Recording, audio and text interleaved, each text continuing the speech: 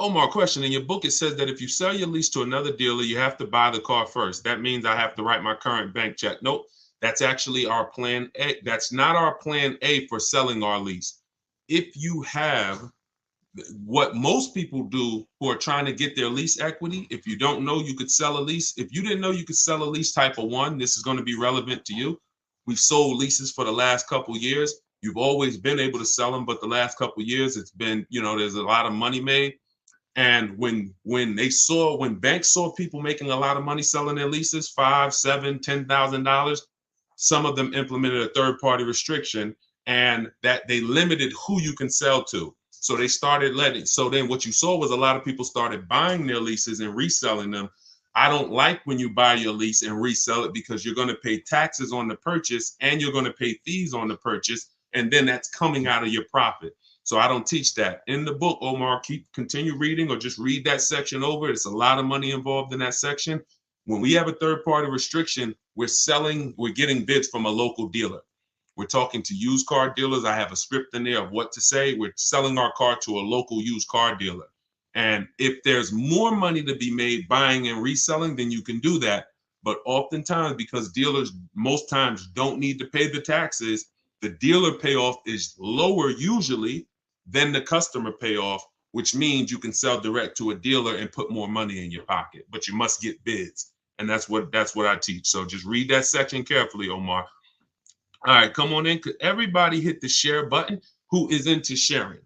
If you're into sharing, if you share great information, if you're into financial literacy, if you believe that people should be able to, have the information to make the best decisions for themselves, then hit that share button. I appreciate all the sharers. I cannot do this. We can't do this mission without the sharers. Thank y'all. All right, let's go. I see which I still owe money on and I want to lease now. That's going to be very common. Many of you are going to find out as you find out you were, unfortunately, many of you were just programmed never to lease. You were programmed that leasing was bad. And when you find out the math and how much that's cost you, the first thing you're going to want to do is get out of your finance and go into a lease. So you need to call your bank. In my book, I call this the equity assessment. This is step 2. After you decide, now you've already done step 1, which is great. Step 1 is deciding, should I buy or lease? Asking yourself the most important question: how many years am I keeping this car? To decide, are we going to go for our long-term purchase where we can avoid the depreciation in the long term, or are we going to go for a short-term lease to avoid the depreciation hit? Once you answer that question, that's step 1. Now we move on to step 2, which is our equity assessment. That's when we have to look at the current car we have, and we have to find out what our position is in it. Are we in a negative position? Are we in a positive equity position? So you're going to call your bank, find out what your payoff is, get your payoff. Don't look at your residual value on your contract. Don't look at, whatever your statement is. If you're going, you can do this with a finance, you can do this with a lease. The equity assessment process starts the same way. You call, you get a payoff, you find out what you owe, and then you're going to go to the online bidding, to the online car buyers, and you're going to get offers so that you can find out relative to what you owe, how much is the market value of your vehicle. And the market value is based on how much someone's willing to pay you for the car. It's not based on what an algorithm site says. It's based on, I got 6, 7, 8 cash offers, which is when you follow this process, that's what you're going to get. And you take the highest one, and then you look at what you owe. And if the highest offer is greater than your payoff, that's called equity. If the highest offer is lower than your payoff, that's negative equity. In which case you have to go with a different plan with negative equity. And some of you are going to have negative equity. You're still going to want to transfer that to a lease. But you need to know how much negative equity you have. So you must complete the equity assessment first, then we move on. Pete, how much normally is a good amount to put down? So when we look at putting money down, it's all payment management. If I'm financing a car and my goal is to pay off the car as quick as possible because I'm keeping it for, 8, 10, 12, 15 years, then I'm going to put as much money as I can down. But it goes back to what we talked about in the last segment. If y'all were here in the last segment, you remember we talked about what you're doing with your money. So let's say a person is using them, you got your money invested, you're getting returns on your money, 8, 10, 12%. Then if you have a low interest rate, you might want to ride that out. So there's 3 ways to go. You're either going to say, all right, I'm not really interested in getting investing my money. I'm not getting a lot on my money. Most of my money is either in the bank or in savings, and that's what I do. In which case you might say, I want to pay off this car as quick as possible, and then I want to just have no car payment. So I'll put more money down in that scenario. In a second scenario, you're investing your money and you say, okay, I'm going to use the bank's money at a very low interest rate if it's available, 2-3%, 0%, 0.99%. I'm going to use this money, let my money make more money for me, and then I'm going to put as little as possible down.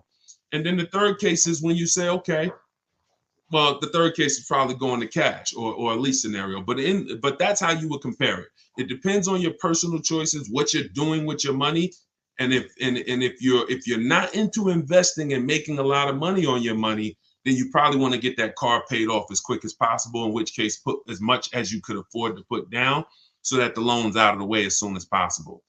But it's all personal.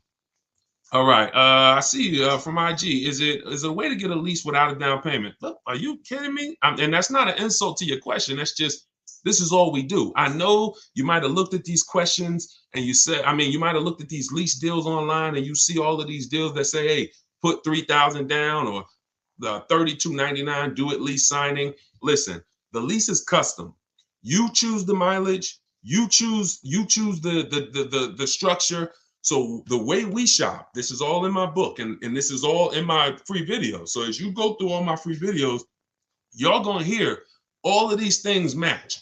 Whether you on these lives with me, whether you watching my videos, can we keep hitting the likes on TikTok? Let's shoot the likes up even more. Appreciate y'all.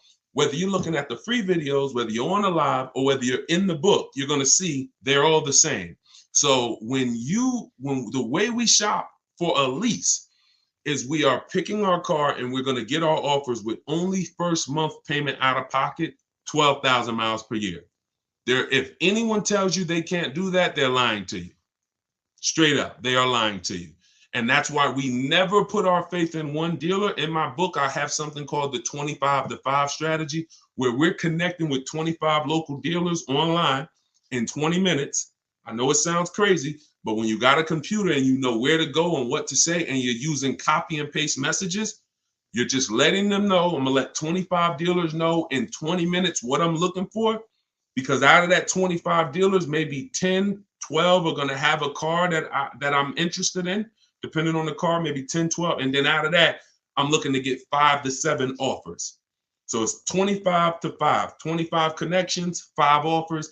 And until you start doing this, until you start looking at 5 offers, y'all, you're not going to see how overpriced some dealers are.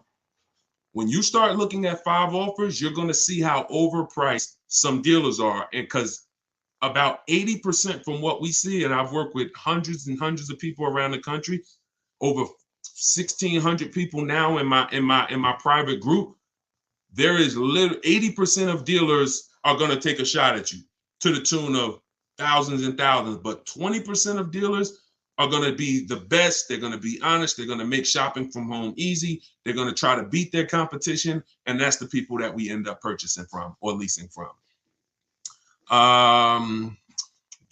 Is it better to lease or buy when using for a business? It depends on the type of business. The only business that I say it's not better to lease. See, leasing is for people who are not keeping their cars 8 years. Very simple. It's called the 8-year rule. And when you see that what it's about is avoiding the depreciation hit. When you're buying a car, your biggest expense by far is depreciation. If you buy a car today for $30,000, brand new car, what's that car worth in 5 years, y'all? Throw some numbers out there. If you buy a car today, $30,000, brand new car, what's that car going to be worth in 5 years?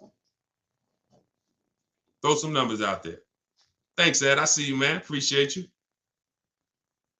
Look, let me see. Let's see what people come in at. Hold on. Hold the question, Dolan. Now I got my man Dolan working in the background so we can see everybody's question. But hold on. Let's go deep on this. It's not going to be worth 17. If you could buy a car for 30,000 and then it's worth 17 in 5 years, that's not going to happen. So let's just and 22. See. All right. This is a deeper problem. Let me hit on this, y'all. Let me hit on this. This is a big problem, all right? Some of you let the last 3 years fool you. And this happened to car dealers too. There are still car dealers out there that think this is pandemic, and they're trying their best to hold on to what was. I used to, during the pandemic, some car salesman says, man, somebody will walk in, I tell them they got to pay $8,000 over sticker, and I got it. I could get them to pay that. They're still trying to hold on to that. They don't realize that over a year ago, their competition started adjusting and started really doing, well, their competition was doing deals from the get-go. So that's them. But let me talk to you. If you bought a car in 2018, 17, 16, 19, 20, early 2020, you could have sold that car and actually either made money. In fact, most people made money. That's gone.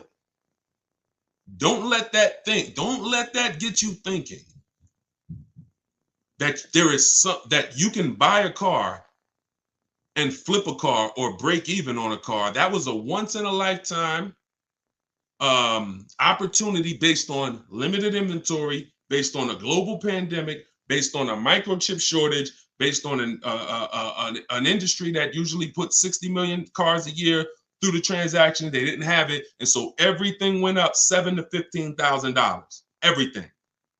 Everything. Some of you cashed out. If you cashed out during that time, those last 3 years, 2020, 2021, 2022, if you cashed out, you sold something and you made a bunch of money, type a $sign. Just type $sign so we can actually see. Because some of you, I was talking to you back then and you cashed out through my advice. And some of you, you just found out on your own, or you found out through somewhere else and you ended up cashing out and making a bunch of money.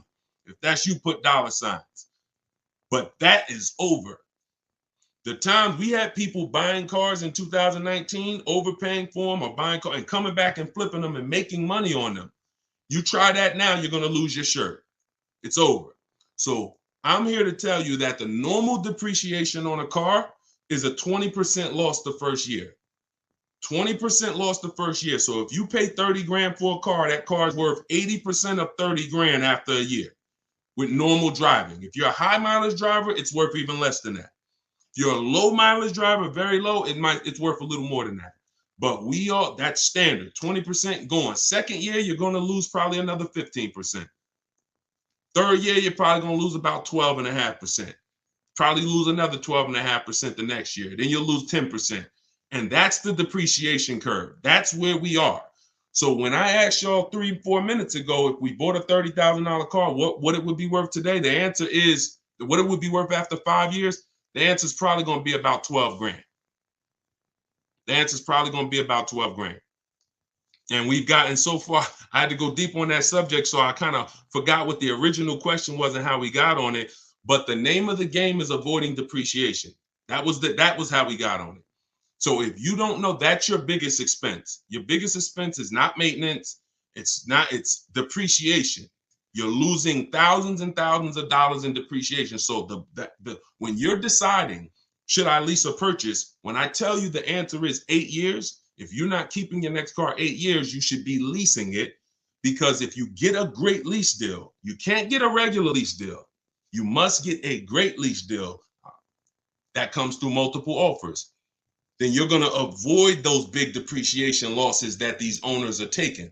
Now, at the same time, if you're buying your car to keep 8 years, you should be purchasing it, because once that depreciation levels out, remember what I said, you lose this percent the first year, this percent the second year, but every year later, it starts to get smaller and smaller. Eventually, you're only losing like 5% on the car, and that's the time where you want to keep it. That's when you won. That's the reward. That's where you're like, okay, now I'm winning based on my purchase. Okay. So whenever you're looking at leasing versus purchase, it's a long term. You got to look down the road, and you must ask yourself, how long am I going to keep this car?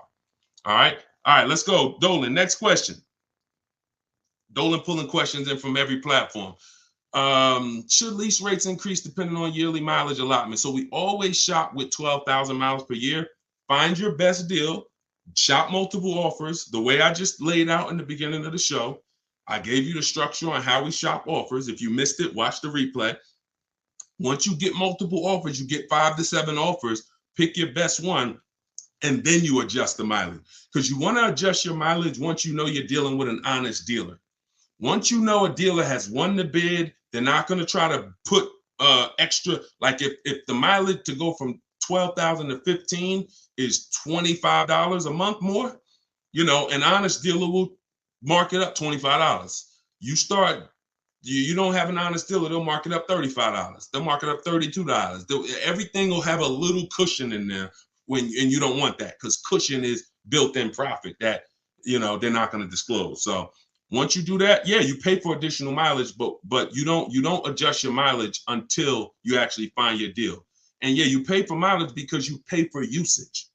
But then again, when you have a great lease, like I'm gonna show y'all a couple great leases throughout the show, people who are getting, I mean, ridiculous deals right now, and y'all see, to add a little more mileage to these leases the payment is still pennies. It's ridiculous. Go ahead, Dolan. But you got to shop first and then you adjust. All right, YouTube, looking to buy Forerunner, but they have a $1,500 BS protection package. Okay, they is one dealer. It's not Toyota. Toyota's Forerunner. This gentleman shopping for a Toyota Forerunner, y'all. The dealer that you went to has a $1,500 BS fee. That's why we don't shop and put our faith in one dealer. You know how many Forerunners there are the way you saw them? I don't care what car you're looking at. You could be looking at the most rare G-Wagon. There's at least a couple more in the country. So when it comes to something like a Forerunner, there's thousands of them. No matter what color, you might say, yeah, but I like this color. There's thousands of them, thousands. That's a mass-produced vehicle. So you have to have that in your mind. If you start looking at it like, oh, it's only one of these, oh, they got you, because they're going to make you think that's the only one, and you're not going to see that there's other ones that not only may they not have the BS fees, they actually may be lower priced. And that's what you need to be seeing. We go about 100 miles out when we start our used car sales. In my book, in day 5, I have something called the multiple marketplace strategy. I laid out the 25 to 5 strategy. That's how you shop for new cars and leases. That's a different strategy. When we're shopping for pre-owned cars, we're using the multiple marketplace strategy. Can y'all keep shooting? Can y'all keep tapping the screen? Everybody on TikTok, we got a couple hundred people. This is crazy. Could y'all just keep tapping the screen, shoot the likes up? Let's keep grabbing attention over here on TikTok. Appreciate all of y'all. But when you're shopping for a pre-owned car, we're using the multiple marketplace strategy, where we're looking at every website that has used cars. Some of you may think Car Gurus is the same as cars.com, the same as Auto Trader. They're not. These companies have different contracts, different dealerships, different places that they advertise inventory for. And not only are you shopping those marketplaces, you're shopping the Carvanas, you're shopping the CarMaxes, because occasionally, sometimes they'll have the best price on a particular vehicle. You never know what they're going to do. So if you're not shopping them and looking at all the used car inventory, you are going to miss the lowest price in the market. But once that happens, you'll find a car, and you always verify fees before you leave your house. You never get to a dealership and have fees pop up on you that you didn't know about. That means you didn't give a call and find out the bogus fees beforehand, in which case you let somebody waste your time. So you can't negotiate. That's why I got a video. Some of you may have seen it. We don't negotiate with fake fees. We don't do it. We don't do it. It's a losing battle. All right, go ahead, Dolan. Let's keep it rolling. I'm trying to get through as many as we can today. I want to go through as many questions as fast as possible. How do I know how much equity I have on my lease? It's a very common question, y'all. I mean, we're kind of getting a similar question asked in a different way. Call your bank, find out what you owe, what your payoff is. Go to the marketplaces that I mentioned earlier to get offers. CarMax, Vroom, Vroom's out of business, sorry. CarMax, Driveway, Carvana, Kelly's Blue Book Instant Cash Offer, Auto Nation, and Car Gurus, Sell My Car. That'll get you about 6 offers. Now, whenever you're using those websites, you'll get to a part where it says, is the vehicle owned, leased, or financed? Just put owned, because their websites have something built in where they say they can't buy leases, because they out of all the leasing companies, some have third-party restrictions and some don't. But their websites are not set up to see who has third-party restrictions. They just kind of blocked it, because I'm sure they had thousands and thousands of people, when everybody was making all of this money, calling them saying, oh, I want to sell my car to you. And then they looked at the contract and said, oh, we can't buy it. So they basically just put a block on their website. But if you don't have a third-party restriction, and there are several leasing companies still that don't have a third-party restriction, meaning you can sell to anyone. But if you do have a third-party restriction, we take those offers that we got from those online car buyers, then we call a local car dealership, we call a local brand, and we speak to the used car manager, and we get a couple offers from used car managers, and we sell direct to them. And we avoid any fees. We don't buy and resell. I can't think of one person. You can leave that up, Dolan. I'll get right to it. You can leave that up.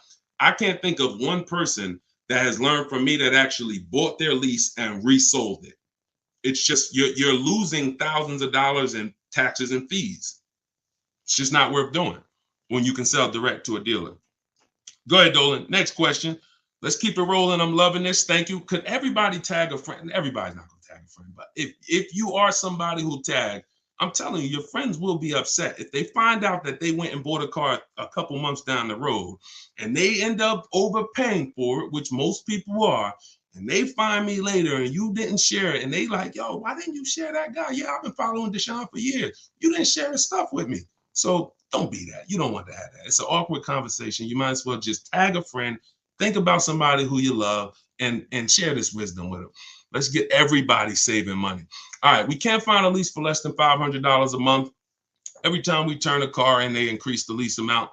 We love Jeep, but we are now trying to, but they're calling us, telling us the interest rate is high. We have 12,000 miles left. So, I mean, if you can't get a Jeep, so this was somebody that got a Jeep in our private group. Let's see. Hold on. Let me go to my, let's see, who got a Jeep? I gotta label these different. No, I gotta label these different. Ooh. Jeeps have incredible deals if you know how to shop. Anybody who's interested in leasing a Jeep Grand Cherokee, which kind of Jeep is it, Liz? If it's a Jeep Grand Cherokee, let me see if I can find this. See if I can find this person, because I know that deal was ridiculous. Hold on. I just want to tell you how the difference in shopping and getting multiple offers, because if you already have them calling you and telling you that every time you see, I know that scenario where she just said every time we release from them, the price goes up. That means she's buying and leasing from the same dealer. So in most cases, when you're leasing from the same dealer, every single time you get a deal from them, they're going to bump the payment up a little bit. Very rarely is it going to go down, because they've conditioned you for it to go up a little bit every single time. Now, in the case of the pandemic, they had people jumping up $150 a month. But when it comes to Jeep, hold on. What kind of Jeep? Is it a Grand Cherokee or a Wrangler? I know I have somebody in my group that just got a Jeep for it. They saved like $7,000. And that was on a limited. That was on like a $59,000 Jeep. Oh, that's right. I text my friend the deal because she was shopping for a Jeep, and I text her the deal. So let me actually see. Here we go. All right, here we go. That's right. Okay. She got a $45,000 Jeep Grand Cherokee. If y'all can't see this, this is Raphael. She got a $45,000. Now, I don't know how you're equipping your Jeep, but hers is $45,925. She's paying $549 a month, and that's all the money she gave them. She put $540, she gave them $549, and she drove off.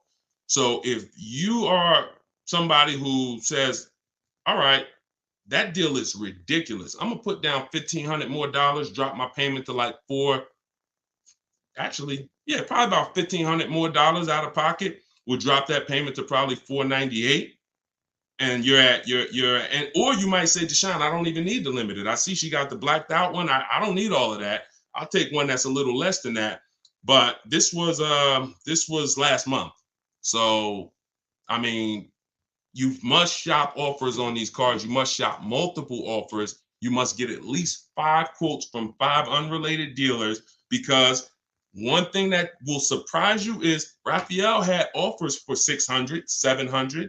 I remember I helped the lady Christina. She was in our group a year ago, and her best offer, she got like a $52,000 Jeep, white with the black top. and it was like 606 a month. But her highest offer she got from a dealer was like 1100. So she had some for 1100, she had some for like 899 or something, and then her best one was 606. So oftentimes what you think is overpriced is just that one dealer you're dealing with that's trying to take a shot at you. That's why multiple offers from home is the way to go. This is what's in my book. This is what I teach in my videos. If you guys want to have it right in one spot with all my scripts, everything, I don't even want you talking. I really want you typing, because when you talk, you can say something wrong. If you type, you can't mess up. Thank you so much. Appreciate that. If you type, you can't mess up. So 75% off. I just put the book out. It's called Car Shopping for People That Hate Car Shopping. If you hate car shopping, type hate. Type I hate it. All right. And we're already rated 5 stars on Goodreads. And I want y'all to have everything I teach in one spot. That way you don't have to go through all my videos trying to see which one's for me and which one's for leasing and which one's for selling my lease. And oh, this one's for a used car. I don't need that. That's you can do that. You can certainly do that. The information's there. But if you want it all in one spot, get your book for 75% off in my TikTok bio, or go to my Instagram bio, click that link, and then click the button that says 75% off. Or go to deshonsbook.com. All right, go ahead. Go ahead. Yep, you good, Dolan. I want to buy a certified pre-owned car. I want a safe, reliable car. What do you recommend? I'm thinking Subaru. Okay, so when we're trying to find what car we want, get an idea of it, and then we do a research. We do our check. We check to see reliability. There's 3 terms that you got to be familiar with. 2 are going to apply to you if you're a short-term person, which means you're leasing, you're not keeping your cars 8 years, and 2 are going to be important to you if you're a purchaser, if you're buying a car to keep 8, 9, 10 years. If you're leasing, the 2 important terms are initial quality.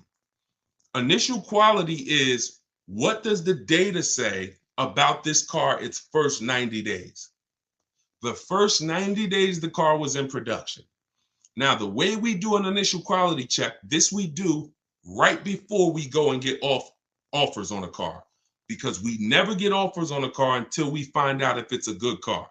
You don't want to be getting offers and then you get a great deal. Now you decide to check to see if it's a good car and you're like, oh, it has electrical problem. No. So this is one of the last steps we do. We do this in step 4 of my process. It's a 7-step process. Step 4 is shopping, not buying. That's our research. That's our test drives. That's our making sure the car is good. So you type in the name of the car, the year, always put the year, 2024 Subaru Impreza, initial quality. Type that into Google and you look at the first page. If there's any red flags, you'll see it. Skim those first couple articles. It shouldn't take you more than 3 minutes. You'll see, oh, click on this. Reliability score is a 70 out of 100. I might pass on that. Initial quality, rather, is a 7 out of 100. We don't want to see anything that gives us concern. Now, once it passes initial quality, now you type in 2024 Subaru Impreza reliability. So initial quality is your first 3 months of the vehicle's lifespan from the time it's new. Reliability is the first 3 years. So if that car is in the shop every couple months or once a year, or for the same issue, if it's having a misfire in the engine, you'll see it in the reliability ratings. For somebody like you, Tina, you want to look at both the reliability and then you want to type in 2024, whatever year you're buying, 2021 Subaru Impreza longevity. And you want to do the same thing. You'll see if the transmission's known to go, it'll tell you right up top. These cars are known to last 150 to 200,000 miles, 200,000 to 300,000 miles. These cars, many owners report transmission issues around 80,000 miles. That quick 5-minute check will avoid thousands and thousands of dollars in bills and headaches. Thank you, Blood. Said you looking younger. I appreciate it. So that's how you do. But also, don't think you got to buy it. You can keep that up, Dolan. All right, we're pulling questions from everywhere. Instagram, TikTok. So make sure y'all are typing your questions. We're on 4 platforms. And I got my man Dolan pulling the questions in. Don't think that a certified pre-owned car is better than a non-certified car with a good history.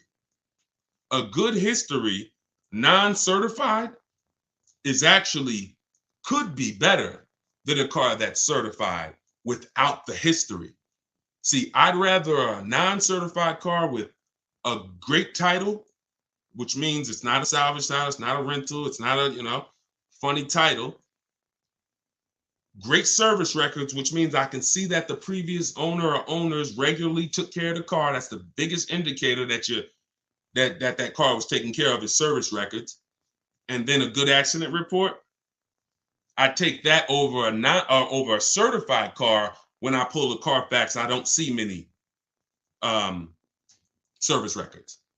So don't think because you're getting a certified car, if you don't do your due diligence, you could still lose. You want to look for those three things: title, service records, accident history.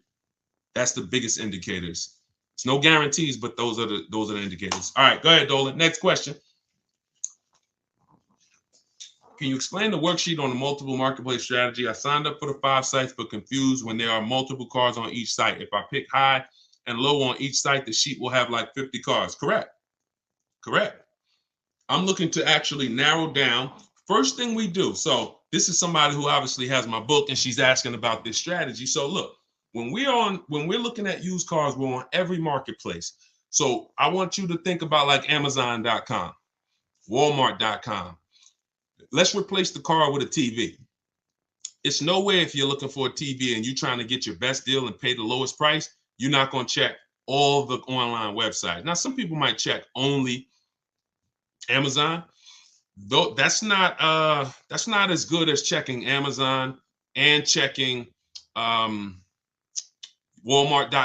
and checking BestBuy.com. See, I know Best Buy is overpriced most of the time. You get what I'm saying? But that's how I feel about CarMax. But I still got to check them because they're overpriced most of the time, not all the time. And every now and then you see the one that was surprising, they'll have the best offer right there. So that's why I'm always going to check all the marketplaces: CarMax, Driveway, and then we're going to open up your Auto Trader, Cars.com, Car Gurus, at Carfax.com. There's 8 used car marketplaces. So we open them up, and now we put in our criteria. What are we looking for? Now, we don't look to buy. I don't want you buying the first day when you open those marketplaces. Here's the goal when we open the marketplaces. Who remembers what I said about market value? If you were on the last broadcast, or if you heard me talk about it, what are we interested in when it comes to market value? Who remembers? And let me see. We might have a whole fresh crowd on here. We got a couple hundred people. We got like 400 people on here between all the platforms. So I don't want to assume, but let's see if anybody has heard from any of my other broadcasts. When it comes to market value, what are we interested in? All right, we might have a whole fresh crowd. Below market value, y'all. So how do we buy below market value? First thing we need to do is see what is market value. Yep, I see you, Ronald. The first thing we need to do is see what is market value. So your goal when you open up those marketplaces, and this is what I teach you in my book. First things first, we sort all our prices high to low. We create accounts because we want to be alerted of any new inventory. Because once I know what the market value is, I know where the low side of the market is. So you might look and say, we sort all the prices, low to high, low to high, low to high. Now I can see all the low prices are around 22, 23, 20, 22, 23, 24, but then it goes up to 25, 26, 27. That's market value, that middle. And then you got the overmarket, it's always going to be cars that are priced higher, above market value. Now, when we look at the low side, here's what we're able to say. Here's what you have to know. Be prepared for it. The low side of the market is where all the crap is. So you're going to see bad titles. You're going to see accidents. You're going to see frame damage. That's fine because you're looking through all of that And then you're going to find that diamond, and you know what the low side of the market is. Here's what's also very important. You might see a car, you might say, I want a black car or a white or silver. You see a car that has all the boxes I talked about, which we checked, title great, service records great, accidents great. It's the wrong color though. Dang, I don't want blue. That's an indicator. I don't care if it's blue. I'm not going to buy it because it's not my color, but it's showing me where the low side of the market is. That's a deal. If somebody wanted a navy blue car, that's a daggone below market deal. So we have to find out what the market is. Then we find out where the low side of the market is. And then we have on alert so that every car that pops up, it comes to our email immediately. As soon as they list it, boom, we get the email and we know the low side of the market. So when we look at that car and we're like, oh, wait, this is $22,000 and it's my color. All right, you open it. Ah, shoot, 2 accidents. No problem. Now you get another one a couple days later. Oh, shoot. All right, black. Oh, 22.5. Good price. You open that thing. Wait, service records look great. Oh, accidents look great. Now we go to verify if there are any bogus fees. We do one more step. We pull the window sticker because I want to know what's in that car. I want to know what the original equipment, what is the actual original price. Once I find that out, I got to get there and get that car. So that's how you do it. You have to. It's a narrowing down. You're looking at all this inventory. I'm going to narrow it down to the best, and then I'm going to snag my deal. And you're at home. You're not in these dealers where you're at home. Okay, and that's all in the book. All right, let's go. Oh, how do I get your book? It's in my TikTok bio. Welcome to all the new people that jumped on the broadcast. It's in my TikTok bio. It's in my Instagram bio. Click the picture of me, and then you'll see a website there. And then click the button. You won't leave the broadcast. So some people are like, Deshone, I don't want to get the book yet. I don't want to miss the broadcast. Well, the book is only on sale, 75% off for 30 minutes. So click the link. You won't leave. You'll still be able to hear everything we're talking about. You can come back and keep asking questions, but don't miss the 75% off. Click that website. Or if you're on Facebook or Instagram, you can go to deshonesbook.com, or you can scan the QR code if you're watching on TV. Go ahead, Dolan. Oh, matter of fact, let me go to TikTok because Dolan, you're not on TikTok. Can you come with me to buy a car? Not necessary, Danielle. Thank you. I appreciate it, though. Listen, that's the old way. So you think that we're somehow going back and forth with dealers and hey, I kind of need somebody. That's like when I was selling cars and people thought bringing their uncle in was going to help them. No, we don't shop like that. So you don't need any. The reason why, listen, I'm going to share the reason why you see people like this well, I just showed you, Raphael. How she get that deal? She's from home. See, you put yourself in a vulnerable position where you go in. Some of you, I mean, be honest. If you ever felt like, you were being taken advantage of, or you were getting talked down to at a dealership, type of one. If you feel like, I'm outmatched, or if you're not a good negotiator, how about that? Who on here is not a good negotiator? Type of one in the chat. All of these things I want you to know. That's why the old way has worked for dealers. I was there for 14 years. It's all about psychology and negotiation and confrontation and being comfortable with confrontation, which most car salespeople are. Most people, unless you're like in that business, you're not.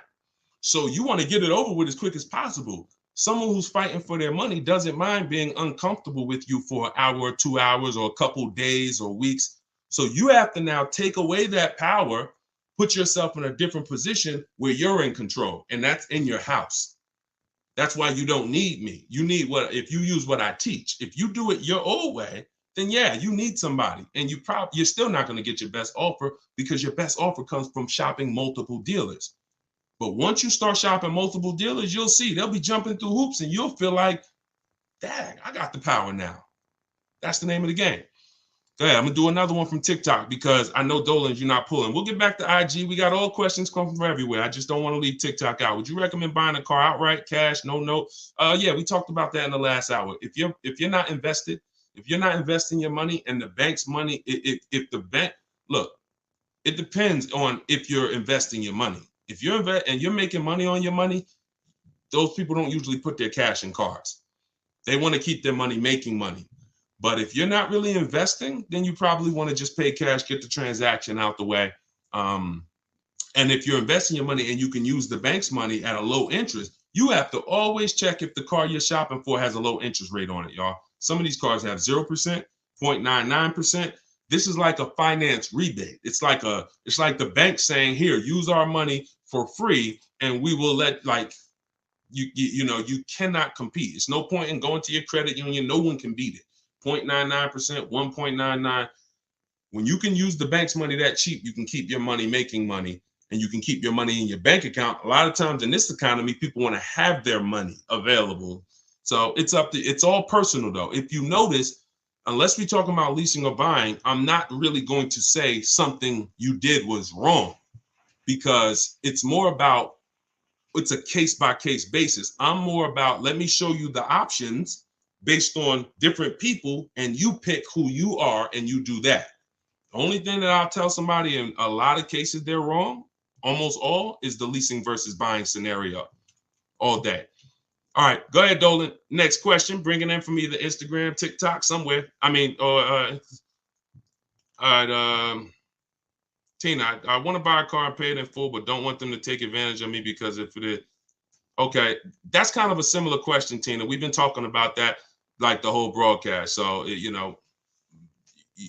like that's how to shop is kind of what we're talking about. So let's go to the next one and just, stay on the broadcast. The continual theme is nobody on here who's using what they learn from me, what they're learning in this live, what I have on my videos, what's in my book. No one should be worried about being taken advantage of because you're not shopping the old way anymore.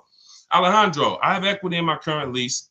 If I want to purchase the vehicle, could the dealer subtract that equity from the purchase price on the lease contract if I decide to buy it? No. How do you know you have equity? Your equity is based on someone offering to buy the vehicle from you. So if you listen, equity is based on offers, nothing else. Kelly's Blue Book telling you your car is worth 20 grand is not an offer. Kelly's Blue Book instant cash offer, where they actually have a local dealer or a couple local dealers who will make you an offer, cash, come pick up, hey, bring your car in, we'll give you a check. That's how you assess equity. We do this in step 2. Once we decide whether we're leasing versus buying, which is the foundation of our car deal, you can't get a great deal if you purchased, but you should have leased. Can't get a great deal. It's over. You're on the wrong foundation. You can't get a great deal if you leased and you should have purchased, because the long-term wins you would have gotten, you now lose. Once you move past that, your next step is equity assessment. Look at my current car. Now some of you, Deshone, I don't have a current car, then you skip it.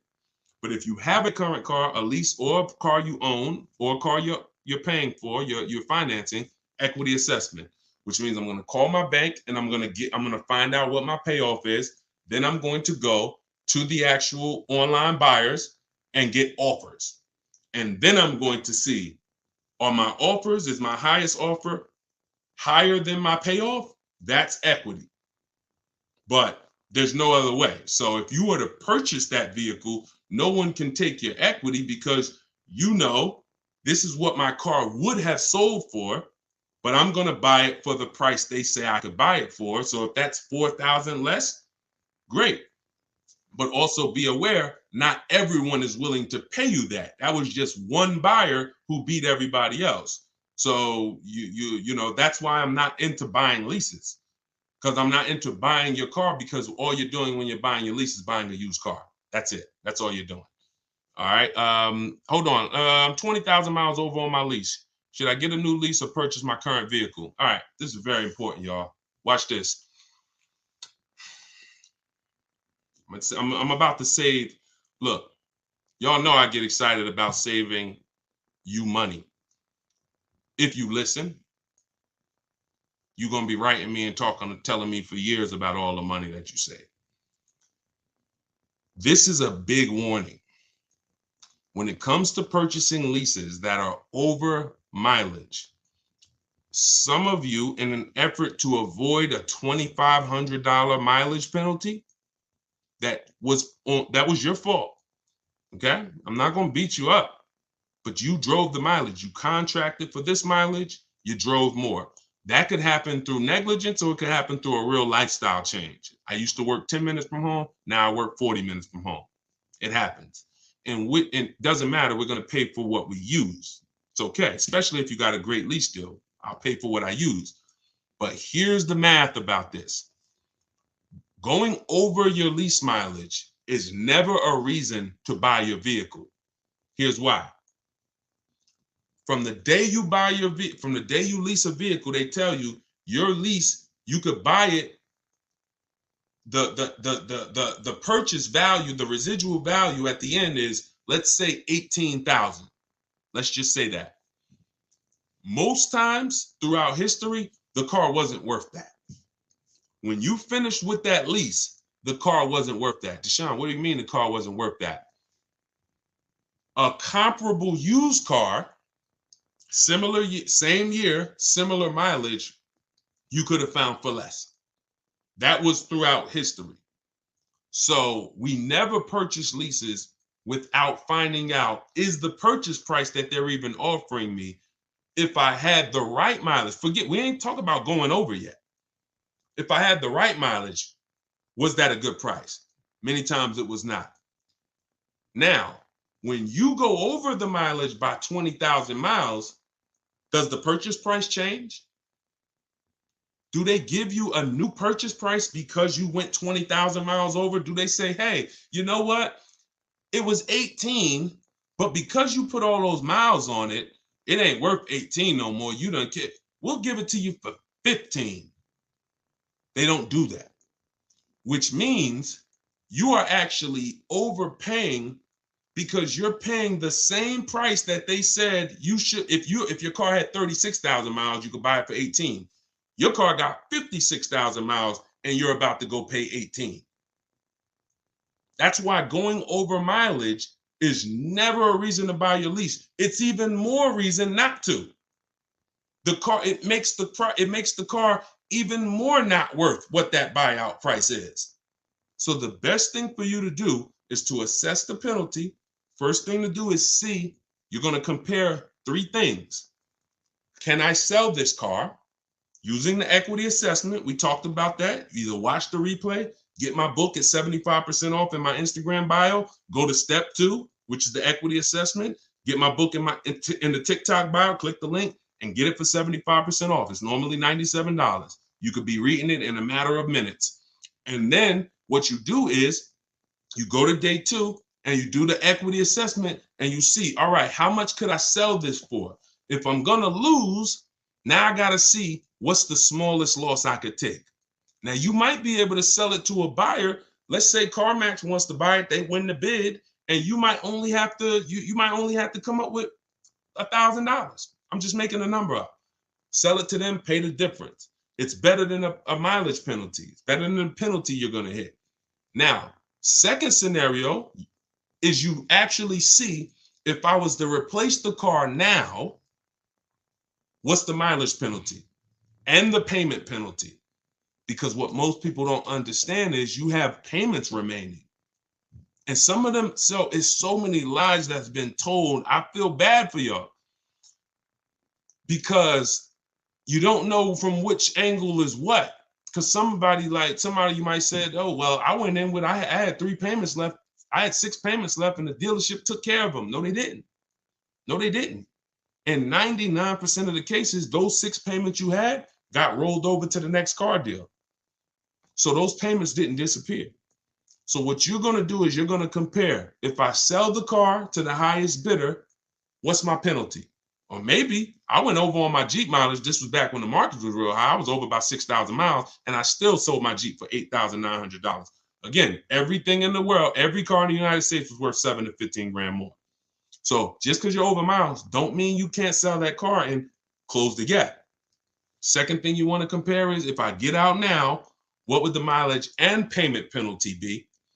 Third thing is, if I just drive and go to the end, what would the mileage penalty be without the payments? Because if you got 3 payments left of $500, you got your mileage penalty and you got $500 in $1,500 in payments to account for. So this all is structured. Very important. This is why some people say, Deshone, like, man, I had a girl say, listen, you make things complex. This is a girl that y'all remember, I don't know, some people's on here. She gave a horrible advice about leasing, and we featured her on the show. I don't know if she ended up seeing the video or not, but she wasn't too happy. Naturally, I wasn't attacking her personally. I was just attacking what she was saying about leasing. Her video was incorrect. And she said, you make things a little complex. She's a car saleswoman. She's in the business. And I said, listen, you've been taught, young lady, that this thing is supposed to be this simple. Why do you think people out here and they hate it? It's simple, but you're losing money. See, if you just take it a little more serious, I don't need you to treat it like a house purchase, but it's the second most expensive purchase behind a house. Let's treat it like that, and you'll save the money. But if you're not willing to treat this, every time you purchase a car, you should be treating it like a small house. I'm gonna take this finances seriously. I'm gonna have me a strategy. I want to make sure I keep the most money possible. And when it comes to leasing, you must structure your lease right, or you're not going to enjoy leasing, and you're going to have these penalties that you shouldn't have had unless you had a lifestyle change. All right, go ahead, Dolan. Let's keep the questions rolling. I had a few on TikTok, and what you're going to find is somebody's going to ask the same question you have. So even if I don't ask you, literally some of you are going to be like, oh, that's the same question I had. All right, so is it true if you end your lease early by having the dealer buy out your car because they need inventory, you always lose? No, if somebody buys your car, that's a clean transaction. Just make sure that you know what you're going to walk with.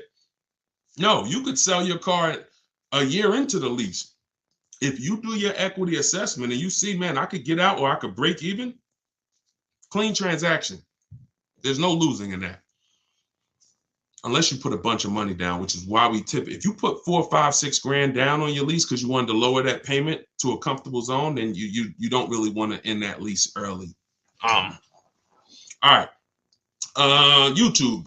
Do you think there's another shift in the new car market that will bring the price back down to a normal? I'm sorry to tell you, prices is great. Felicia, when it's just they're not good for you. You gotta get your skills up. I'm gonna show you something. I was helping I have a car buying school. Besides my book, I have a video school where I coach people around the country. I started that school because people were out here getting killed in 2021. November 2021, I opened the school, online school. Felicia was our first graduate.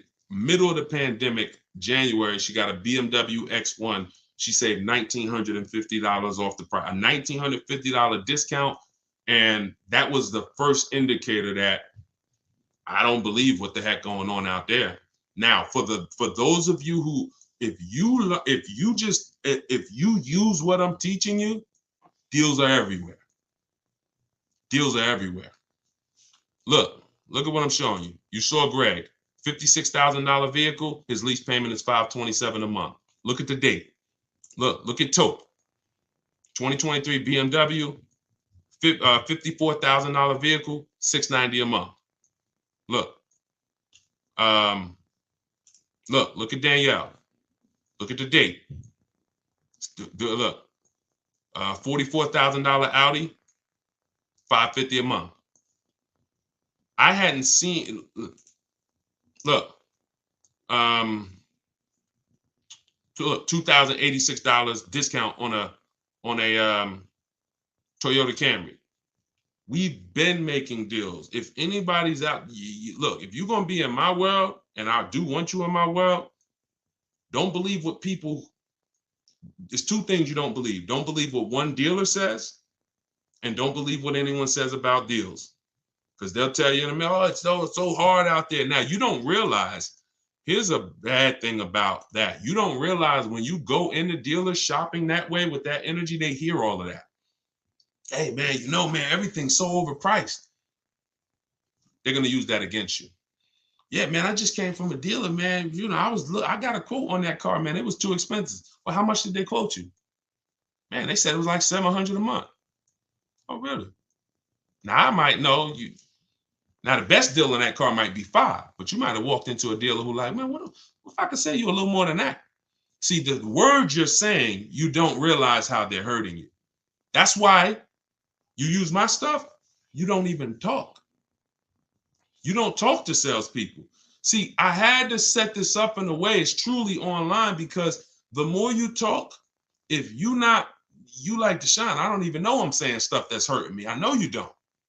But that's my job to tell you. I was in the car business for 14 years. The information that you are going in, the energy you're going in saying, oh man, I need a car this week, hurting you. Desperate vibes. Can't say no for long. Maybe you could say no today, but not for long.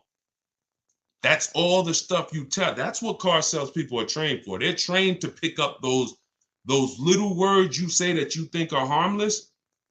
Man, I've been shopping for a week. All of this stuff is hurting you.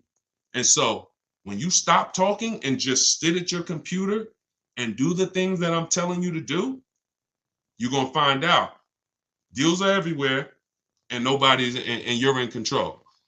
But if you're going in there thinking you could actually negotiate or say, or just get a car deal the old way, everything's going to seem overpriced. So RA Cave, I'm sorry to tell you, deals been out here, man. For those who know how to get deals, they're everywhere. For those who don't know how to get deals, they're nowhere. Go ahead, Dolan. Yeah, I agree. Let's go to TikTok again. Hold on. We're going to keep TikTok. 2024 Edge, looking to trade in for 2024 Explorer. So here's the thing. You're trading in a deep depreciation cycle. You've lost a ton of money in depreciation. You're still in the deepest depreciation cycle, which is that first 1 to 6 years. You're losing 20% the first year, 15%, and then you're looking to trade it in. You should be leasing. So if you're willing to hear more about that, I can't help you do something the wrong way, because you're going to look at me in 3 years and say, yeah, I bought the car. Now I'm looking to trade that in. Dag, Deshone, why it seem like I have so much negative equity? You have negative equity because you're a short-term person. You're not keeping your cars 8 years. You're not outliving the depreciation cycle, but yet you're not getting aggressive leases. So you're paying thousands and thousands of dollars to purchase these cars. You're losing it when you resell them back to the dealership. And then you're doing it all over again, over and over again. Meanwhile, somebody who's leasing these same vehicles, a Ford Edge, they were probably paying $400 a month, no money down. You've paid thousands and thousands and thousands of dollars into that Ford Edge. Now you're looking to try to get that back and do it again with a Ford Explorer. Person, you should be leasing these cars. If you're not buying your cars to pay them off and outlive that depreciation, which is going to be heavy the first 6-7 years, I have something in my book and everything in my videos. I call it the 8-year rule. If you're not buying a car to get to that stage, that level of ownership, you should not be shopping for purchases. You should be shopping for aggressive leases.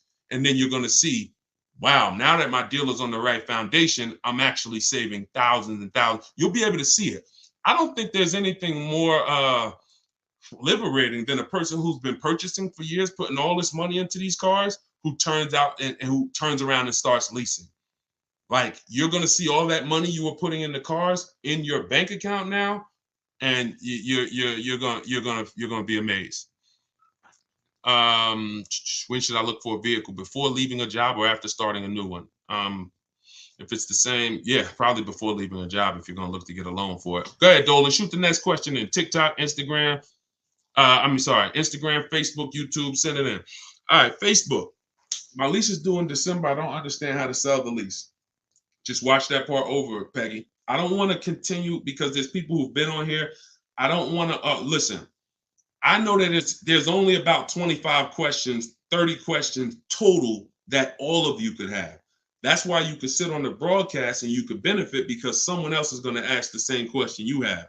But what I can't do is answer the same questions over and over again, because now I'm just doing a disservice to the people who've been on. So what I would tell you is watch wherever platform you're on. As soon as we end the show, we post the replay. So watch the replay and get the actual and get that part of the strategy, because I want to make sure the show's quality. I don't want people listening saying, Dad, he answered that question 3 times. Okay. Go ahead, Dolan. Shoot the next one in. Looking at buying a new car that just got redesigned. Okay. Should I wait to see how the new model rates before buying? Definitely. Oh, that's a great question. Who's heard that you should not buy a car the first year it comes out? If you've heard that you should not buy a car the first year it comes out, type of me in the comments. Y'all killing the likes on TikTok. Thank you so much. Y'all just keep tapping the screen as you come in. If you got time, every couple minutes, just throw some taps in there. Keep shooting those likes up. I appreciate everybody who's doing that. And I appreciate all the sharers. All right, so you see, got a bunch of people from every platform who's heard. Look, he's speaking facts. Make sure y'all lock in and invest in his resources. I appreciate you. Thank you, Linda. So now, a car being redesigned, thank you, LA. A car being redesigned is not the same as new engine, new transmission, new steering system. Redesign could be the same components, in which case, Janine, I'm not worried about a car that's been redesigned that has the same components. But if it has new technology, new things they're experimenting with, certainly you might want to give it a year before you actually you don't want to be the guinea pig. You don't want to be the guinea pig because you're rolling the dice. Could be great, could be horrible. Okay, great question. Go ahead. Next question, Dolan. Welcome to all the new people. If y'all don't know, this is Car Shopping Secrets. This is what I'm thinking about calling this show, because it's really, the things I teach aren't secrets, but they're not well known. And I would say I probably only know half of them because of being inside the car business. So I guess those would be secrets. And then the other half are just really learning finance and learning numbers and learning, the numbers. So those are not necessarily secrets. But yeah, I'm doing this live show, and I will always, for the time period, we're promoting my new book. So my new book is a digital book. It's called Car Shopping for People That Hate Car Shopping. So if you're like, Deshone, that's me, then this book is for you. It's called 7 Steps to Saving Time, Money, and Avoiding Dealerships. It's a digital book because I'm going to update it every time I need to. For instance, y'all used to hear, some of you may know in my videos, one of the people who used to bid on our cars was Vroom. One of the people who used to be a marketplace we would shop with is Vroom. Vroom went out of business a few months ago. I had to have with a digital book. All I did, we went in, me and my team, we snatched Vroom out, boom.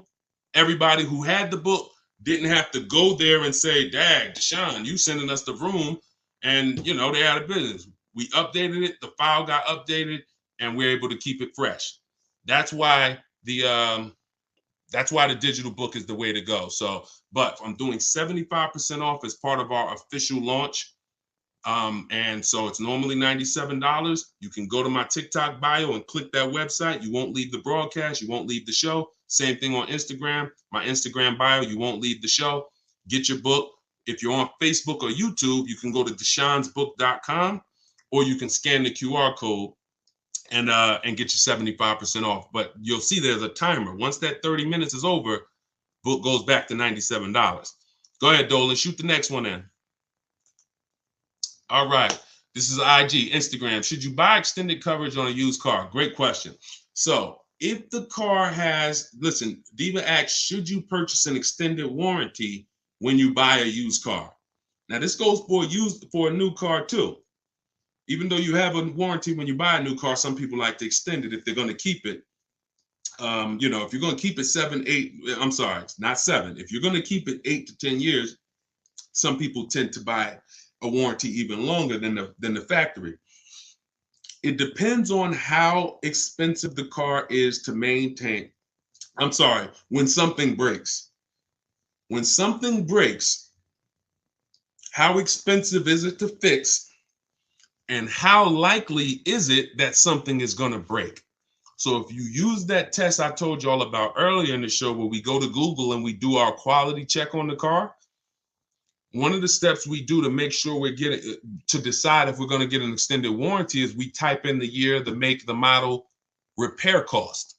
That's also in the book. We do this in day 6 because this is in the paperwork and protection step. If you see that your vehicle is high on the expense list in terms of when something goes wrong, it's expensive to fix, then the warranty is usually a great investment. But you want to get it from a dealership. Call a couple, get a price from the one that you're shopping with, get a price from a couple local dealers just to make sure that they're not overcharging you for it.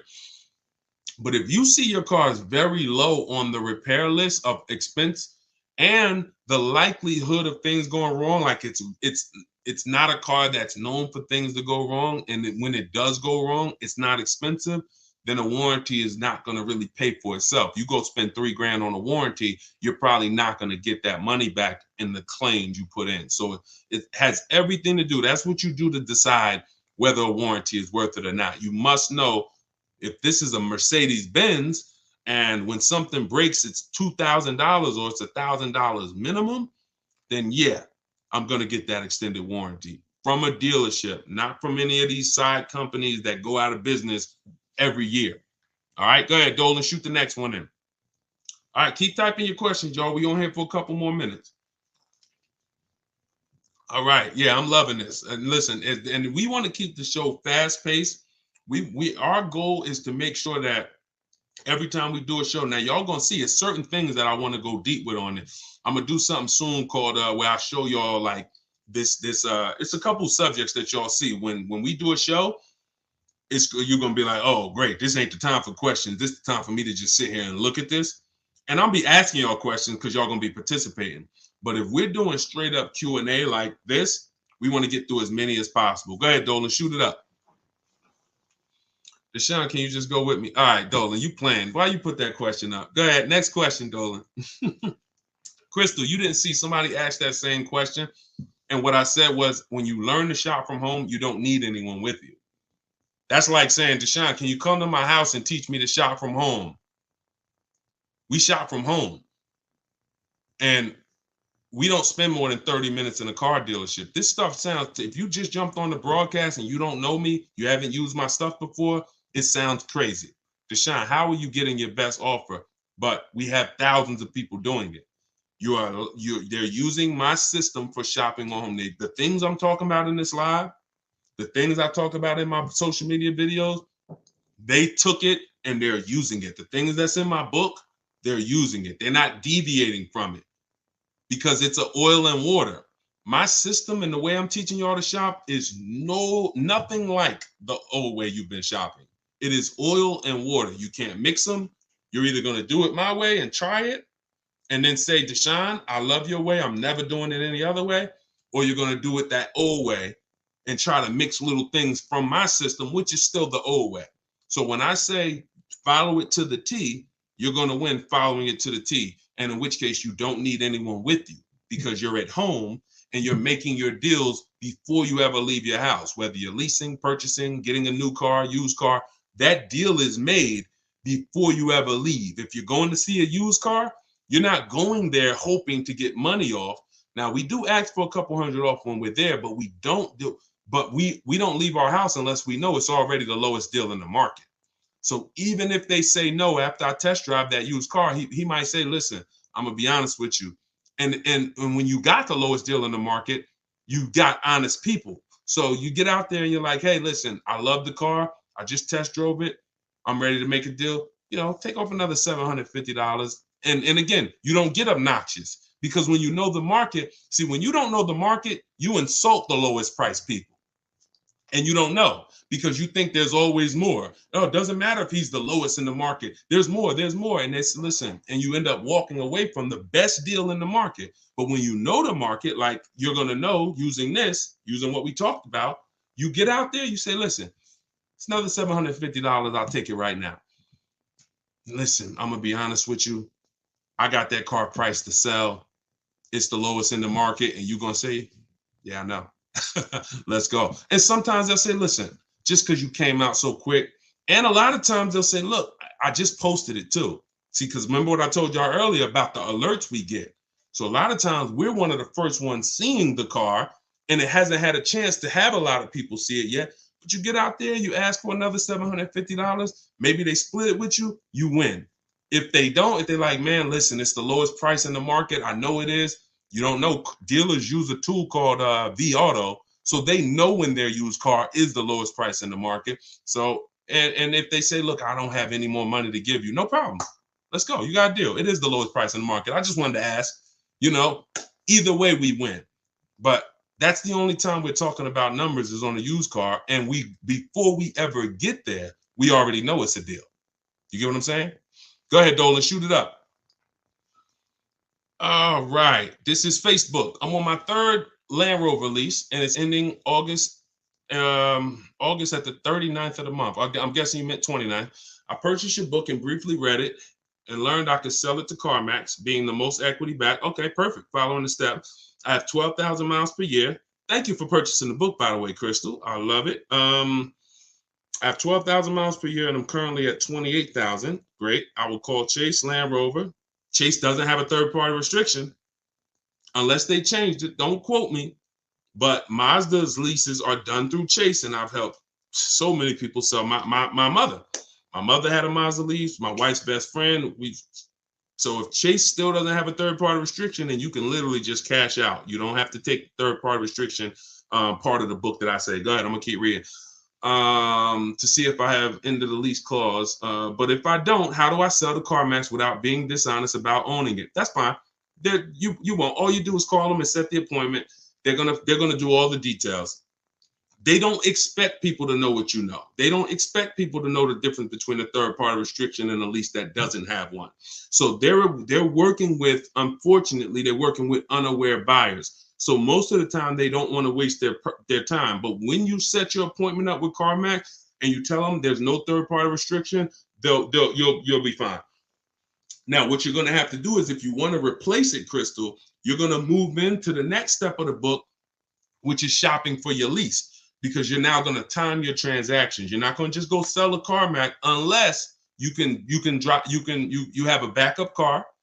You don't need a car right away. Some of you like Deshone, I need to sell my old car and I need the new car the same day, or, that's fine. I teach you in the book how to time the transaction, because the thing about these buyers, CarMax, they'll be there for you, Crystal, 30 days from now. So when you go shop for your lease or shop your market and get your best lease, CarMax will be right there waiting for you, still waiting to pay the check, still waiting to cut you that check. And you just go there, pick up your check. I've been there twice. Once for myself, I sold my Jeep to CarMax. They won the bid. And then I sold my mother's lease to CarMax and went down there again with her and my father. And but CarMax doesn't always win the bid. Sometimes it's Carvana, sometimes it's AutoNation, but it's easy, Crystal. Just keep following the steps in the book, and there's nothing else to think about. Just you're gonna see it's super simple. Sometimes people are like, yo, this seems too, am I going to mess something up? This looks like I'm about to make $3,000. And they like, no, you just go there and they're like, okay, they do the paperwork. They write up the purchase order. They bring you a check. Here you go. Thank you so much. It's a beautiful thing. Thank you, Krista. I appreciate you too. Let's go. Man. Let's go. Okay, look. All right, we got a lot of people who got the book on here. Thank you guys so much.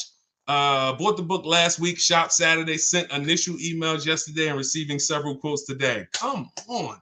I'm loving it. Everybody else, look, y'all, you hear what the people are saying, and if this is the way it's going to be going, I'm loving this. That was a surprise. It's good to see people who have the book using it and winning with it. So definitely, if you haven't got the book and you're like, yo, what book are they talking about? It's my new digital book, Car Shopping for People That Hate Car Shopping, 7 Steps to Saving Time, Money, and Avoiding Dealerships. You can get it in my TikTok bio or my Instagram bio for 75% off for the next 30 minutes. Click the link, click that website, and then click the button that says my new book, 75% off. But you got to get there before the timer runs out, or once the timer runs out, it's $97, which is still great. If you're on Facebook or Instagram, go to deshonesbook.com or scan the QR code if you're like watching on a television. All right, go ahead. We got a couple more and then we'll wrap. Go ahead, Dolan. If I get a RAV4 at MSRP with no add-ons, is that so? I'm gonna cut you off right there. This is YouTube. Question from YouTube. You don't dictate what a good deal is. See, that's where we lose. See, if someone tries to dictate, all right, let me show you right here. Let me show you Kimberly. You don't know what the bottom is on a vehicle. When you are shopping for a new car or a lease, if you set out to buy, you're not used. Y'all know we jumping from subject to subject depending on the question. We're talking about new cars and leases. When you go out there, you have no idea what the bottom price is. You can't say, oh, if it's MSRP, I get a good deal. If it's invoice price, I get a good deal. You don't know what rebates they have. You have no idea. I'm gonna show you Kimberly. This is why it's dangerous. Now I'm gonna use her as an extreme because on her, look, this is Kimberly. She's in my private group. She saved $20,000 off of her Maserati. $20,700 to be exact. As she was getting her offers, she had a couple dealers that wanted to take off $5,000. A couple dealers wanted to take off $7,000. Now she's probably getting excited. Oh, look, $7,000 off. Oh my God, this is amazing. Sitting at home, just watching these offers come through her computer. $12,000. Oh, this is it. Now, had she decided, you know what? $12,000, that got to be the best. She didn't I say, we had a big saying in my group. It's called trust the process. Trust the process means get 5 to 7 offers. 5 to 7 offers. She ends up getting an $86,961 Maserati for $66,000. Some of you, your best deal is going to be $7,000 off. Some of you, your best deal is going to be $3,000. Some of you, you might be shopping for vehicles that are so rare and exclusive. People are paying $100,000 over, like you're shopping for a Ferrari.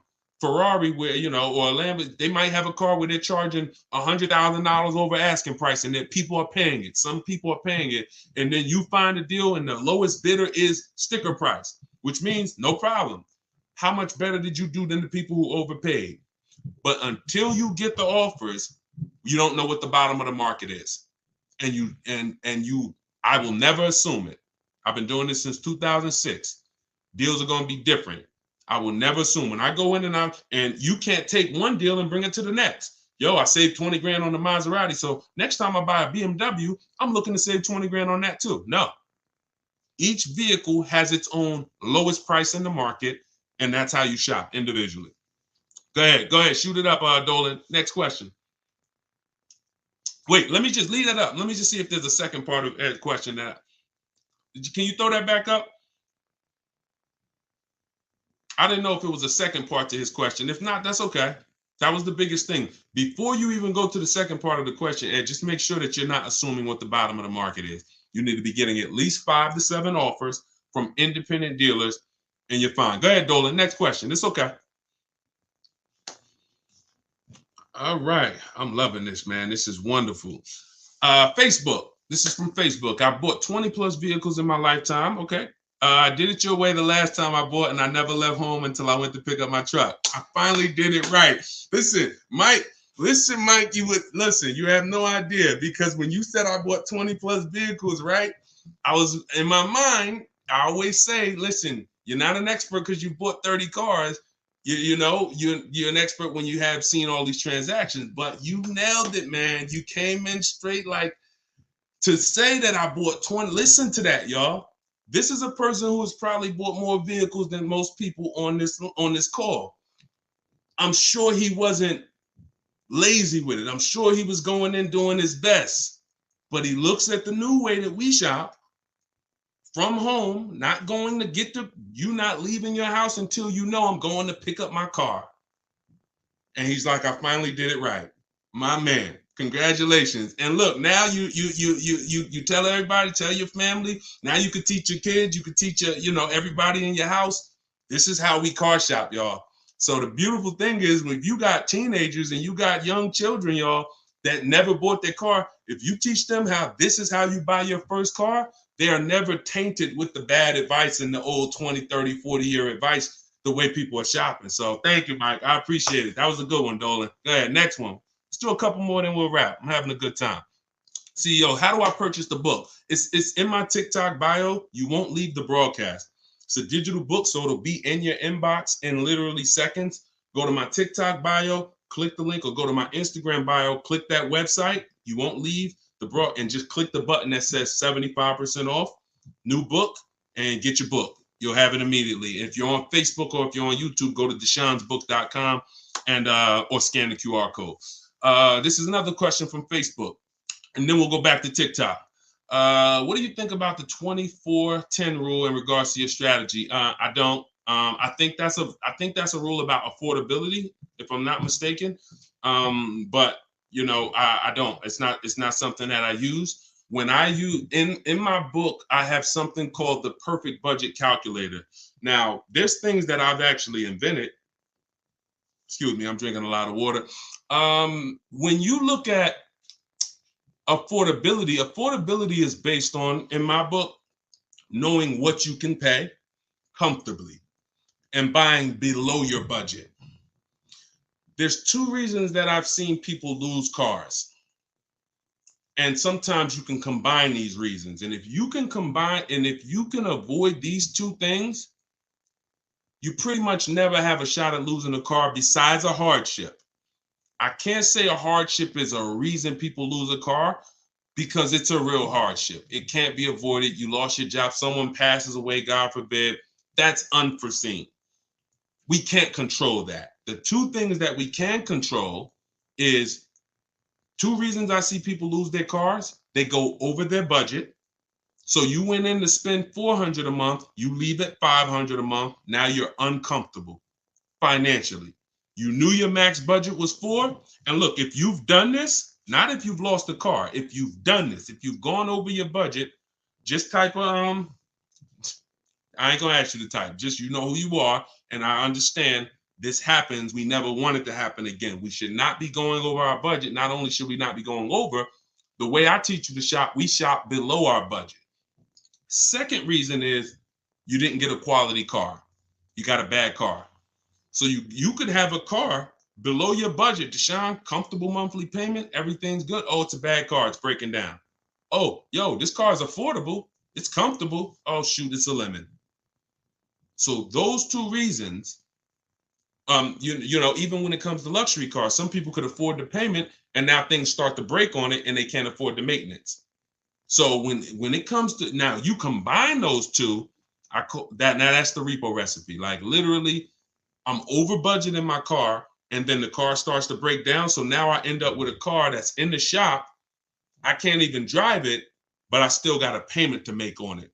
And now the shop just told me, oh, I need $2,000 to fix it. So the way I teach you to shop is to always purchase below your budget and then using my strategies to find a quality car. If you get a quality car below your budget, that's what I teach. I don't know about the 24-10 rule. If it's working for people, God bless them, but I'm not that familiar with it. Go ahead. This one's from Instagram. Would it be okay to go test drive a car but stay quiet? Use your techniques of not saying the wrong thing. Yep, just rest, drinking, and go back to shop from home. Yeah, that's it. That is literally the formula. When you are shopping for a new car or a lease, not with a used car, we talked about this earlier, you are going to go in and test drive that car. That's the last thing you're going to do before you actually end up getting offers on it. Because that in my book, that's in step 4, which is the shopping step. Shopping is deciding what you want, not buying it. When you're shopping, you're deciding what you want. So once you test drive a car with a lease, I always tell people have 3 vehicles that you like. Because the first vehicle you shop for, you might get all those offers and it has a bad lease program on it. So many of our people have gone to their second choice because they'd be like, Deshone, I wanted a Range Rover. Range Rover lease was stupid. So I went and I got me a Lexus truck. Or I went and I got me the Mercedes that had a better lease program. That's fine. You can't control the lease program. So what you're going to see when you're shopping for a lease is a dealer could be discounting the car for you by thousands. If the lease program's bad, it's still going to be over 1.5%. But yeah, when it comes to it, that's what you do. We are test driving. Hey, I'm here to test drive. I'll teach you in the book how to call, set it up. Hey, I'm here for my test drive. You're there for 20 minutes. All right, listen, I enjoyed it. Thank you so much. If I decide this is the car for me, I'll certainly give you a call. No, hey, listen, can I just tell you about the offers? No, thank you. I'm good. You have to be adamant on that. And you'll know now, if you sit down and you start talking numbers, you know, man, I ain't following Deshone's system. At least now you'll know. I don't want you to do it. I want you to be like, force yourself. Nah, man, listen. Nah, look, because what you're going to do is you're going to go home and you're going to talk to multiple people like him. He wants you to sit down there so he can get that one-on-one with you. No, we're not doing one-to-one. We're doing 1 to 25. All right, go ahead, Dolan. Test driving, not rest drinking. Oh, no problem. I figured that's what you meant. I knew you. He said I meant test driving, not rest drinking. Listen, I know. And this is, if you ever have an issue getting your book at the end, it's only because that happens. We type fast. We switch a cup. That's why whenever you purchase the book, you'll see there's a support email. If that book is not in your inbox in literally less than 10 minutes, then it's usually an issue with the way you type the email. Just email the support, and we'll make sure that you get the book direct to you. But yeah, no problem. I'm with you.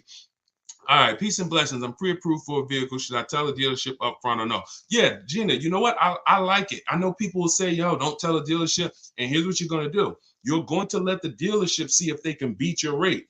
But you got to, whatever dealership you ended up buying from, when you find that car that has the best price, you go lock it up. And then you say, listen, I got my own financing. Here's my offer. But if you guys could beat it, then I'll give you the loan.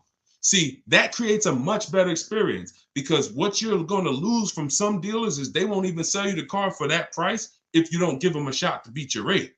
They won't sell you the car. So when you go in and say, yeah, I got pre-approved, but if y'all could beat it, I'll do the loan with y'all. Now you've given them, you see, you don't lose anything by doing that. In fact, what you're going to see sometimes is they'll call you and say, good news, we got you a better interest rate than what you got. See, what we are trying to avoid is that having the dealer get us our only interest rate and then overpaying. People said, no, I don't want that. I hear these dealers overcharge for the rates and they're making money on them. So then they went and started getting pre-approved and said, no, I'm not going to let the dealer even have a try.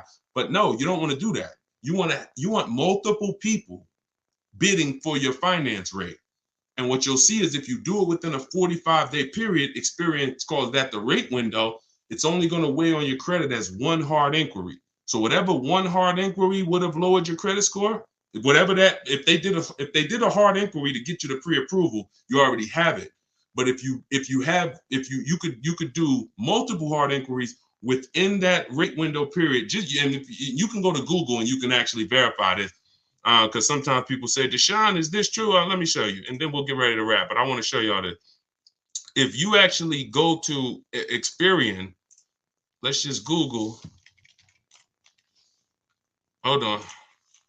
You go to google.com and just type in rate window, rate shopping, cars, Experian. And you'll see Experian has an article called What is Rate Shopping? And it says it right on here. And it gives you a window of time where you can shop and have multiple people. So it says the FICO score. Now the FICO score window is 14 to 40 days. So just read it and just know this is on the credit bureau site. This is on the credit bureau site. So do it right, but let these people bid for your business, because you never know if they can get you a point or a half a point or 2 points better on the interest rate, they'll save you tons of money. All right. Okay. All right, listen, we've been on for an hour and a half. Listen, we're going to wrap, but I hope to continue this with y'all. If anybody has my book, I will certainly be continuing it with you, but I'll also be doing these live shows pretty regularly. I'm going to send these out. We'll eventually be promoting them. I'm going to promote the exact time so you guys know. That way, if you see somebody in their car shopping, you can say, hey, this guy, he does this show at this particular time. Most likely it's going to be 12 Eastern time. And we're thinking about doing a second live show, 3 p.m. Eastern time. That way. But what you're going to also see is we're going to be rebroadcasting these. So because, people want to watch it later, and people get just as much value watching it later, because the same question you asked is the same question they were going to ask. So listen, if you want everything I teach in one spot, you want this arsenal of information that you can use step by step, go grab my new book, Car Shopping for People That Hate Car Shopping. And click the link in my TikTok bio. You'll see a website there. Same thing with the Instagram bio. And it's 75% off as part of our book launch. It's normally $97. You can go to deshonsbook.com if you're on Facebook, if you're on YouTube, scan the QR code. However you get it, if you get it before that timer hits 0, you get the 75% off. After that, it goes back up to $97. So, all right, we will be back. We'll be back tomorrow. Meet me at noon. And the book, of course, the book, somebody said, is the book for leasing too. The book is everything. The book is leasing, it's purchasing, it's buying new, it's buying used, it's selling leases, it's selling cars you owe money on, it's paying cash, it's extended warranty. It's a 7-step system. So it's called Car Shopping for People That Hate Car Shopping, 7 Steps to Saving Time, Money, and Avoiding Dealerships, which y'all know, everybody who learned from me, we avoid these dealerships. We're not in there for any more than 30 minutes. So it's a digital book. So every time I update it, when you open the new file, you'll see, oh, shoot, this changed. That's because it's updated. If I update a script, because you got my scripts in there, and there's some things in the book where I link you to a video, anything I update, we update it, and your file will automatically be updated. So you never have to worry about the book becoming obsolete and being like, man, it worked for me in 2024, but now I'm in 2025. No, we'll always be updating it to make sure that it stays relevant. You don't need to go buy volume 5. All right, y'all, here we are, 2027. Now I want you to get volume 5. No, one time. So go grab your copy, 75% off. Even if you missed the countdown, $97 is still incredible value. We sold a lot of copies at $97, but why not get 75% off? So here's what I know about these lives. We've been doing them for a couple of days now. Somebody's going to ask you a question. So even if you're driving, if you can't type, then just feel free to just sit and listen. And I guarantee somebody's going to ask the same question that you would have had. Cheetah, this is the man to listen to. Thank you so much. I appreciate that. 100%. Wait, I don't even think we're up on. Let's get clear. All right. Okay. Is the same 1.5% used for both leases and finance? Nope. 1% rule. The 1.5% rule is based on the 1% rule. The 1% rule for great leases has been around for decades. Savvy people who got great lease deals always knew if you could get a lease deal and your payment was 1% of the MSRP, you stole the car. So if you were looking at a $40,000 MSRP and your lease payment was $400 or less, it was a steal. Don't ask any question. I still call that a steal. Now, a deal is between 1 and 1.5.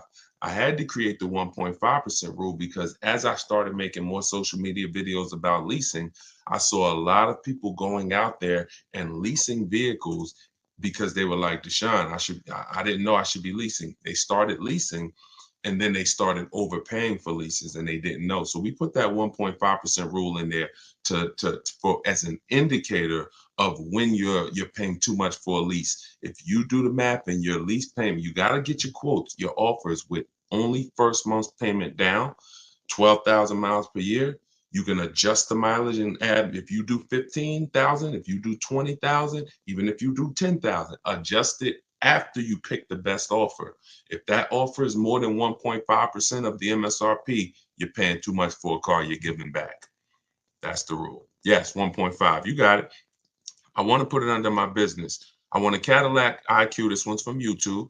We're on 4 platforms, so make sure everybody's sharing, tag somebody, because you don't want your friends to get mad at you because you did not share this information with them. Will you save money on buying a car? Oh, no, let's go back to logic.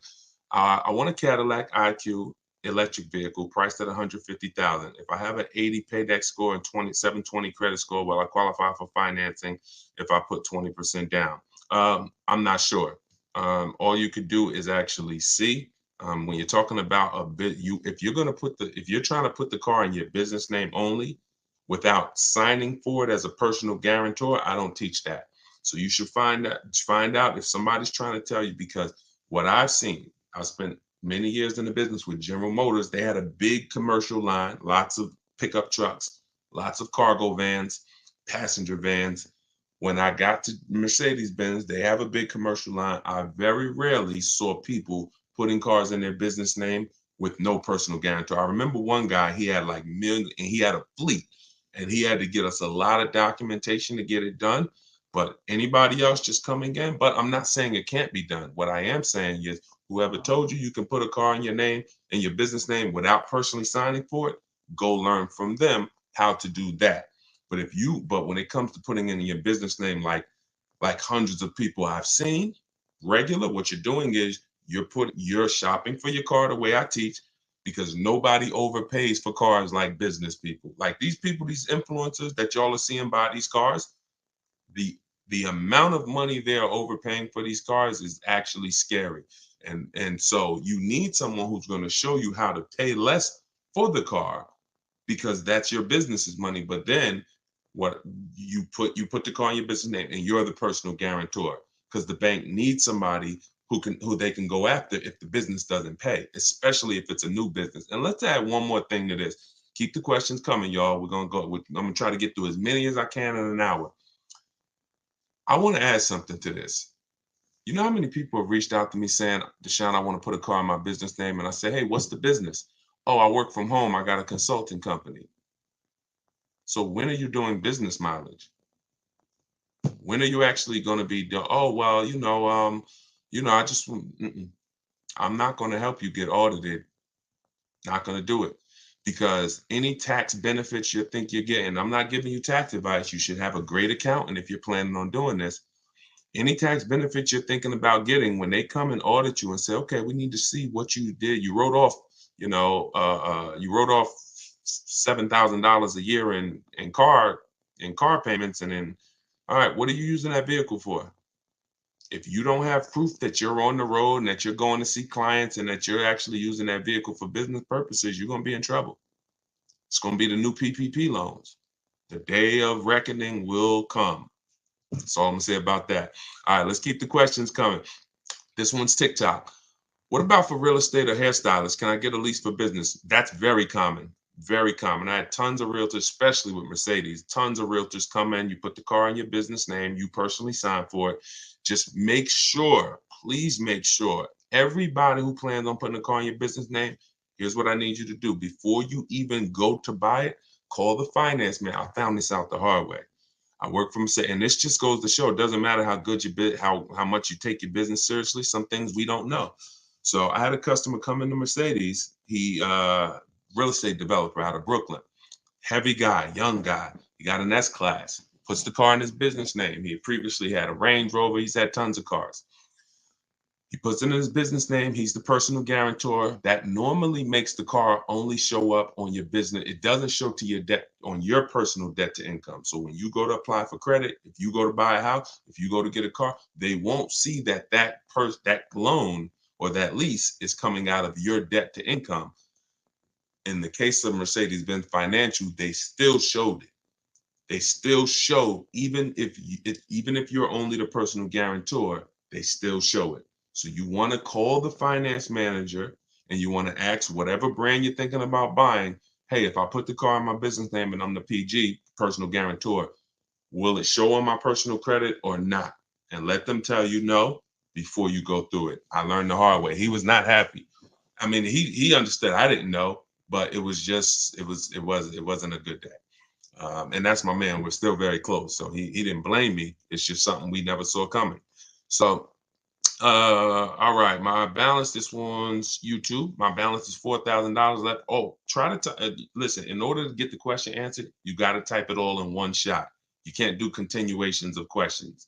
All right. So make sure you send your questions in one shot. Okay, this is, I'm not seeing the Instagram questions. Hold on. Let me see if I can go on Instagram on my phone. It's not showing me anybody on Instagram. That's weird. We've been having a little trouble with Instagram today. We had technical difficulties going live on Instagram earlier, and that kind of threw our, that's weird. All right. Let me see. Give me a second. Let me just see if I could get to Instagram. I don't want to leave you guys out. Okay. I'm a check in from one of my, that's what I'll do. I'll check in from one of my secret accounts. See if I can see all the questions. All right, here we go. There we go. Let me put on Do Not Disturb. All right, we got you, Instagram. Hold on, we coming to you. Okay, perfect. So from now on, I'll be seeing them on my phone. All right, so will you save money buying a car through Costco or Consumer Reports? No, Ira. I'm gonna tell you why. Let me turn this volume down because y'all can hear that. I'm gonna tell you why. Who has a Costco program? Who has a special? Who has Ford X Plan, Mercedes Benz, Mercedes Benz? What is it called? Fleet pricing. Any special GM supplier pricing, General Motors supplier pricing? Any of these things that you think actually should make, and they should make the car buying process easy and get you your best deal. Any of those things, you can't trust them. I'm going to tell you why. You can't trust that the dealer is going to give you the right price, and you can't trust that there's no rebates and hidden incentives that you're not getting. This is all in my book. It's called, if y'all don't know, this whole live is sponsored by my new book. It's called Car Shopping for People That Hate Car Shopping. It's a digital book, so you never have to worry about it being out of date. If something changes a year from now, I update the file. You open that book a year from now, everything's relevant. But that book has the 7 steps that I use to teach hundreds, thousands now, how to purchase from home, lease from home, sell their leases, get bids from banks, credit unions. Everything's in there, and you can get it for 75% off for the next 30 minutes. While you're on the broadcast, go to my TikTok bio. You won't leave the broadcast. Grab your 75% off. It'll be in your inbox in minutes. All of this is in there. If you're on Facebook, go to deshonsbook.com, click the link, or if you're on YouTube, scan the QR code, whatever you need to do. Instagram, it's in my bio. Get your 75% off so you can use this stuff and you don't pay the normal $97 for the price. So the reason why you don't know if they're giving you the real price, quite honestly, you could walk in and you say, hey, I got the Costco pricing. And they say, well, your price is $42,000. They just make up a price. Some people will. Or if they have $2,000 in rebates you don't know about, they'll give you the price and hold the rebates back. What's the solution to this, Deshone? You stay at home and you get multiple offers. And when you tell them everything you qualify for, you are going to get multiple offers. I teach 2 ways to do this. Really, I teach 1 way. It's in my book. I do it online. But if you're not going to get the book, here's how you could do it manually.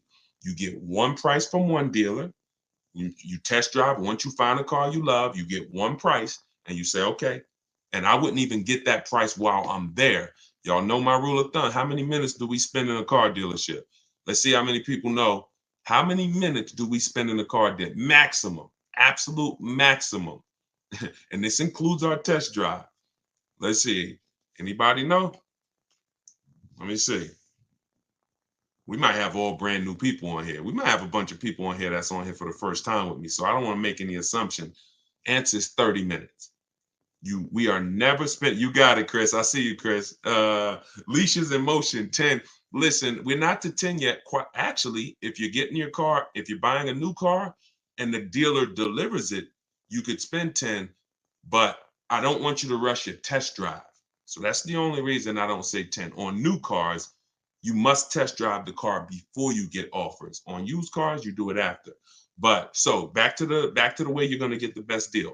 Back to the way you're going to make sure you get the best price. You tell the deal, you test drive that car, you come on home and you call the dealer and say, hey, thanks for the test drive. Can you get me an offer on that? You give them everything they need to give you an offer, not your credit. Follow me.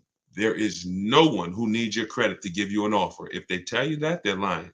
And hang up and go to the next dealer. Because what you're going to do is you're going to be calling multiple dealers asking for the sales manager. Just tell them, hey, I'm looking at this car. I like it. I'm going to give you all the detail. If you could give me an offer, I'm ready to make a decision right now. You do that with 5 sales managers and you'll see how different the prices are. It's going to blow your mind. You won't believe. And it'll expose how overpriced some dealers are. Now, in the book, what I teach is a strategy called the 25-to-5 strategy, where we connect with 25 dealers online in 20 minutes. Deshone, it sounds crazy. It's not crazy when you go to their website and you copy and paste what I give you to copy and paste. It's very simple. So we're copying and pasting. And then out of that 25, what we've seen, listen, y'all, this is not for used cars. Different strategy for used cars. What we've seen is for new cars and leases, 25 dealers, about 10 to 12 are going to have a car you're looking for.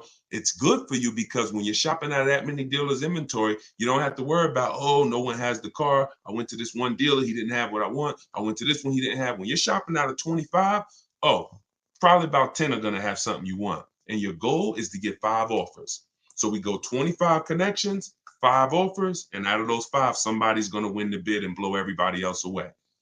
And when you see it, you're going to say, dag, even with my Costco discount, that dealership was trying to rip me off. Even with my special pricing, those 2 dealers was trying to overcharge me. Those 3 dealers were trying to overcharge me. The only way you can see this is by looking at multiple offers. All right. Let's go. All right. We got a lot of questions coming in. Let's go to Instagram. Hold on.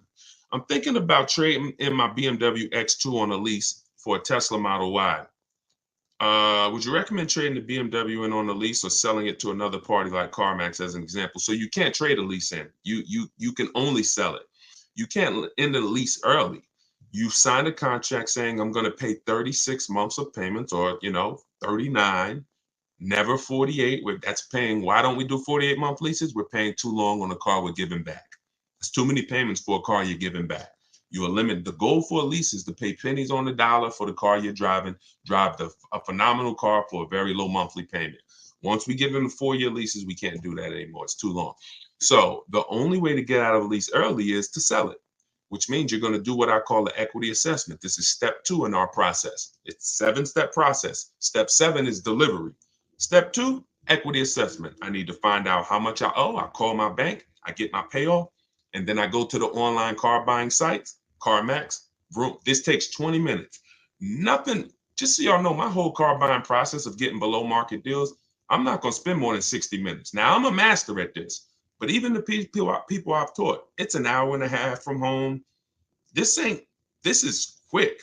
By the time somebody's visiting your second dealer, we've already got our best deal. We're not spending hours shopping for cars. Not once we decide what we want. But so you call, you get your payoff from your bank, and then you visit CarMax. You get an offer from them. If you're leasing, you must put when they ask you, are you leasing? Do you own it? Or are you financing? You must put own. Okay, I'll explain that later, but you must put own. You don't want to trigger something on their website.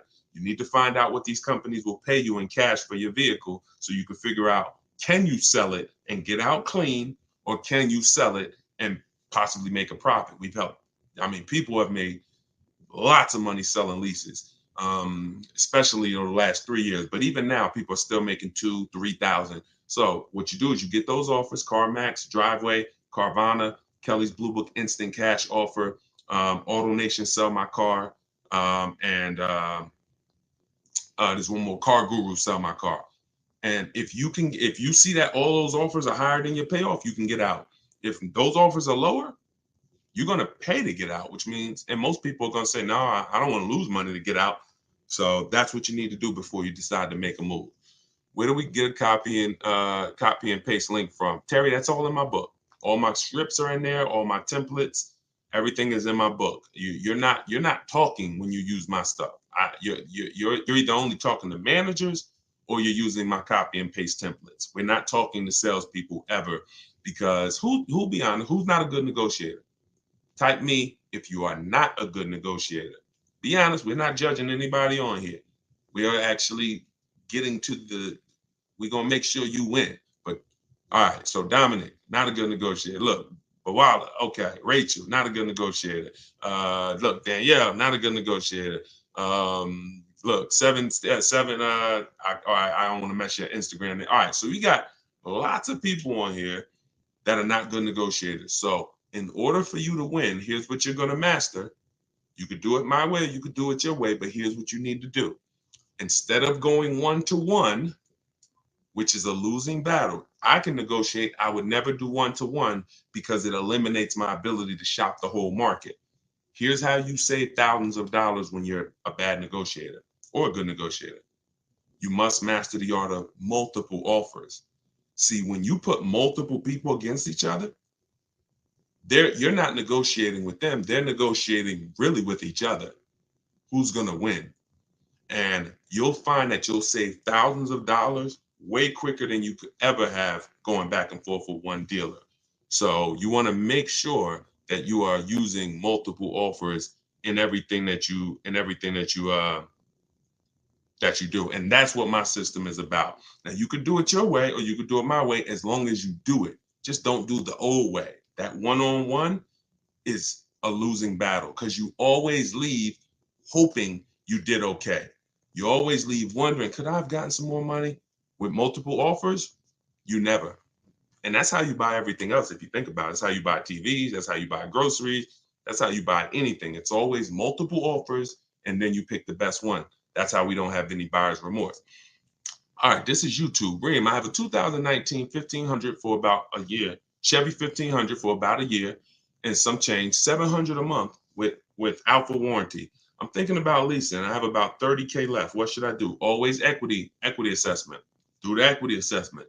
That's going to tell you, listen, when you figure out you got 10 grand of negative equity, you're going to park it real quick because you can only do 3 things if you have negative equity. 2 will get you a new car, 1 doesn't. There's only 2 people who can't get a new car. One is super bad credit. You need to wait. You don't need to make a move if your credit's so bad you're going to destroy yourself by making a move.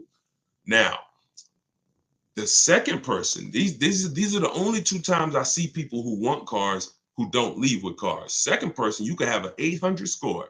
If you have 10,000, 12,000, 15,000 negative equity, you can't go and do a no money. You can't put that type of money on your next car because you have to take into account the loan to value ratio. So you can't buy a $40,000 car and just slap 15 grand of negative equity on that. The bank's not going to approve it.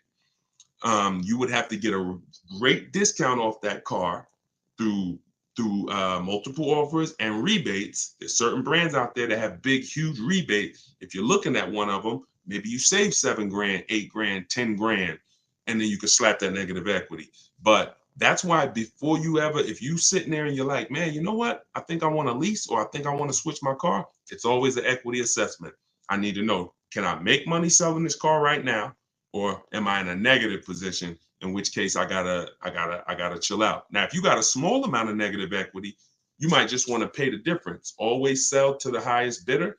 Get all those offers I talked about from the online companies. And if there's $1,000 or $2,000 shortfall, just pay the difference so you could do a clean deal. But if not, then you have to transfer that. Transferring it is more difficult because now a dealer's not going to pay you what those companies are going to pay you, especially not a dealer who's going to win the bid. See, your favorite word working with me is going to be bids. Everyone must win the bid. So when that car you're shopping for, whatever dealer wins the bid, that means they beat every other dealer. They're not going to turn around and pay you the same price CarMax offered you for your car. They can only pay what it's worth to them, which means if you had negative equity over here going with CarMax, it's going to be more going with a dealer. But that's just what you have to deal with. That's why, y'all, I want you to get out of negative equity and stay out of it. It really does make your deals not impossible. We do them all day long, but it does make it more difficult. All right, let's go. Let's keep them coming. Hold on, let me go to my window. Should I buy a new car or CPO? That depends on budget, Valerie. That's always the question. If you can afford both, if you guys can get a car, anybody who wants to, you're buying a car and you're going to keep it long term, y'all know my rule. How many years should you be keeping your car minimum if you're buying? I'm sure we got a couple people in here who knows the rule. If you are purchasing a car, what's the minimum number of years? All right, Danny, good job. 8. So because the reason it's 8, I see, man, I got a lot of people, y'all getting quick. It's the reason it's 8 is because at 8, you've outlived the depreciation drop. Your biggest expense when you're buying a car is the one you can't see. It's depreciation. You're losing thousands of dollars whether you drive the vehicle or not. If you drive it, you lose more. If you're a high mileage driver, you lose even more in depreciation. So you want to make sure that you outlive that, or you shouldn't buy. The only way to outlive it is you got to get to that 8-year mark.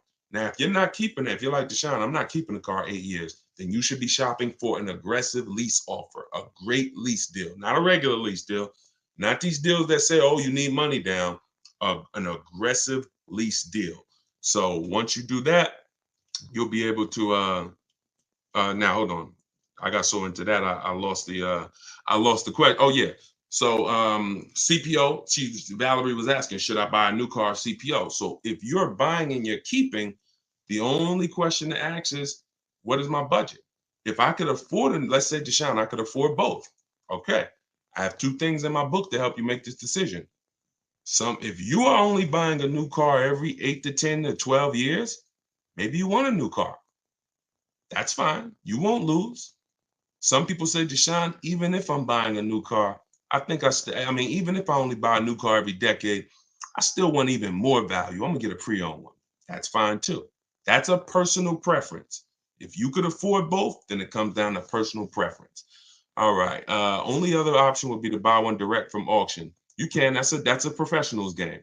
I don't talk to the public, you guys, about going into auctions. That's a professional's game. It's like if we were buying houses, I wouldn't be talking to y'all about foreclosures. That's a small group. It'd be like 30, 40 of us, and all we do is buy cars from the auction. Nah, that's a professional's game. You could lose your shirt, but you could also, when you learn that game, you could also get some deals, but it's a risky business. All right, to everybody who just jumped on, welcome. If you don't know, my brand new book, my digital book is called Car Shopping for People That Hate Car Shopping, 7 Steps to Saving Time, Money, and Avoiding Dealerships. It's everything I teach in one place. It's what I've used to help thousands of people around the country now. I've been blessed to help thousands of people around the country like you get ridiculous deals. Like, take a look at this one here. Give you an example, and then we'll get to some more questions. So this is a deal most people are not going to. Now, let's see. What I like about Bonita here, look at the year, y'all. That was 2022. Now, she got her Kia Telluride, 2022. You know what people were paying for Kia Telluride in 2022? Dangerous. She leased that vehicle. She got it for $600 a month, and look at her. She said, I put $600 down.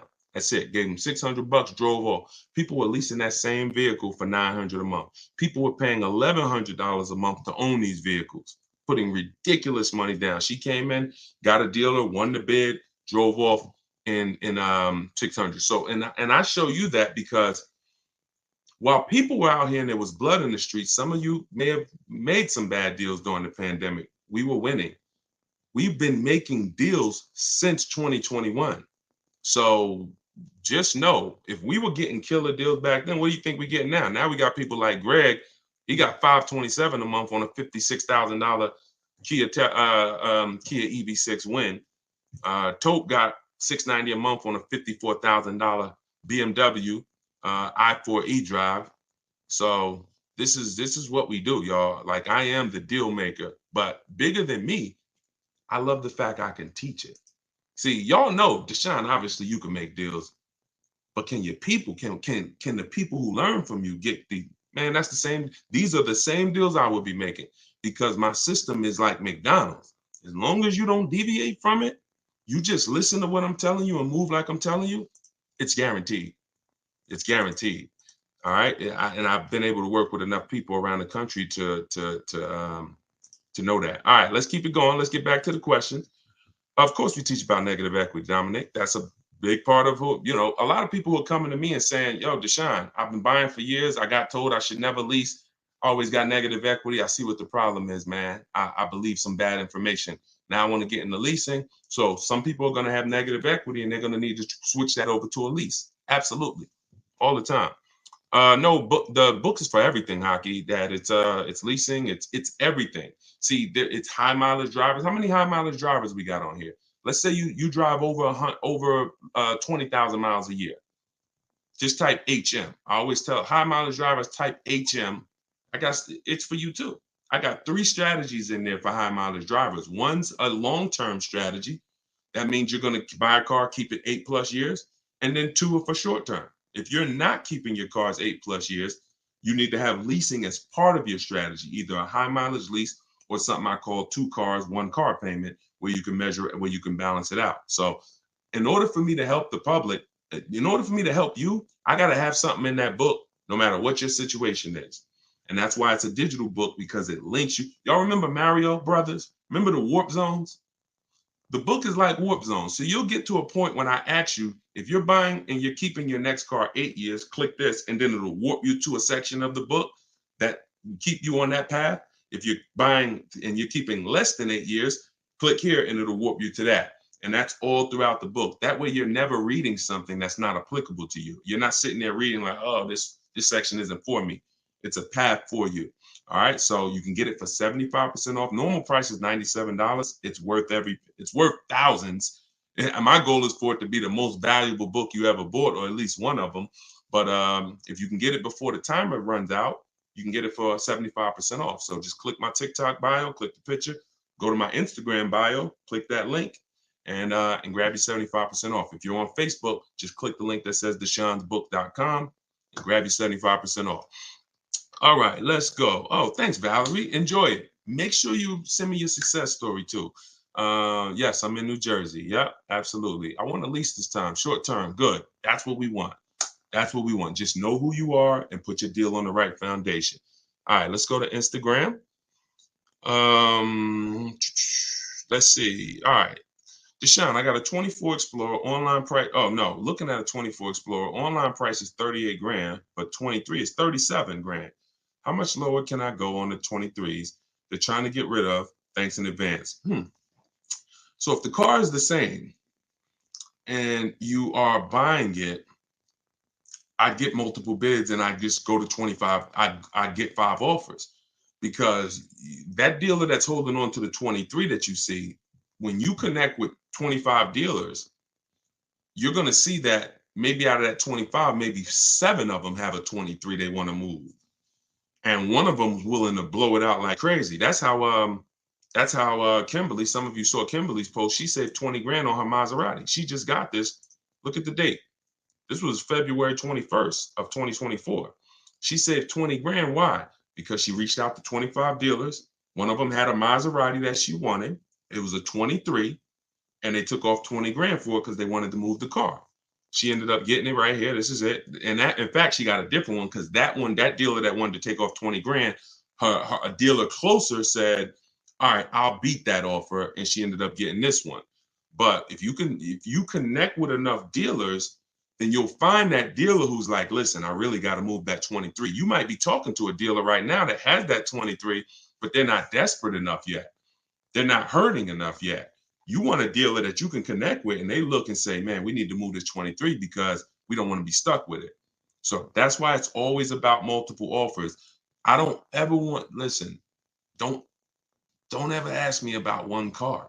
Deshone, man, I'm looking at this car. How do I get them down? That's not what I teach. You're out leveraged. All the power's in their hands. You talk to me about Deshone, these are my top 3, 4 cars. Deshone, this is my top offers. It's always multiple offers.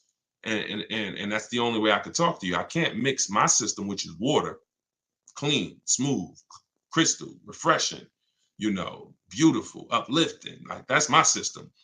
I can't mix that with oil, this old way you shop, which is 1-to-1. And, I just like that one car. Let me get them down. No.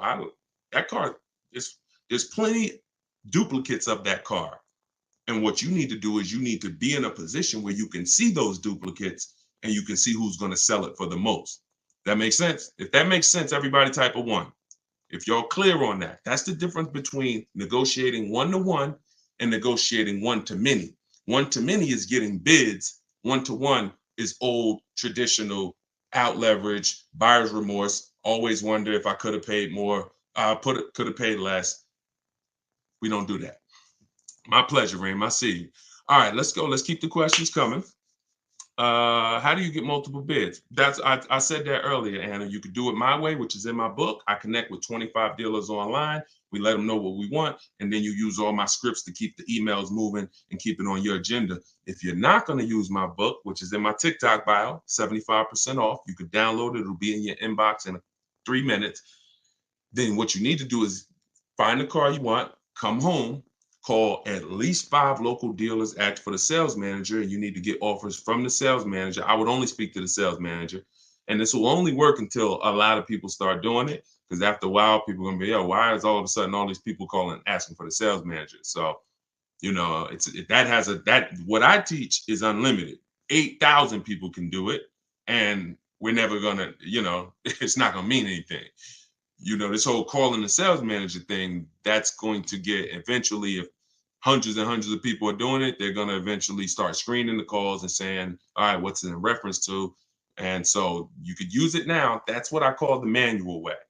But those are the two ways to get multiple offers that I know of. If you could figure another way, do it. But my way is the easiest, because my way takes 20 minutes, and you're sitting in your living room or you're sitting at work, and all these companies bidding for your business. All right, let's go to all right, so we got questions on every platform. All right, hold on. What credit limit do you need to lease a car? Is it easier to lease or buy with a 680 score with $5,000 down on a used Audi? See how you've locked into one car? Now, if you're talking about any used Audi, but as long as you're not talking about like one used Audi you saw. And the rule of thumb growing is, if you're keeping the car 8 years, you buy. If you're not, you lease. So you got to get out of where you are, which is, all right, should I buy this used Audi or should I lease? The question is, how many years am I keeping the next car? That's what you ask yourself. Everybody on here, answer that question. The next car you're shopping for, how many years are you keeping it? How many years are you keeping it? And everybody tag one person, or I'm telling you, they're going to be mad at you. They're going to listen. If you don't think your friends are going to find out a year from now when they tell you, man, I made this stupid car deal and it is like, I can't get out of it. And you say, man, you listen to this guy, Deshone, the auto advisor, and no, I don't know him. You got to go follow him. Oh, and then they find out you've been on these live shows and you ain't tag them, you ain't tell them, you ain't share the video with them. You might lose a friend. So tag one person that you care about. All right, 3 to 4 years. I see. Okay, nope, that's not the question, Celeste. You can't say depends on how many years it's going to hold up. When you set the amount of years as the goal, then everything after that is to make sure the vehicle you purchase will last that long. See, if you go in to purchase a vehicle and say, well, I hope if it lasts 8 years, if it lasts 10 years, I'll keep it that long. Chances are it won't. But if you say, you know what, I want to be a long-term person, I don't need to switch cars every 3, 4, 5, 6, 7 years. I could keep a car 8 years, 10 years. I'm fine with that. Then that means everything you do after that, I mean, you could use my process, because I'm going to make sure you buy a quality car that will last that long under your budget. But you have to set the goal. You must set the goal. So let's get out of the gray area and set the goal. Deshone, I'm not a long-term person. I only want to keep this car 6 years max. Perfect. All right. Let's go. 2 years. Okay. 2 years. That's going to be, it's not really any car that you can get that you can keep for 2 years and not lose money. You're losing too much value. You lose 20% the first year. The moment you buy it, you lose 20%. And then the next year, you're going to probably lose 15%. It's not many things in this world you can buy, lose 35% of what you paid for it, and then go and sell it. And that's the same way when you go out to year 3, year 4. That's why we say you don't sell a car or replace a car you bought until 8 years.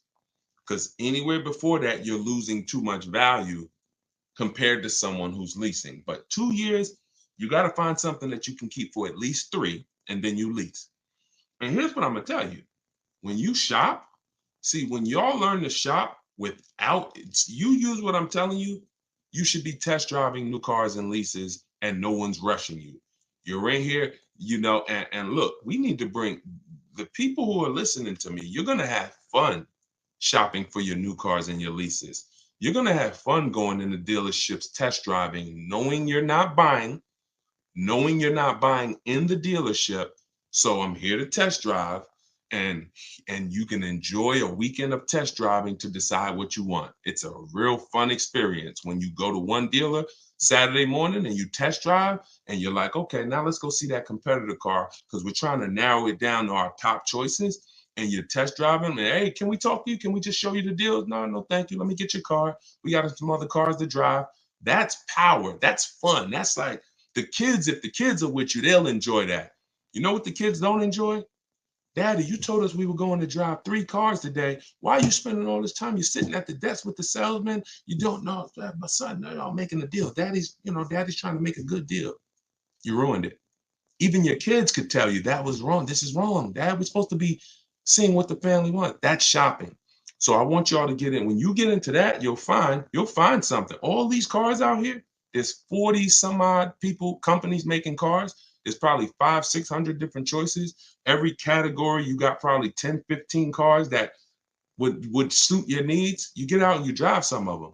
You will find something that you actually love enough to lease it and keep it 3 years. The reason why people want to get rid of cars in a year because they rush their shopping process. They rush the shopping process, got the vehicle, find out, 3 months in, you know what, I don't really like this. You rush the shopping process. That's why step 4 of my book, I got a whole step. It's called shopping, not buying. Shopping, not buying. and we're not going to mix those two terms.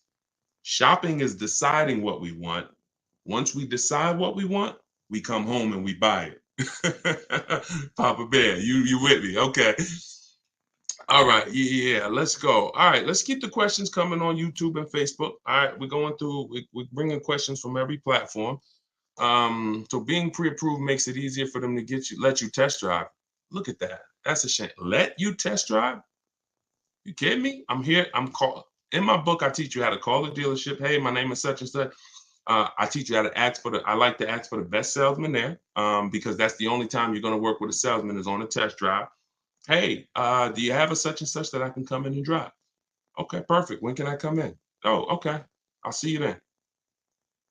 That's it. I'm here to test drive. Anything else they took. Now, we don't do this with used cars. You cannot test drive a used car. This is for new cars and leases. Used cars, you're not going to test drive that car until you found your deal online. And that's the last step before you shake the person's hand and say, I'll take it. Because if other than that, you're going to waste a ton of time test driving cars that you end up not buying. But when it comes to new cars and leases, let us test drive. Please, we're about to make a $50,000 transaction. You owe me a test drive. So no, listen, you're dealing with the wrong people. And you could have called the wrong salesman. When I say you're dealing with the wrong people, you literally, it's the small things that matter. When we call for a test drive, we're asking for the best salesman there. Who's a salesman that everyone knows, everyone loves? Oh, that's Tom. Hey, Tom, how you doing? I'd like to come and test drive that Nissan Rogue. What days you there? Oh, I'll be here. All right, perfect. If you get the new dude on the block, little Nelson, who over there, and he don't care about lying or nothing, and yeah, he gonna make your life hard. We need you, bring your license, and we need to run your credit before test drive. These little details, I promise you, they matter. I've been on the inside. I seen little Nelson. Dude gets fired in 90 days. Little Nelson over there. What happened to Nelson? You knew he was going to get fired. But what's happening in that 90 days? Dude is doing damage. Dude is doing damage. All right. Bruno, YouTube said, I bought an Acura MDX 2020. I owe $27,000 in a loan. I got offers around 17, 18. What should I do with this negative equity? We talked about that earlier. Only thing you can do is you want a new car. Is you could, if those are your highest offers from CarMax, Driveway, Carvana, KBB Instant Cash Offer, those are the highest offers we're gonna get in most cases. So if you might say, okay, if you could pay the difference, that's the best way to go. So if there's like a $1,500 shortfall, you are much better off paying that $1,500 and getting out of that and doing a clean deal. Because if you can't do that, now that car has to be traded in with the dealer that you end up buying the car from. That's what has to happen. So That's the first route. If you can cover the difference, that's what you want to do. Shop for your car, get your best offer, and then just sell it to whoever made you the highest offer and pay the difference. And then you could do your other deal with no money down. So if it's a matter of, oh, I only got 1,500 and it's a $1,500 gap, I would pay off the negative equity and sell to a CarMax or sell to an auto all day long. It's going to make your life a million times easier and your transaction a million times easier. All right, my husband ran into something when we got our car service. Wait, you gotta do one full question. Unless y'all are talking amongst each other. I love that. Talk amongst each other. Y'all be in here having conversation. But if you're asking me a question, it has to be in one question. Look at Vicky. Vicky came on here and said never lease. Look, we got old Vicky on the line here. See, people come in and they're confidently incorrect. You got to be very, very careful, y'all. These people have cost you money for years. Vicky on Instagram, listen, you don't know enough.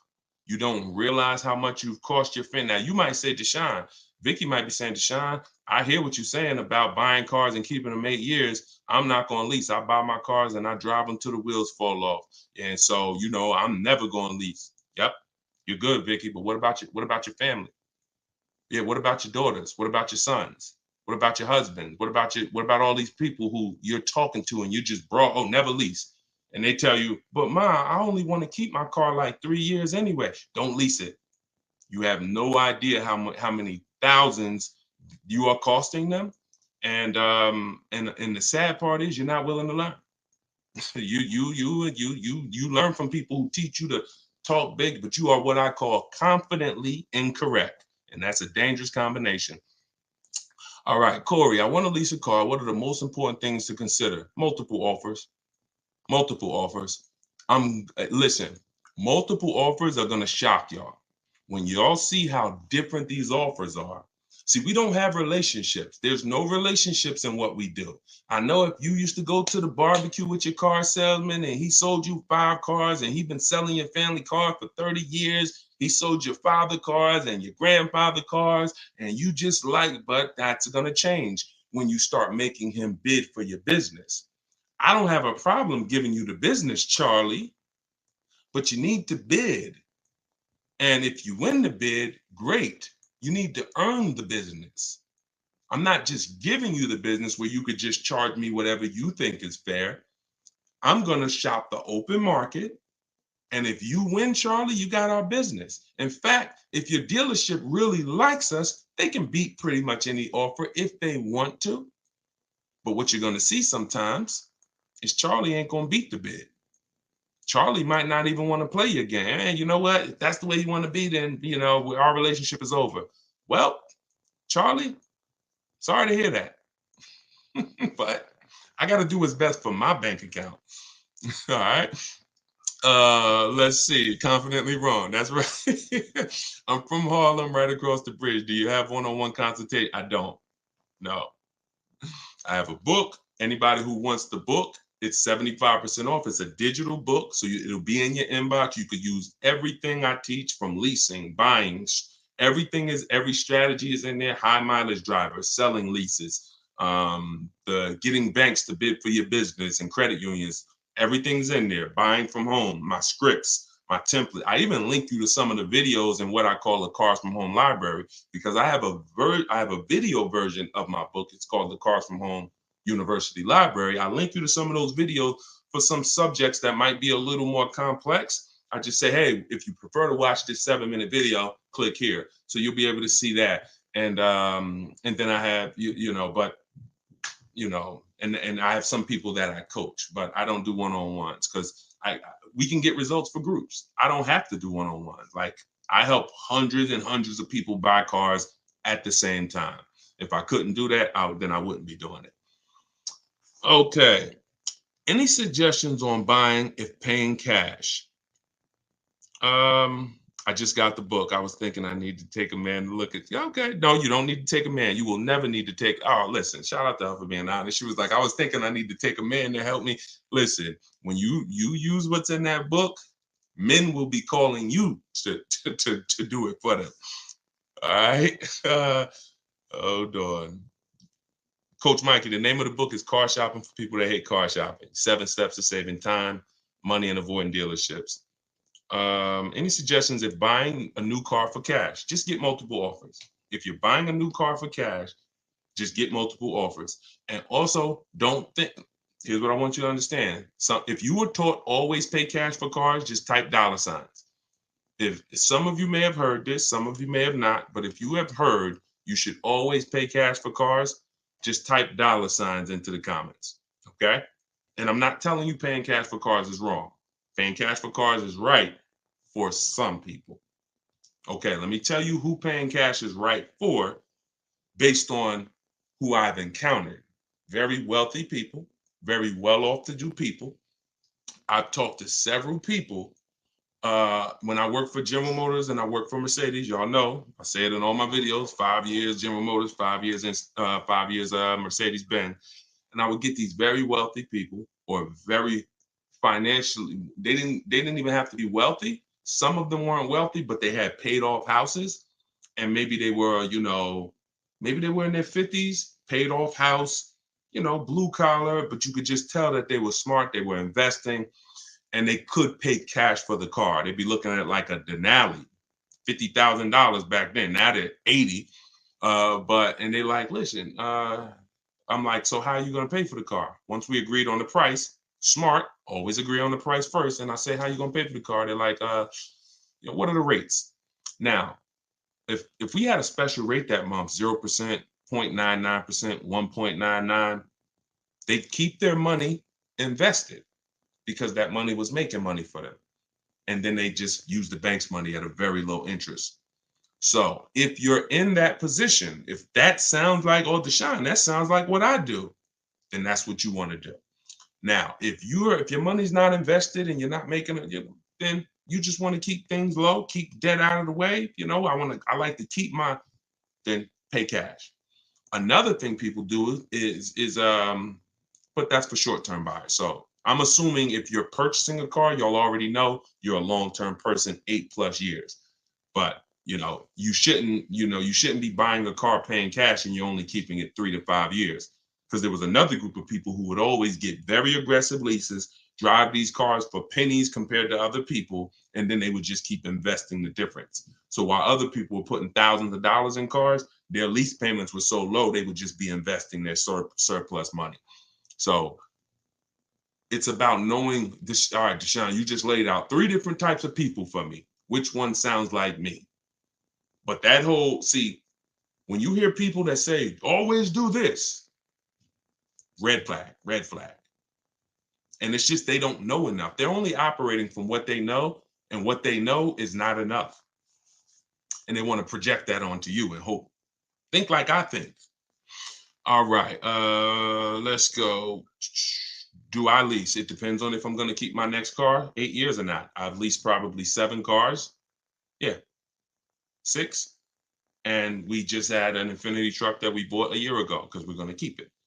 So you always ask yourself the question. First question, when you open my book and you get to step 1, or if you ever see any of my videos and I tell you the first thing you do when I want to get a new car, first question is, how many years are you going to keep the next car? I call that the most important question. It's also the first question, because if you choose the wrong strategy, if you purchase, but you should have leased, there's no way for you to get your best deal. You are going to overpay by thousands of dollars because the person who leased is just way ahead of you. You're out here spending all this money, and the person who leased is just paying the little car payment, driving a ridiculously nice car for a very small amount. And it's just so you must put your deal on the right foundation. That's always step 1. Okay, can you drop a link in this video for your book, or do I need to go to Instagram? See if this one works. I don't know if I can pin the comment, but see if that one works. You should be able to click it.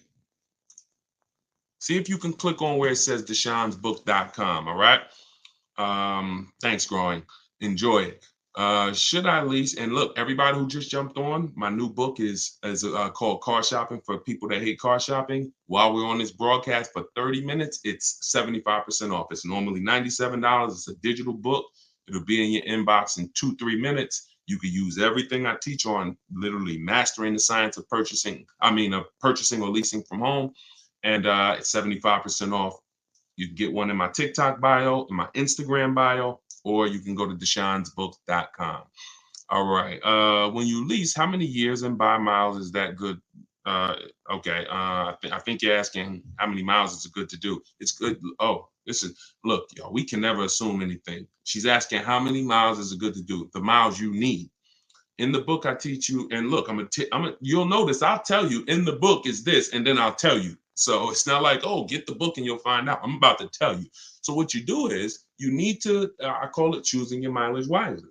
If you don't choose your mileage wisely, you're going to get penalized. And what most people do when they get penalized is they blame the lease because they took a 10,000 mile a year lease knowing they needed 15. I had somebody come on my YouTube page, y'all. It was one of the most ignorant comments I've ever saw. He said, never take more than 12,000 miles on a lease. Okay. So you're telling me you would tell somebody who drives 18,000 miles a year to take 12,000 miles per year? You're probably the same person that when they go over by 6,000 miles every year, you would tell them to buy the lease, right? Yeah, just bury them. Why don't you just dig a hole, throw them in it, and just throw the dirt on top of them? Be a little better than what you're telling them to do now. You get the mileage you need. If you drive 12,000 miles per year, you do 12. Now, what you do is I have a little exercise. First thing you do is ask yourself, what's my mileage to and from work? Most of your mileage is going to be work. That's why when people were working from home, they literally looked up in 3 years, they had, they put 7,000 miles on their car because they were working from home. You want to ask yourself, how much do I drive to work round trip? If that's, let's say 10 miles a day, round trip is 20. Okay. How many miles, how many days a week? This is how you choose your mileage wisely. Very, very simple to do. Well, the easiest way is to look at your old car. Easiest way, look at what you draw, look at your old car, and then just say, all right, how many miles did I have when I first got it? How many miles am I putting on it a year? If nothing changed, that's the easiest way. Now, let's just say, Deshone, I don't have a car or I can't do that. Okay. Assess your lifestyle. What's my mileage to work? Now, let's get back to that scenario. Let's say you're like, okay, I do 20 miles a day, 10 miles to work, 10 miles back home. I do that 5 days a week. All right. That is 100 miles a week for work. You multiply that by 52 weeks in the year, and you'll see, okay, that's 5,200 miles. Perfect.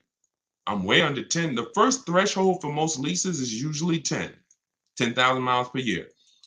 Some luxury vehicles, some do a 7,500 mile per year lease. But what you want to do is say, okay, now what am I doing for leisure? All right, I go down south. Oh, all right, I take a trip across the country. Okay, I do that once a year. I'll probably put another 2,000 miles on doing vacations. Oh, I'll probably do this. So you're just adding it up. One person was like, Deshone, my child's going to college. I'm about to lease. This was somebody in my group. She was like, how do I account for the mileage? Like, I'm gonna be visiting them at the college. I said, okay, how many times do you think you're gonna visit them? She said, probably, every 2 months I'll go out there. All right, how far is the trip? Well, 500 miles. Okay, see, we did that math. We just added it up. And she was like, okay, good. I think I need 15,000 miles of work. There you go. So all you do is just assess what you're gonna be doing and you'll be fine. You'll be fine. Get the mileage you need. Now, when you shop for your leases, y'all always shop with 12,000 miles. If you need 15, you always get your offers with 12, because the way we judge our offers, we divide the monthly payment they give us into the MSRP, and that gives us a percentage. That's how we came up with the 1% rule. I didn't come up with the 1% rule. I created the 1.5% rule. The 1% rule was created way before I started buying cars. That meant if your lease payment with no money out of pocket was 1% of the MSRP or less, it was a steal. You didn't have to ask any questions, drive off in the car before they changed their mind.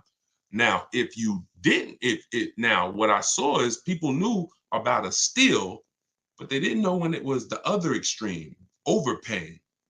So I started doing some math and I looked at, okay, once you pay above 1.5% on your lease payment, you're paying too much for a car you're giving back to them in 3 years. So my rule of thumb, you'll see it in the book, you'll hear it in my videos, 1% or under is a steal. In between 1% and 1.5%, that's a deal. Over 1.5%, bad value. We pass on those. We pass on those. And in order for you to get your best lease offer, you must shop multiple offers. You must get at least 5 quotes, or you're not going to get the bottom price. Okay. Let's go. Let's go to Instagram for one. We rotating. We got a couple more minutes. Welcome to the new people that just jumped on. Shout out to everybody who's sharing. Thank you to everybody who's giving gifts on TikTok. I appreciate it. Everybody who's sending stars, all of that. The people who support the broadcast, that support the mission, it's 3 ways to do it. You can purchase a book. That's our sponsor. Car Shopping for People That Hate Car Shopping, my new digital book. Second way is to share the broadcast or give gifts, whatever you want. But, I appreciate everybody. All right, let's go Instagram. I don't see one over here. I see a lot of people on Instagram, but not too many questions. All right, so let's go. When getting more miles, does your monthly payment go up? Yes, it does. Absolutely.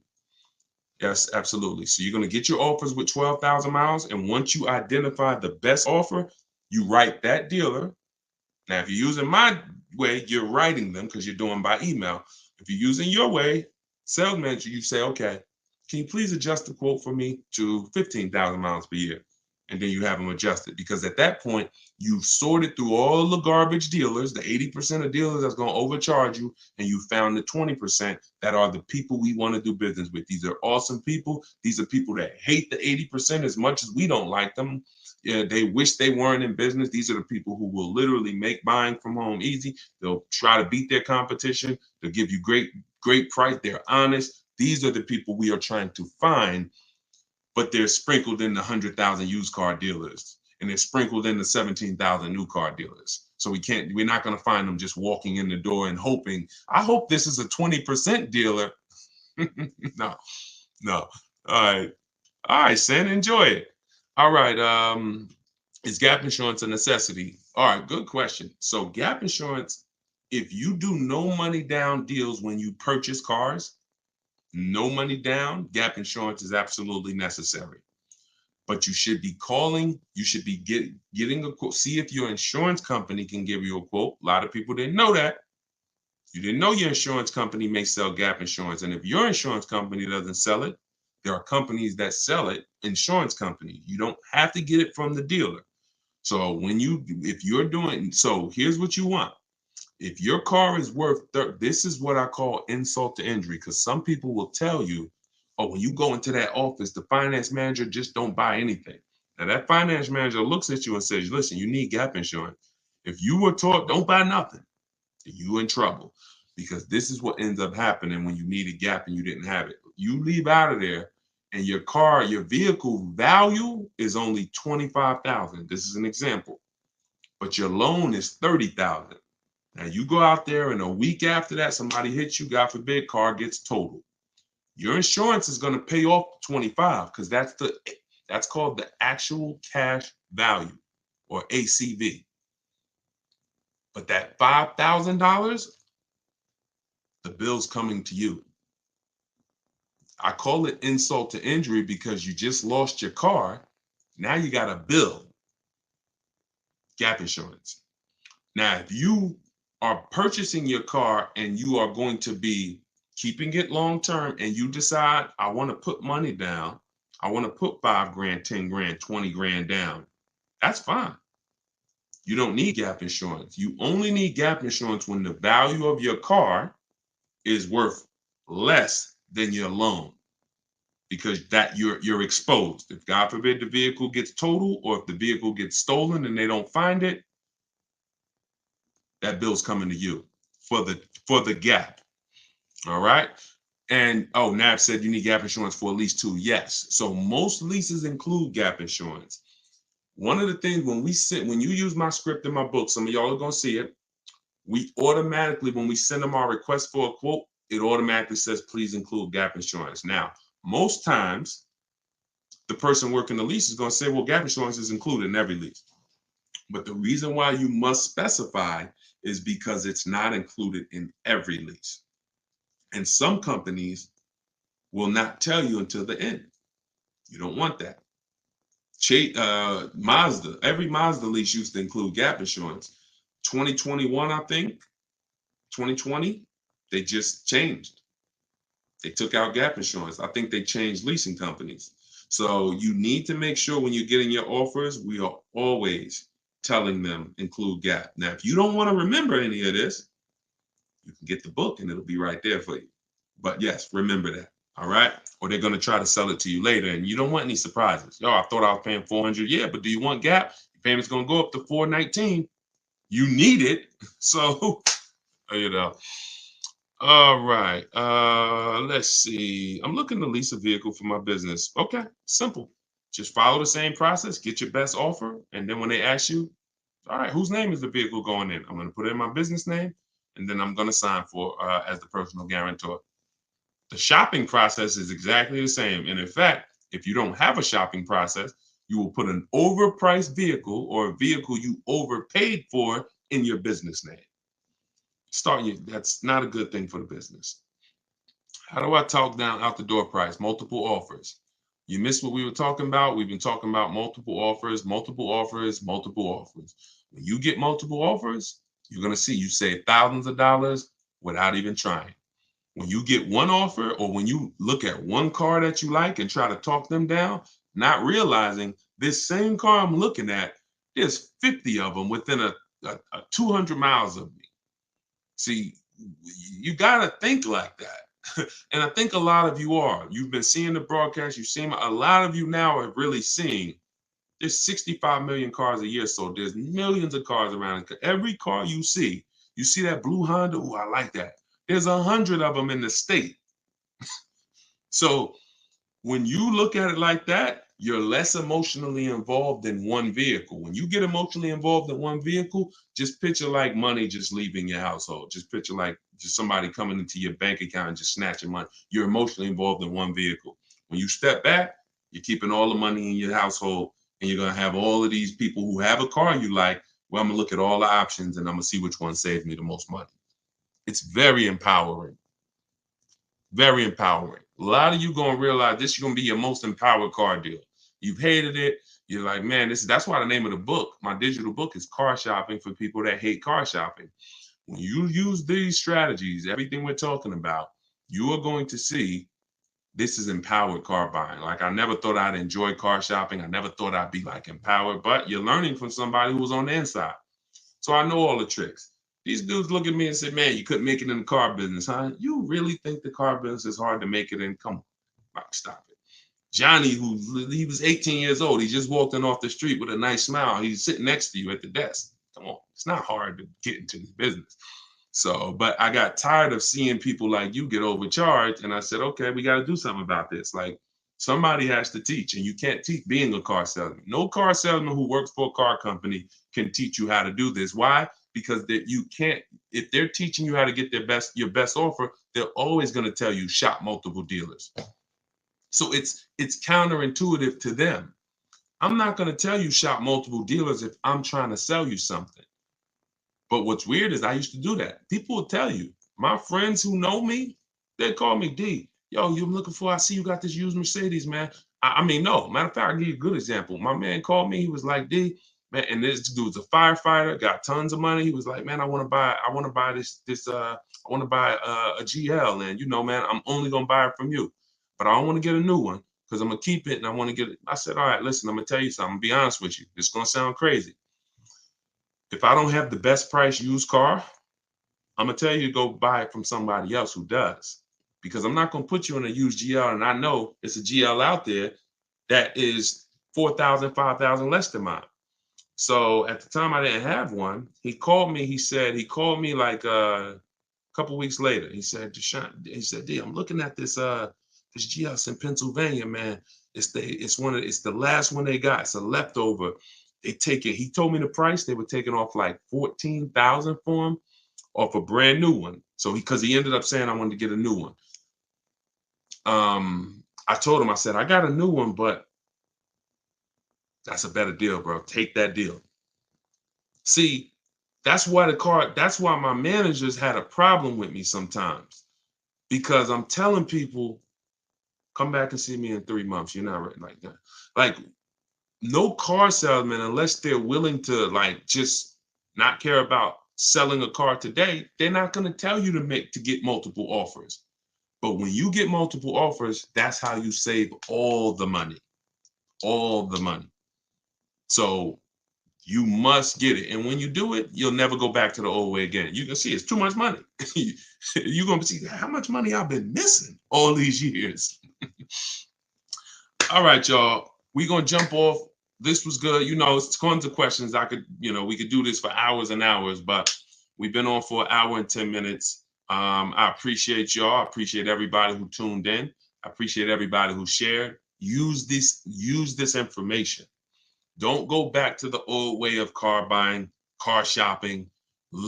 Don't do it. It's already cost you. It's already cost you. You can't get back the money you lost dropping off your leases instead of doing your equity assessment to see if you could have sold them. You can't get that money back. You can't get back the money you overpaid on these cars. But what you can do is change what you're going to do moving forward. If you change what you're going to do, that's all we can control. We're not going to cry over the past. All we're going to do is change what we're doing now. So if you want everything I teach in one place, grab my new digital book in my TikTok bio, in my Instagram bio. It's called Car Shopping for People That Hate Car Shopping. If you're like Deshone, that is me. I hate it. Then you are going to love this book. It'll be in your inbox in a few minutes, and it's 75% off. So if you go to that bio, as long as the timer's not at 0, you get it for 75% off, and it's everything in there, everything you're gonna need. High mileage driving, leasing, purchasing, buying used cars, buying new cars, extended warranties, tire and wheel, everything is in there. And you'll have it in one spot. So the book is normally $97, but if you go get it now, you can get it for 75% off. All right.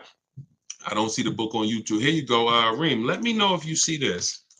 Let me know if you see this link. That comment that I just posted. Let me know if you can click that link, or you go to deshonesbook.com. I didn't have the banner up. And some of you may be watching like you might be watching on a TV. If you're watching on YouTube, you could just scan that QR code with your mobile phone and it'll take you to it.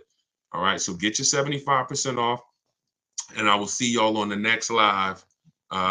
We'll keep this going. Just make sure that you are telling everybody you know. You're going to run into somebody that's shopping for a car. You can't go outside of your house without tripping over somebody who's shopping for a car. Make sure you tell them, are you following Deshone? If not, they could be in trouble. And really, when you learn and you start doing this, you're going to tell them you are in trouble. Because if they're shopping that old way, they're in trouble. First one's from Facebook. We're taking questions from every platform, but this is Facebook. I have a 2018 MDX, 60,000 miles on it. Live in a small town. There are 2 recalls going on for the transmission and fuel pump. I can get one crankshaft done this week and looking to sell the car. Feels like it's a lemon and have other cars. Well, I mean, a recall is not necessarily doesn't necessarily make it a bad car. So if you're experiencing issues, then that's different. But you know, a recall, a lemon is when the same thing keeps going wrong, when it goes wrong 3 times. So I mean, don't always take a recall as it means it's a bad car. I mean, these cars are built, computers, things go wrong. Key is recall comes in, they fix them, and I mean, tons of cars have had recalls. Doesn't mean it's a reason to get rid of the car. 60,000 miles on an MDX, you know, that's not a reason to get rid of the car. Now, if you secretly want to get rid of the car, that's a different story. All right, this is TikTok. Best way to buy an E-Class right now, new or used. You got to figure out whether you're leasing or purchasing. If you're leasing, you know, you got to go deeper. Got to go deeper. And what I always say, we always teach, if you've been on a broadcast with us before, if this is your first time on a live with us, type 1. If this is your first time on a live with us, type 1. I want to see how many. All right, we got a lot of people typing 1. Okay. So something that we talk about that you'll learn is if you're not keeping your cars 8 years, you should be leasing. It's not even a question.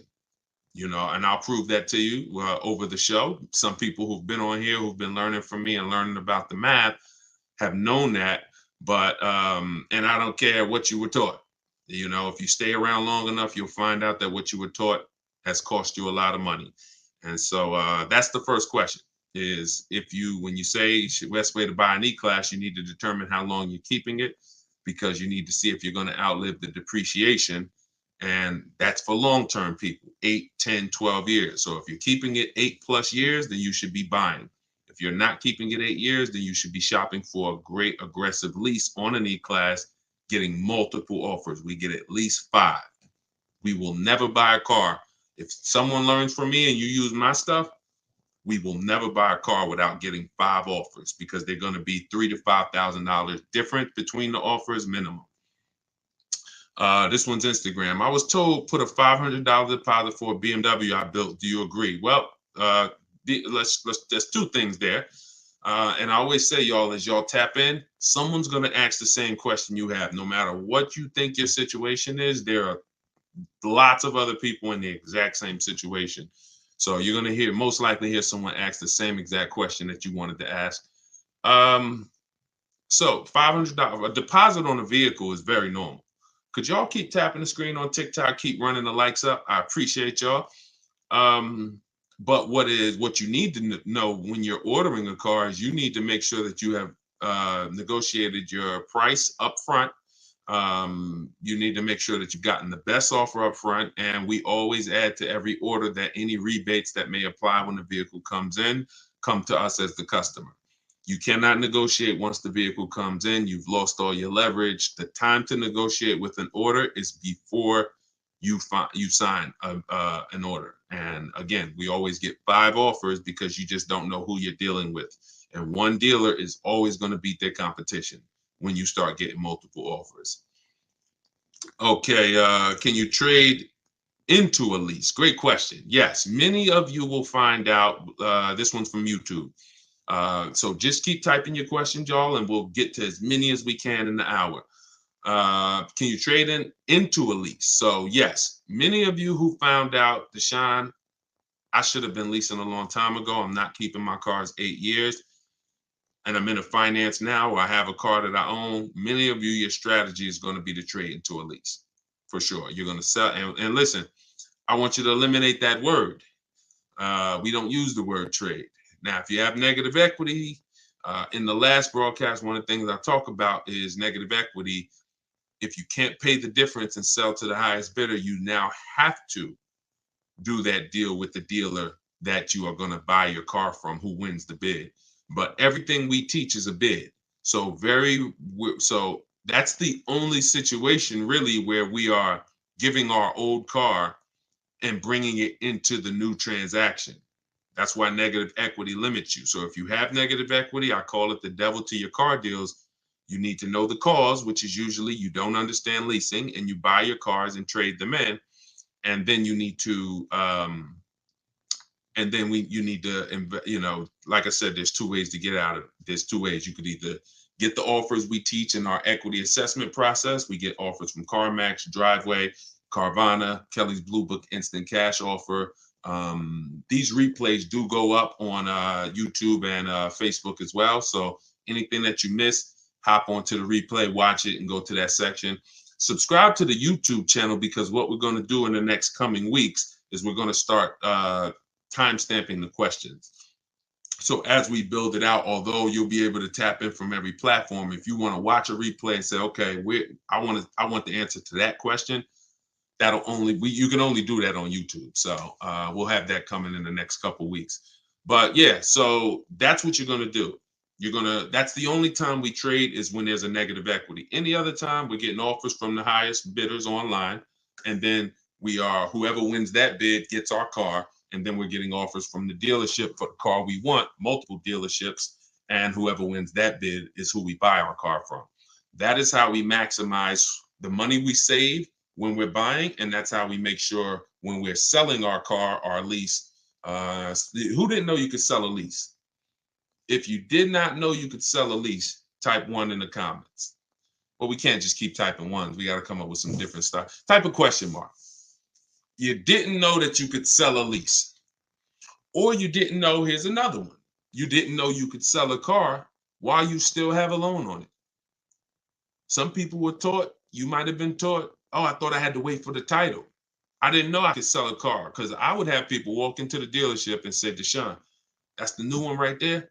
I'm like, yeah, that's the 20, whatever. Just can't. Okay, I got 4 more payments. As soon as I pay off mine, I'm coming to get that.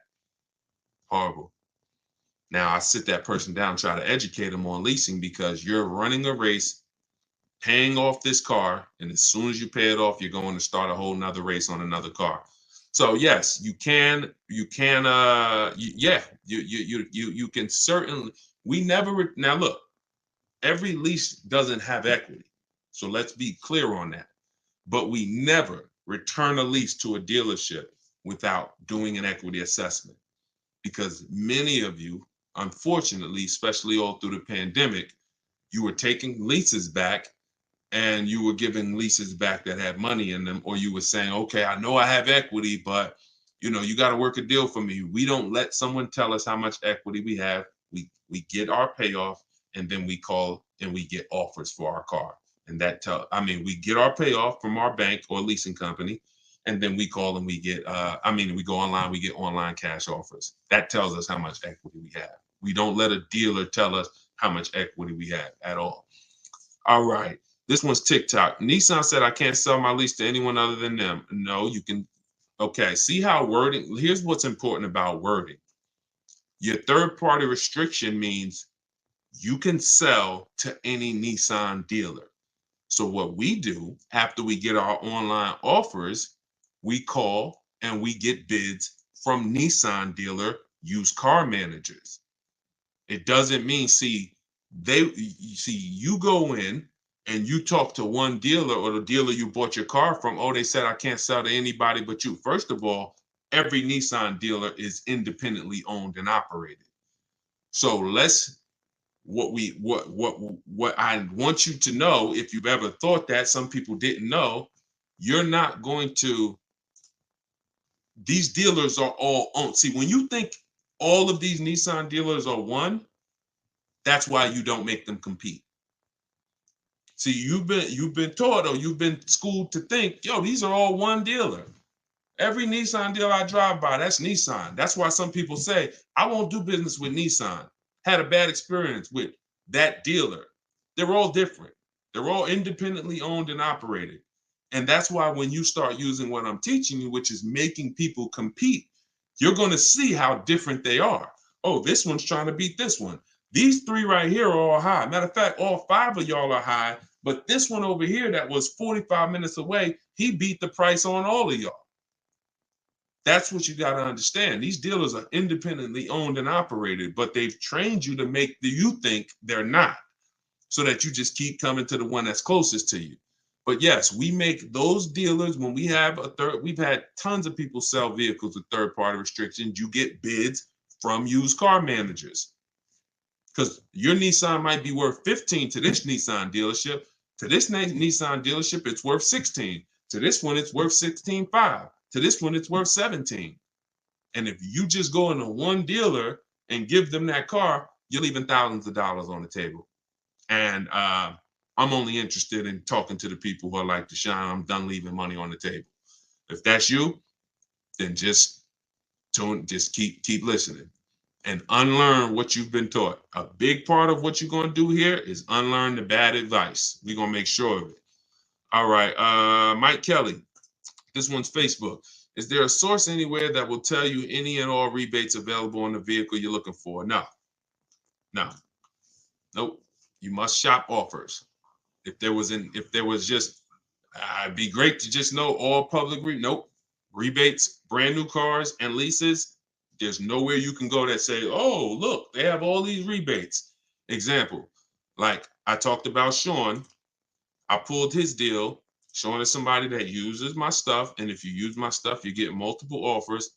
This was his F51, his F50 Lightning, $73,000 vehicle. Not only did the winning dealer save him $4,990, that's from the dealer, but through multiple offers, the rebates were revealed, 15.5. Now, You don't know if that's the real rebate. Could be 18. When I worked for Mercedes, I sold 2 Maybachs. The rebates on each of them was $20,000. So some people, I remember when a young lady named Shonda, she lives in California. She got a Volkswagen, she got a Volvo last year. She had to go to Southern California because they were blowing everybody away as far as the prices. She said, Deshaun, I'm taking a plane, $73 plane ticket, because the dealer in Southern California is saving me $3,000 above my best offer up here. And I said, well, sounds like a great plane trip. You're gonna have a nice ride home. But what we saw was some deal, and this is regular. Some dealers will say, hey, we got $1,000 rebate, I included it. Some dealers, oh, it's a $2,000 rebate, I included it. You don't know what it is until you get 5 offers, and then you see the best one. So there's no website that'll tell you what all the rebates are. Be nice. Thank you to everybody who gives gifts to and supports the broadcast, stars and all of that. And of course, thank you to everyone who's bought my new digital book, Car Shopping for People That Hate Car Shopping. Everything I'm teaching, everything on my videos all over social media is in there step by step so that you can have it all in one spot and you can use this for the rest of your life. It's a digital book, so I always update it when things change. And for our launch, you can get it for 75% off. It's normally $97, but in my TikTok bio for 30 minutes while you're on the show, you can get it for 75% off, or in my Instagram bio. All right, let's go to Instagram. Oh, let me post it for you guys here on Facebook and YouTube as well. Anybody who's watching on the TV, you can scan that QR code, or you can go to deshonsbook.com. Don't want to forget about you guys. Good to see you, Mike Kelly. All right, let's go. See, now look at this. This is the language that we got to get out of. Somebody said, Lexus just quoted me $1,065 for a lease, $58,000 car.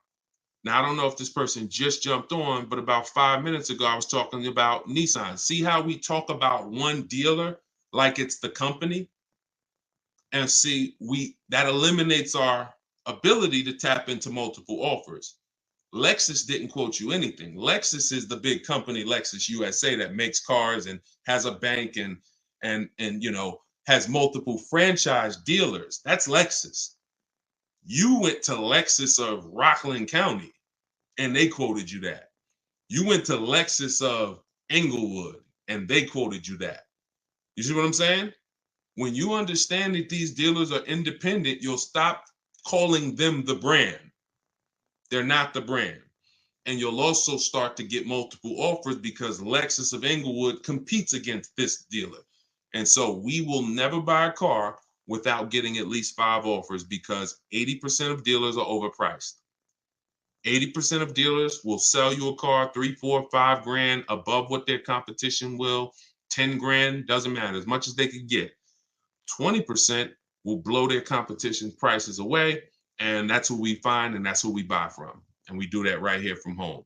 Now, you're welcome to do it the manual way. You can call a bunch of Lexus dealers, ask for the sales manager, get multiple offers, tell them everything that you need so that they can give you a quote.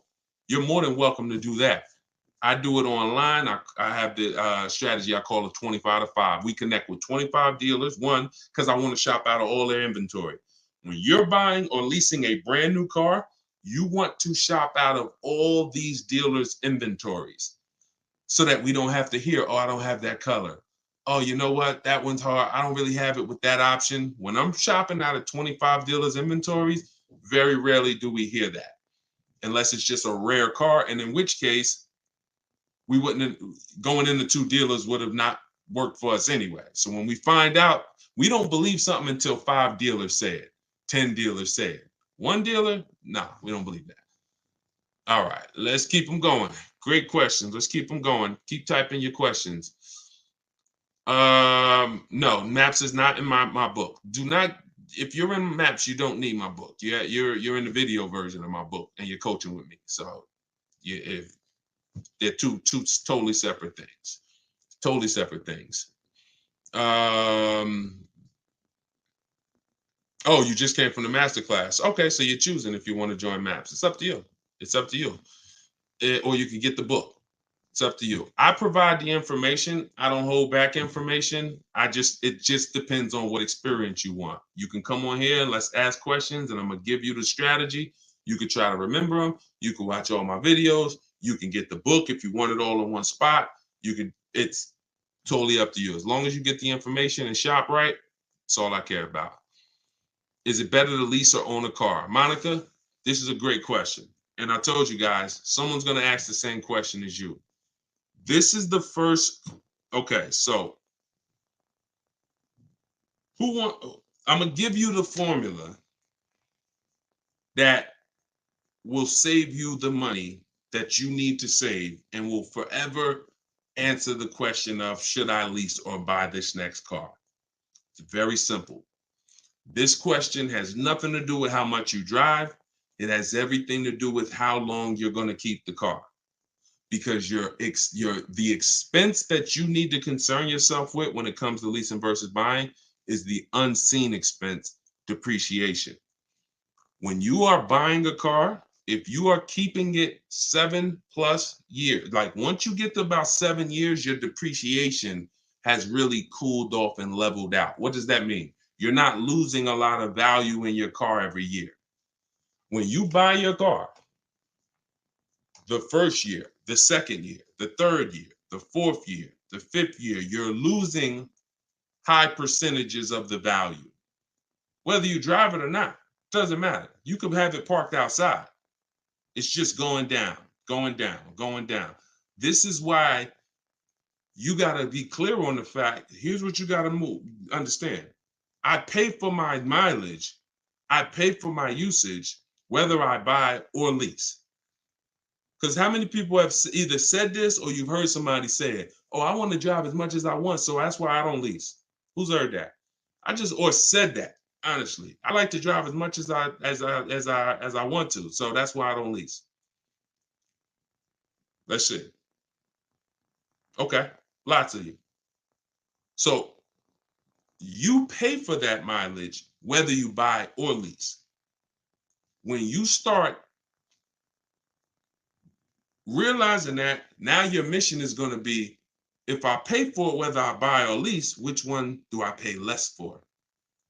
Now, in the long run, for those of you who on average, because I mix it up. I've had 6 leases. I kept those 3 years. I have a vehicle now that I bought. We're keeping it 8+ years. So there's no one, it's not the person, it's the vehicle. Who on average has a car that they usually keep 8+ years? Tell me how many years on average you keep your car, or even on how many years on average you've had your last car. How many years do you typically keep your car? The car that's outside, how many years you had it? Just stop. I want to see some of your answers. You shouldn't be shopping for a car like it's a second job. Once you decide what you want, if you're doing it your way, it's gonna suck. I'm not here to tell you it's not. I'm like, the old way sucks. That way, I get cars in 90 minutes. The people who use these online shopping strategies, I have an online shopping system. It's not something I hope works. I've worked with 1,700 people since 2021, personally, in my video library program. That's outside of the book. Thank God, we're putting thousands of books in people's hands. There's thousands of people that are going to be using this. It is not going to take them hours or even days. No, that's over. But the old way, yeah, takes a lot of time and you still may not get what you want. Okay, so I see 3 years. I see 3. I see 15. I see 10. I see 10. Okay, let's see. I see 10. I see 2. I see 12. I see 8 and 12. Okay, so the question is, how many years have you kept the car that you have? If you're not keeping your car 8 years, then what's happening is you're losing so much value. And here's what's happening. When somebody like Charles is on the screen right now. If you're on any of the platforms that I can broadcast the picture, then you'll be able to see it. He's shopping. He got a Hyundai Palisade. This is top 10 most popular vehicles, especially all through the pandemic. This was top 10 most popular vehicles, big SUVs. People were paying in some, and you may be like, Deshone, I got a Palisade. I paid $3,000 over sticker. I paid, 5,000 over sticker. I've heard people were charging 10 grand over sticker. So he's leasing this vehicle. He said, I reached out to 35 Hyundai dealers. I have something in my book. I call it the 25 to 5. So you might be like, Deshone, how did he reach out to 35? Took him about 30 minutes. We do this all from home. He's using my copy and paste templates. He said, I reached out to 35 Hyundai dealers. I got 10 quotes back. The offers range from, and this is important because when you properly shop offers, you're going to see a big spread. If you don't see a big spread when you're shopping offers, you did not shop right. That's used cars. Whenever I'm buying a used car, the car I bought, it was 31 grand. I saw vehicles from 31 up to 37, 38. When we shop offers, you should see a $3,000 to $5,000 difference between your best offer, who wins the bid, and your highest offer. That's when you know you shop correct. So he said the offers were between 1.23 and 1.66. I'm a high mileage driver, so he adjusts the mileage after, but his payment on a $48,000, 48,595 Palisade is $597. They told you that leasing was like renting. One of the worst things you heard. Who's heard that? Leasing was like renting. Renting a car is hundreds of dollars per day in most cases. Leasing a car is pennies on the dollar when you get great leases. And don't pay attention. He gave them $597. We always shop our lease deals with only first month's payment due at signing. So don't listen to the advertisements. Don't listen. Pretty much, if you're going to do what I'm telling you to do, you got to stop listening to everything but me. And that's not egotistical. Try what I'm telling you. But if you start listening to people, oh, it's no deals out here. Not for you, there isn't, because you're using old strategies. Oh man, I went to all these dealers, man. Nobody want to make a deal. For you, oh, I saw a commercial that said to lease a Hyundai Palisade was $497 a month, and I had to come up with $4 grand plus taxes and fees. We don't look at those. So for real, if you're going to do this and you want to save the money that Charles is saving and that a bunch of other people I'll show you are saving, you can't listen to none of that stuff. None of that is deals. That's noise. Deals are not advertised. This, they will never advertise. You will never see, come drive a Hyundai Palisade, $50,000 vehicle, $597 a month, no money due at signing, and that includes tax.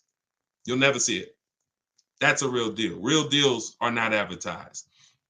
And if you're not keeping your cars 8 years, somebody like Charles, who's learned to lease, he's paying so much less than you. So there's two ways to win with buying cars. You're either going to keep them a long time, 8+ years, so you can outlive all this depreciation, all that money you're going to lose, or you're going to get great lease deals. But there's this group of people you're stuck in between.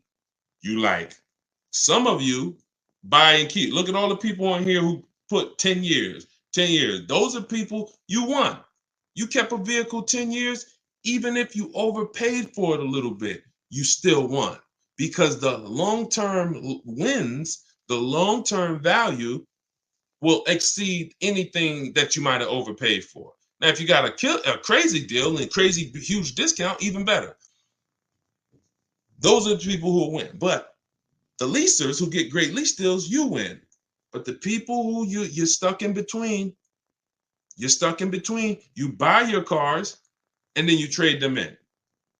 2, 3, 4, 5 years, 6 years. You haven't picked a side. You won't lease and then you won't keep. And you're destined to lose if you're in there. There's another group of people who are losing. You lease and then you buy the vehicle. Stuck in between. You're losing. And it's time to stop. Because, well, anyway, let's go. Let's keep the questions coming. Somebody on Instagram said he can't hear me. How's the volume on Instagram? Can y'all give me a clear? Is it him or is it me? Let me know. All right, come on. Let's keep the questions rolling. Have any bad credit questions been answered yet? There's no bad questions that have been asked. Okay, good. It's clear. So check your audio, man. Check your audio. What credit score do you need, and what is your? And well, in my book is a plan for every credit score. Like if I couldn't lease, I'd be setting myself up for a lease. If I needed a vehicle right now, well, first of all, let's say I don't have the credit to lease right now and I don't need a vehicle. See, who knows that there's a very big difference between need a car and want a car? Who knows that? Very big difference. Sometimes you could mix those up. Yeah, I want a car. Do I need a car? That's different. If your car was stolen, totaled, you need a car. If you're just like, you know what? I'm looking around, I want a new car. You want a car. Now, if you have the credit, great. But if you know that based on what you're going to learn or what you've learned so far, I've got tons of broadcasts. We've talked about leasing. We're never going to stop talking about people who don't keep their cars 8 years. You're breaking the 8-year rule and you should be leasing. If I could qualify for a lease and I needed a car, I'm getting an inexpensive car that I can use to build credit. That's my only it's only two purposes for that car. If I know I should be leasing, Deshone, I want to drive these brand new cars. I want to pay these pennies on the dollar. I want these low payments and everything, but my credit's not there and I need a car. Then I'm getting me the least expensive car I could get a loan on. It's going to be for two purposes: to get me where I need to go and to build credit so I can lease in 2 years. Now, if you go out and you get a $20,000 or $30,000 car and pay 20% interest rate on it, you won't be leasing in 2 years because that car is going to have so much negative equity. When in 2 years, when you go to try to switch it and sell it, you're going to see I owe too much, and now that's going to blow out my lease deal. I would have got a great lease deal, but I still owe daggone $23,000 on that Scat Pack that was 9 years old with 90,000 miles. It's your choice. You could set yourself up or you could set yourself back. All right. Let's go. We're paying $20,000 down on a new car for $55K. Be advisable. Nikki, great question. Nikki asks, I always say, y'all, if you stay on long enough, somebody else is going to ask the same question you have because many of you are in the same situation. There's no one on here. I don't care what you think. Your situation is not unique. It's not unique. Millions of people a year buy cars. And many of you are in the exact same situation. So you're going to hear your question. Now, she said, would paying 20 grand as a down payment on a brand new car for $55K be advisable? If you plan to keep the car 8+ years, then sure. There's nothing wrong.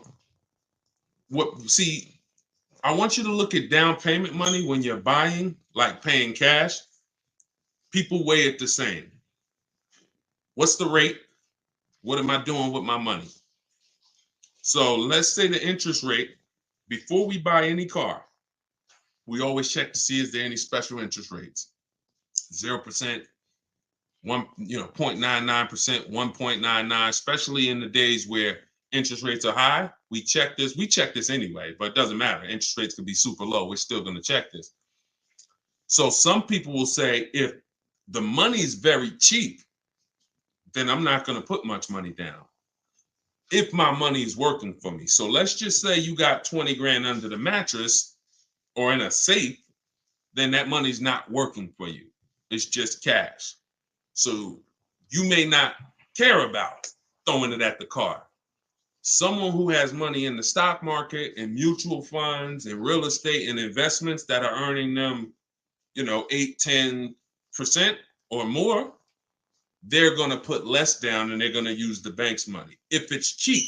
Now, if the bank's money is expensive, 6%, 7%, 8%, then whether, in those cases, it makes sense to not use any leverage because the money's expensive. So if I was buying and money is expensive, then I'm going to put as much money as I can down. I'm going to look to pay off the car, but only if you're keeping it 8 years. If you're not keeping this car at least 8 years, then you're about to lose a ton of that money. 20 grand, you're about to lose a ton of that. A ton. because you should be leasing. You should be shopping for leases, not for purchases.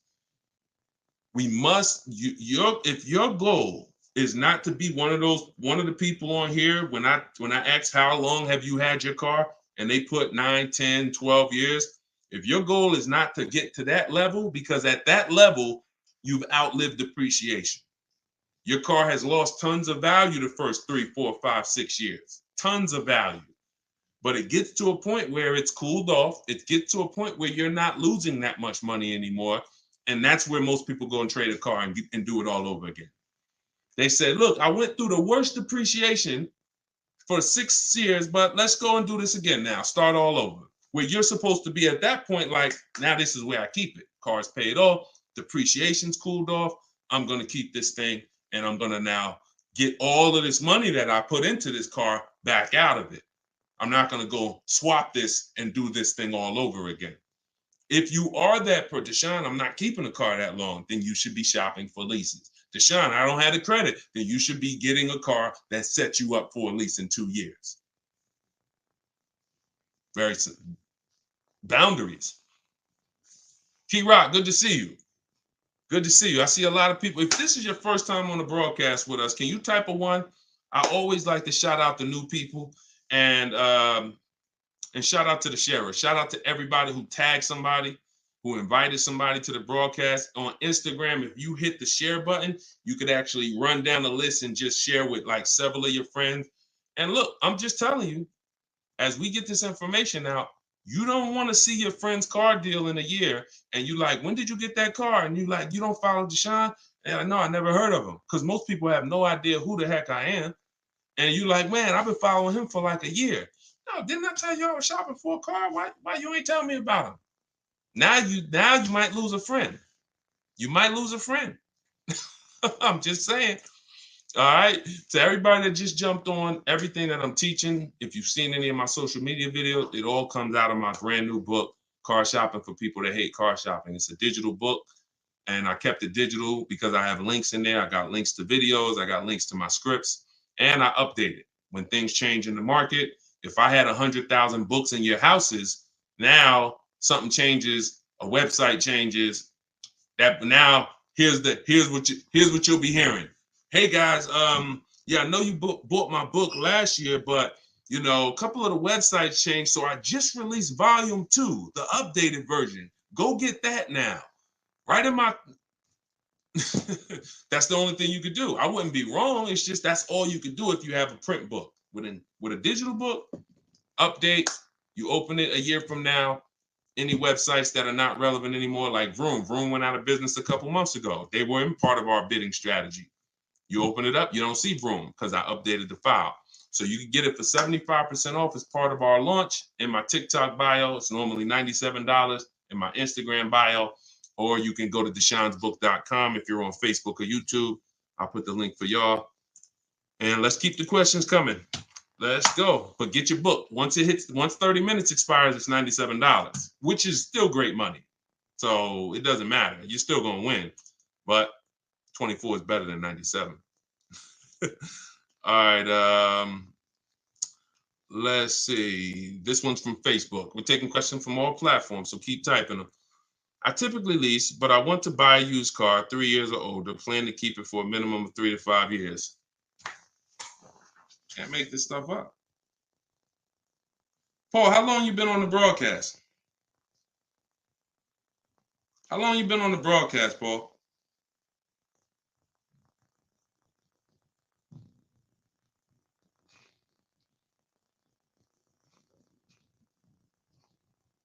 So if you've been on the broadcast for 10 minutes, how didn't you just hear me talk about if you're not keeping your car 8 years, you shouldn't be purchasing?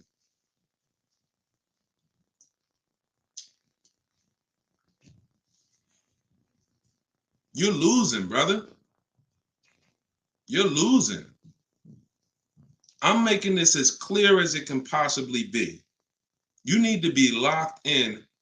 I didn't say if it's not used. Don't, please listen. Take what I say exactly the way I say it. Exactly the way I say it. Don't add to it. Don't take away from it. That's the only, now, if it doesn't work, you come back to me and you say something.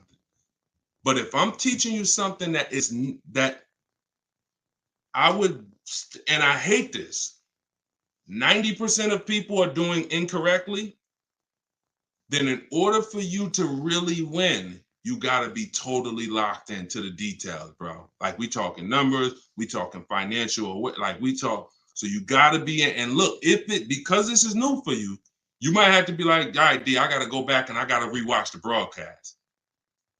But as long as I have laid this out for y'all in a way where I don't want you thinking, because this is an industry that I've been in for now total 2006, we're going on 18 years now.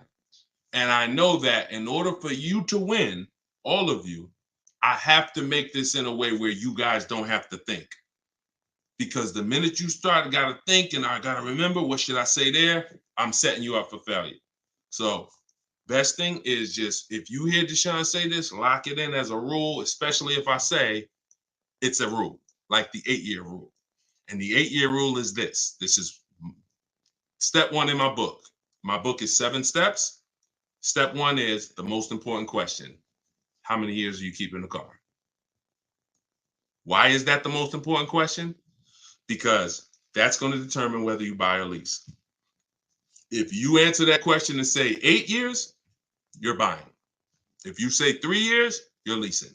8-year rule. 8-year rule.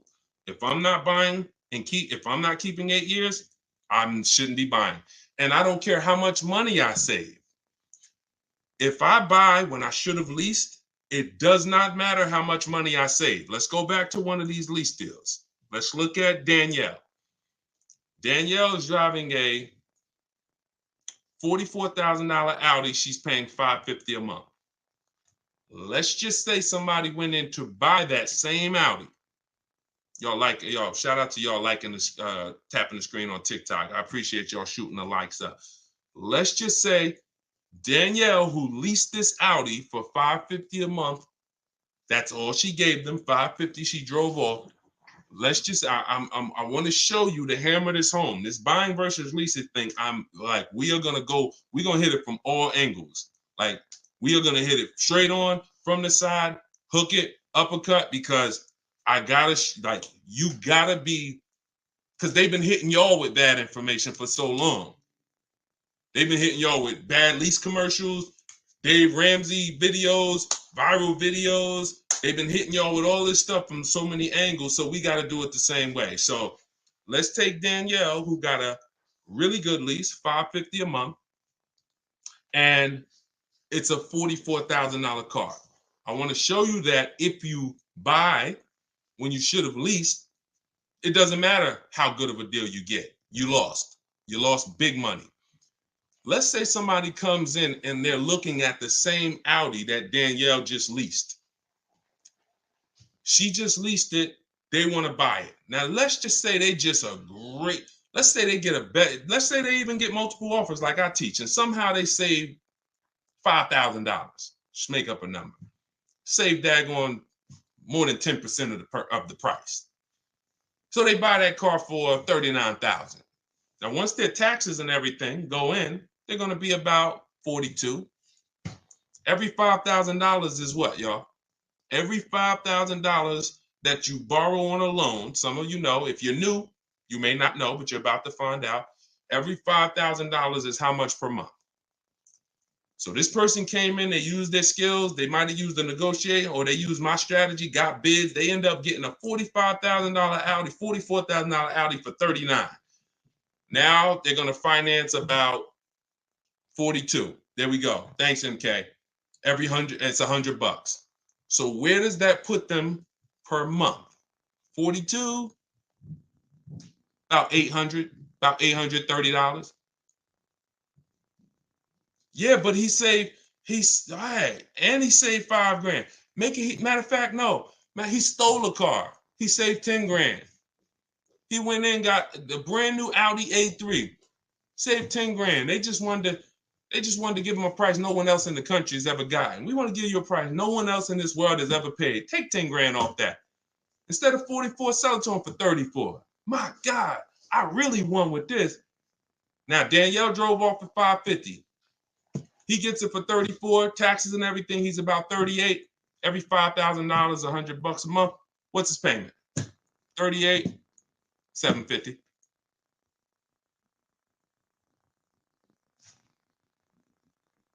On a deal no one else will ever get in this world. Still paying $200 more per month than Danielle. Y'all see what we're talking about? Is that clear? That's why the first question, how many years are you going to keep the car, which is the leasing versus buying question, the 8-year rule question, is where your deal foundation. Let's say somebody says, you know what, Deshone, I'm not buying new. I'm going to buy a pre-owned one. Okay, you're going to buy a pre-owned Audi? You're not keeping it though. Nah, I ain't going to keep it. I'll keep it about 5 years. Okay. And you're not going to lease it. Nah, I don't believe in leasing. Okay. Danielle drives off in her brand new Audi 550. This person comes, let's say a brand new 44. What's a good price on a 3-year-old one? I want to ask y'all, because I'm not going to leave nothing to chance. I want to show you that no matter how you slice it from logic, it's no way to win when you should have leased, but you bought. So let's say brand new one's 44. How much is a used one? Good deal on a used one. Brand new car, 44,000. 3-year-old one. What's a good price on a 3-year-old one? Let's be conservative. What we think? What we think? Y'all take some time, think about it, because it's something you got to. 3-year-old Audi, brand new was 44. What should a pre-owned one be? Can we say, okay, I was going to say 28, Mike. Mike said 30. The Don said 30. That's fair. 27. So let's call it anywhere in there, right? Let's go with the lowest one. Pre-owned one shouldn't be 40. Stick around. If the car is brand new 40, then at 44, then the pre-owned one shouldn't be 40 for 3 years old. Stay here, okay? Stay here. We're gonna make sure that you save money, but let's just go deep. Let's just say the lowest number somebody called out on this broadcast is what the person gets it for, $27,000.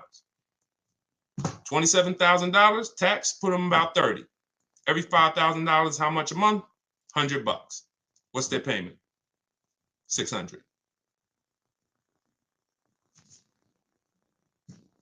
Is it clicking? If it's clicking, we just compared a good lease deal that Danielle got, what's coming out of her house, what she's driving. Danielle pulls up to next to two people. Let's just say they all at the traffic light. 3 Audi A3s at a traffic light. Danielle in the middle. This woman over here, she bought hers, got a great deal on it. And this used one over here. Danielle's paying $550 for a brand new one. Person to her right bought it, paying, what was it? What was the person who bought the new one paying a month? Was it 8? It was 8, right? And the person to our left who's driving the used one, 3 years old, 1 year left on the warranty, is paying 6. This is why I fight for you to understand. This is how you got to understand. So when you think about it, and some of you might be saying to yourself, Dad, Deshone, I haven't kept my cars 8 years. That's me. So what are you going to do now? I wish that I could meet you where you're at and be like, hey, you're doing so good with these cars. You're just saving all the money you should be saving. You know, you're just killing it. But let me show you how to do a little better. I wish that was like, that'd be easier to deliver. That's not me. That's not what I'm here for. I'm here I got to deliver the bad news first.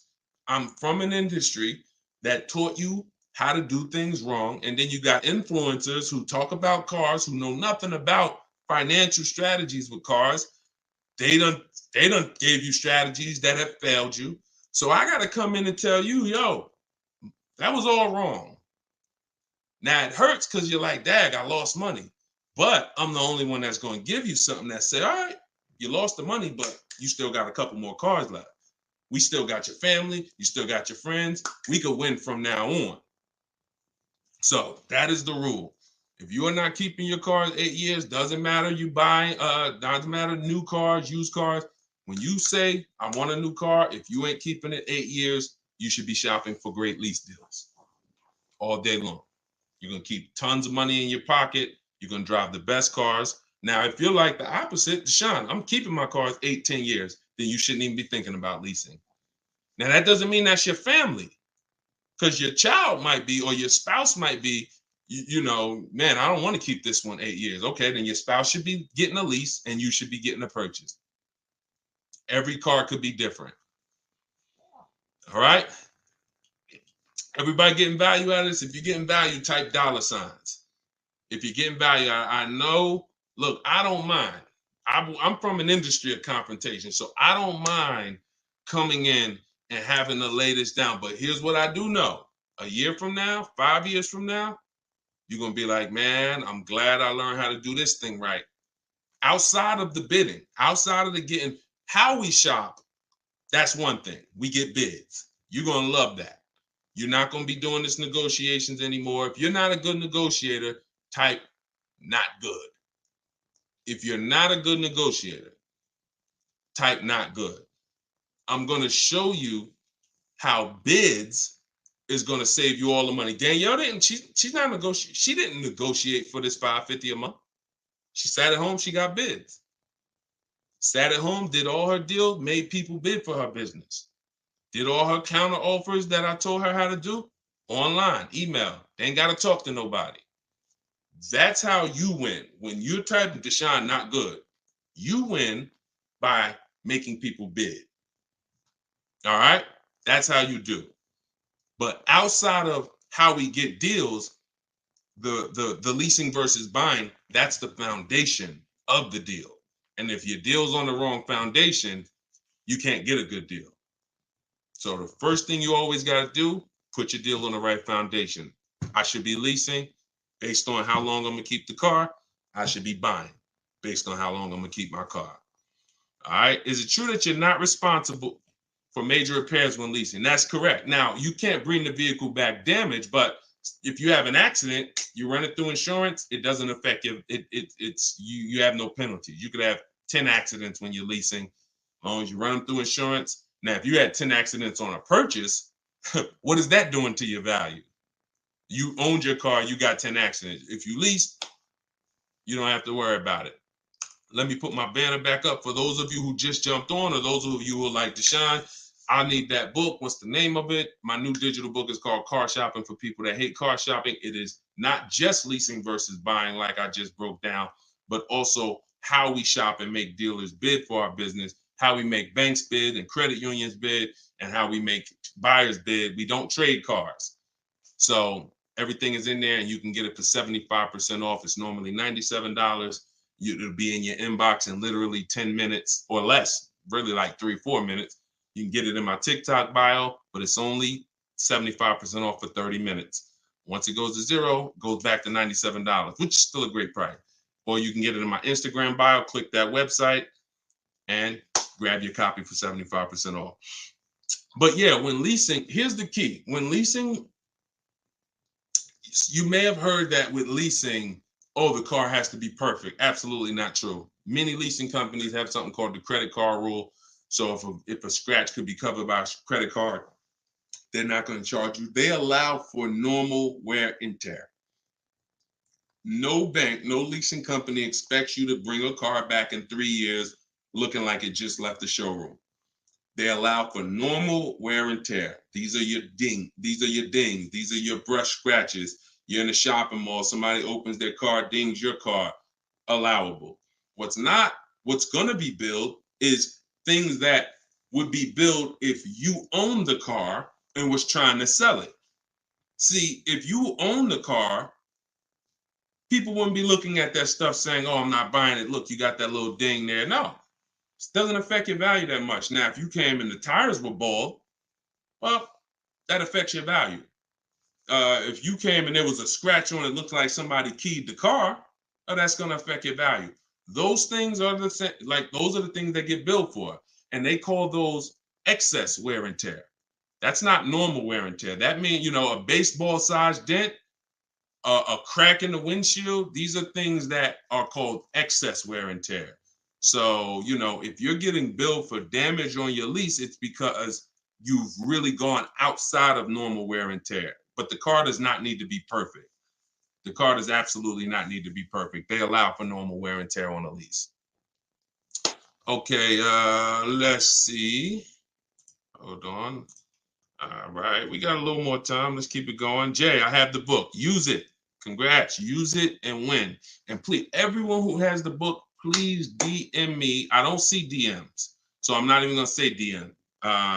Thank God we have over 2 million followers across 4 platforms, and we get hundreds of DMs. There's just no way for me to see them. The minute you purchase the book, I give you a support email, just in case, because sometimes you type in your email wrong, you're typing fast, and you're trying to get back to the broadcast, and it won't be there. Give it 10 minutes. Make sure you check spam, but make sure you send me your success story. I want to see when you get your car, and I want to see the deal.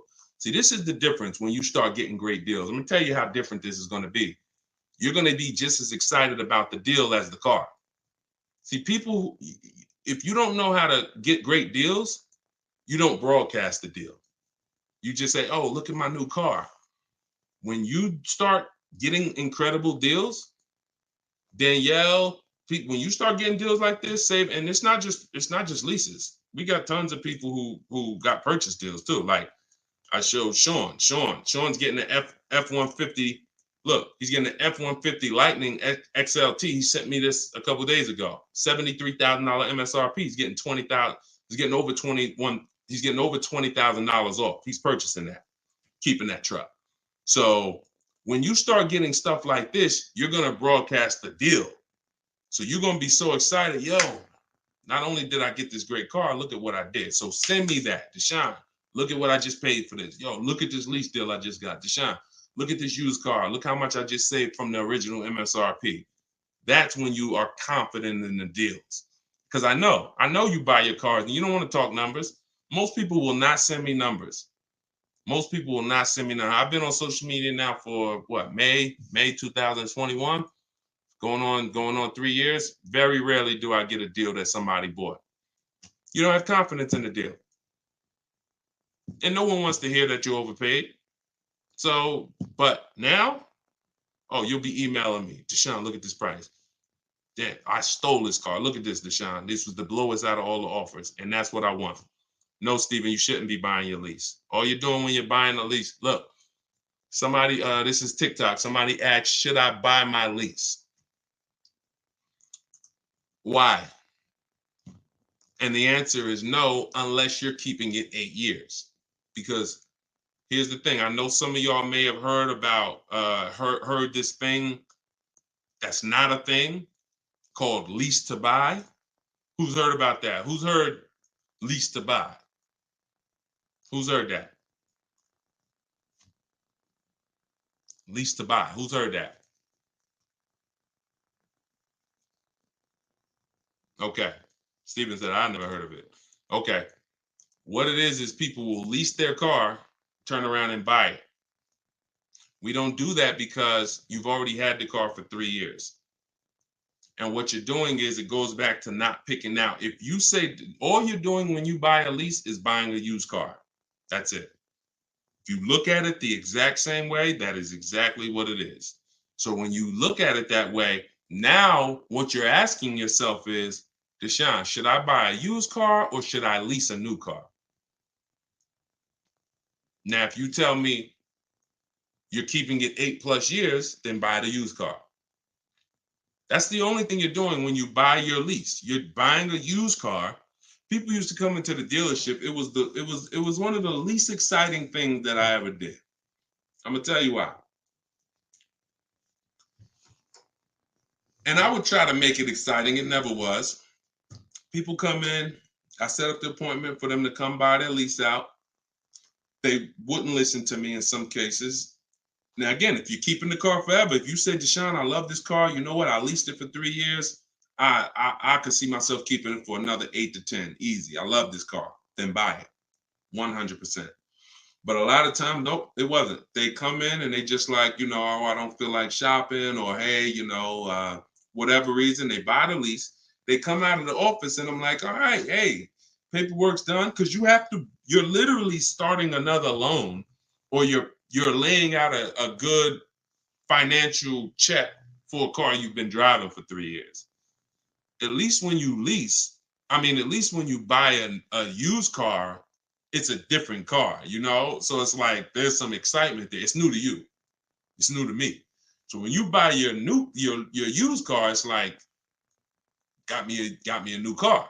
It's pre-owned, but it's when you buy your lease, you come out of that office and you're like, dang, I just signed up for 5 years of payments on a car that I already been paying on for 3 years.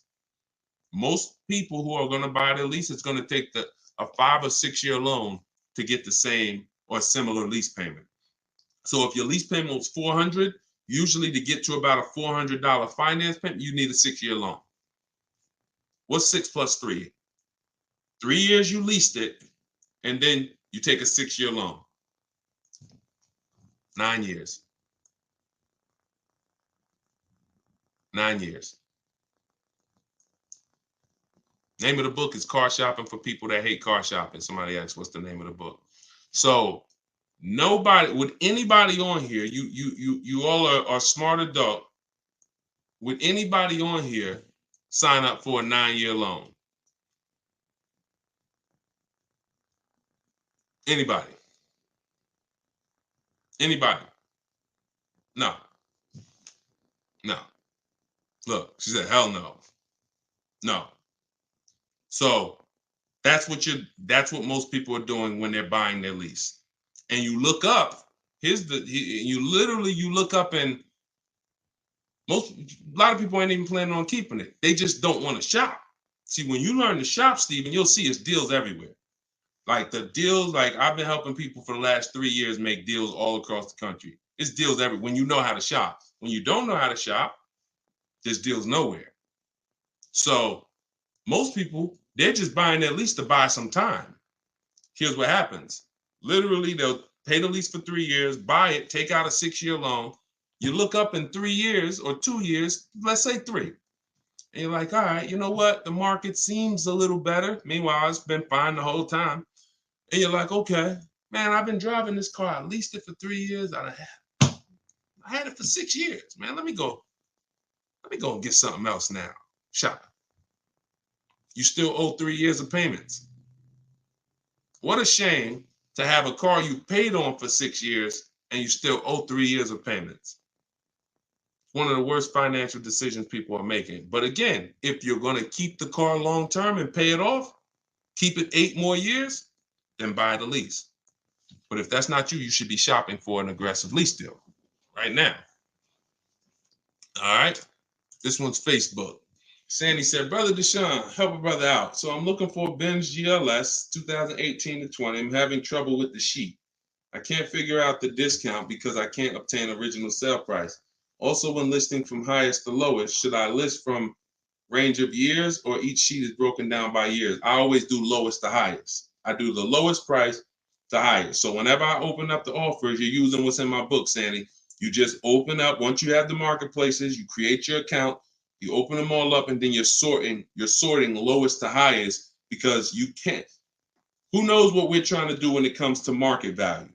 Who remembers? What's the only thing important for us when it comes to market value?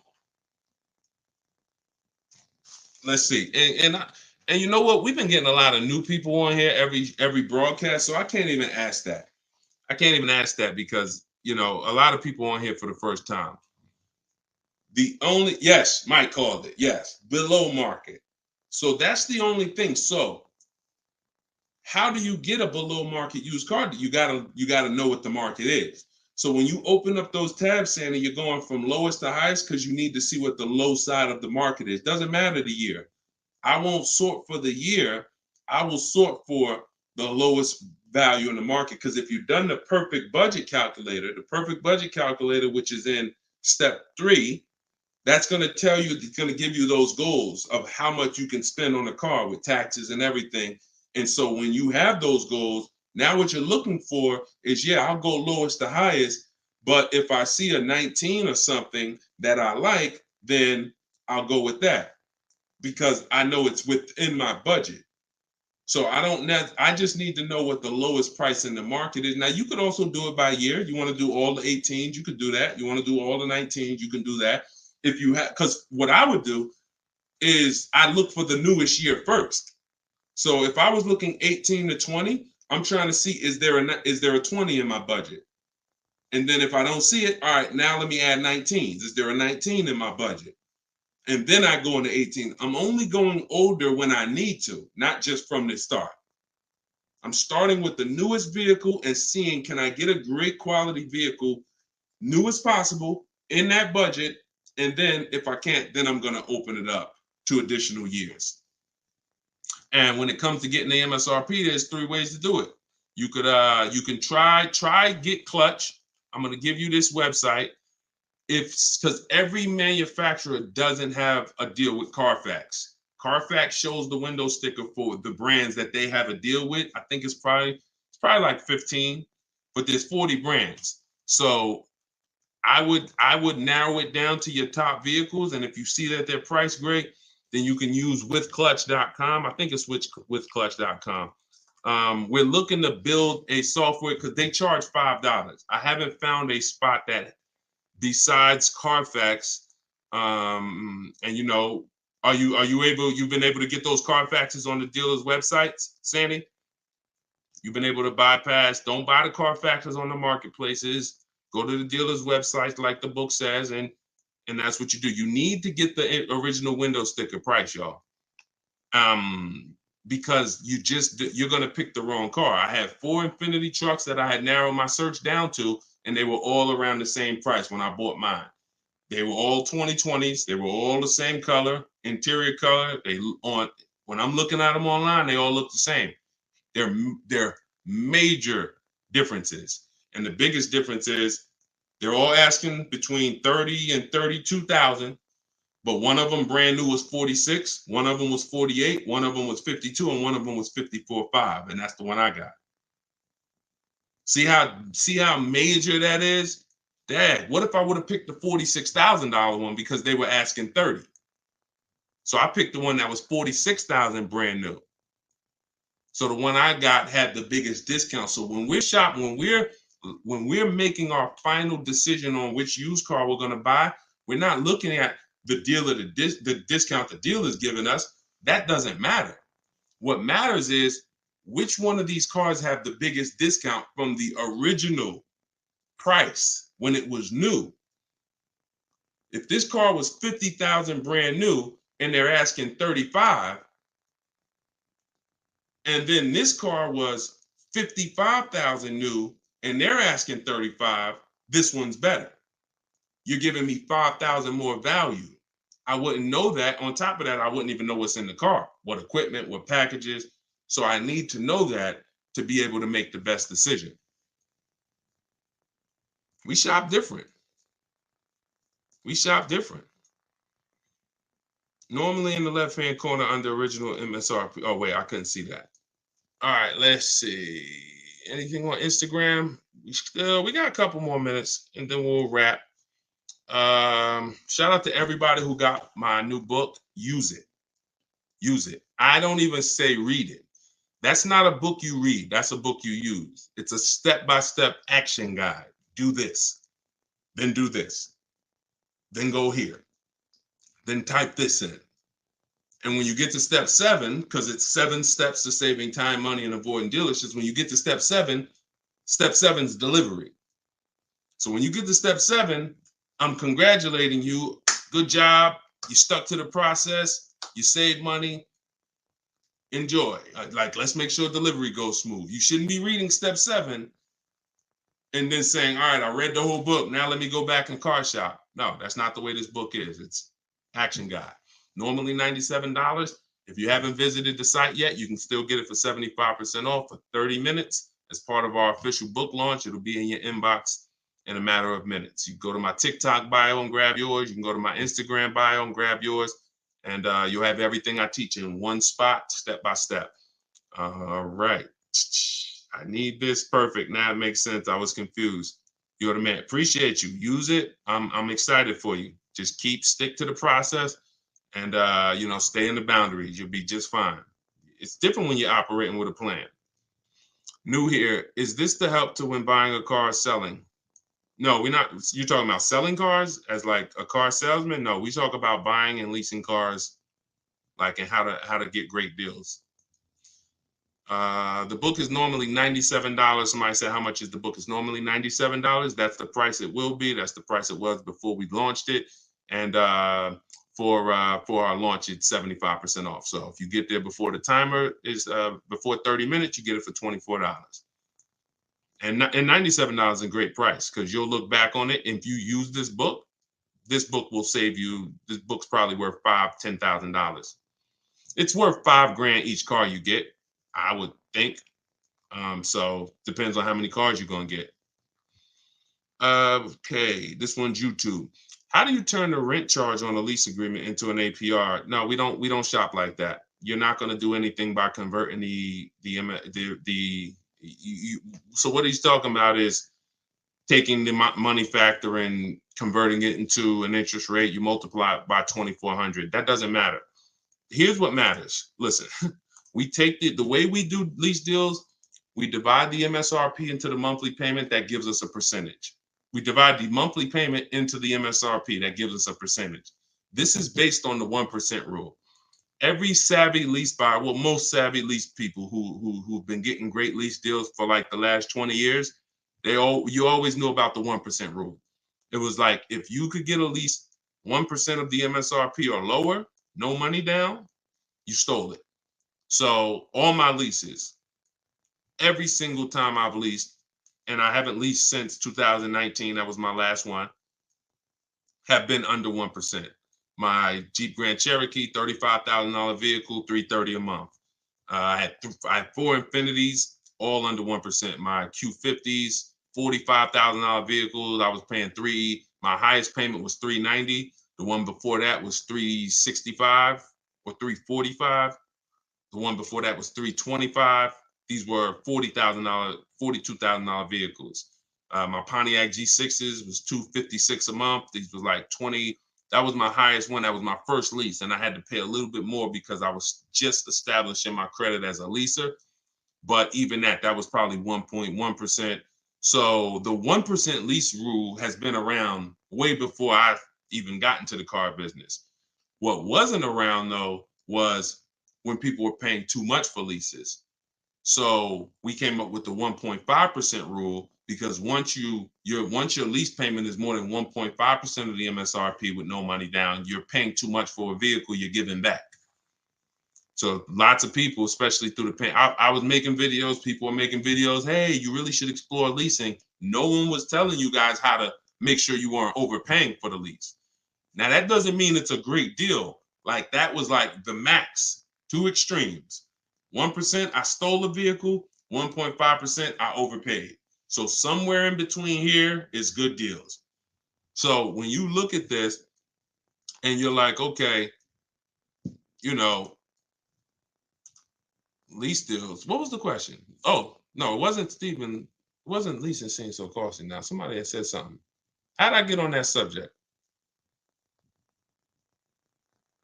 What was I talking about that I went into a lot of lease deals? Thank you for your time and expertise. Appreciate it. I told y'all know when I'm doing these rapid fire Q&A, especially, we're an hour and 15 minutes in. See, that's usually my body clock saying, all right, it's about time to wrap. No, this is what it was. I'm at Alex from YouTube. His question's on the screen. He was talking. See, there's plenty of people who walked into the dealership when I was there. They had their financial calculator. Let me put a lease deal up here. And what they would do is they would ask me for the rate, the residual, and they would convert the money factor to an interest rate. And they're like, okay, what's the selling price and all of that? That's not how you get your best offer, because you don't know what the rebates are. You don't know what I'm holding on to. What are the unadvertised incentives? You have no idea. So the only way to get the deals that you see on these screens, this is Kimberly, $91,000 Maserati, $944 a month. 90, look, just got it recently. This market, $91,000 Maserati, $944 a month. She didn't get this by converting the interest rate and what's the rent charge on the car. No, she got bids the way I teach. We are going to get at least 5 bids, and that's how we save this money. Look at Bonita, 2022, middle of the pandemic. Everybody else, and you might have a Telluride that you're leasing, paying $700-800 a month. Maybe you put money down. She's driving a Telluride $600 a month. She gave him $600 and drove off. $47,000 truck. Look, Charles, Palisade. We talked about him earlier. $48,000 truck, $597 a month. You see what I'm saying? We don't worry about anything other, and they know their percentages. Look at Charles. Alex, look at Charles. They know their percentages. They divide the monthly payment of the offers. We get all our offers with first month's payment only out of pocket. We divide that monthly payment into the MSRP. It gives us a percentage, and that's how we compare our lease deals. That's how we know who saved us. You can see, he said, all my offers were between 1.23 and 1.6. None of that, nothing else matters. He don't care what the money factor is on that. He doesn't care what the residual value is. That does not matter. What matters is, how much am I paying for this car to drive it for 3 years? The lower the percentage, the better the deal. He don't care what rebates was included. Does not matter. We don't complicate this. And what I found is people who are going to shop like this, Alex, if you're not going to get bids, you're not going to get all the money. You could know all the financial calculation. You could know how to break a lease down longhand. And that's a super complex mathematical formula, but it's not hard for people who are into math. I was taught to do it. I know how to do it. I would never shop that way. You see? That's just what it is.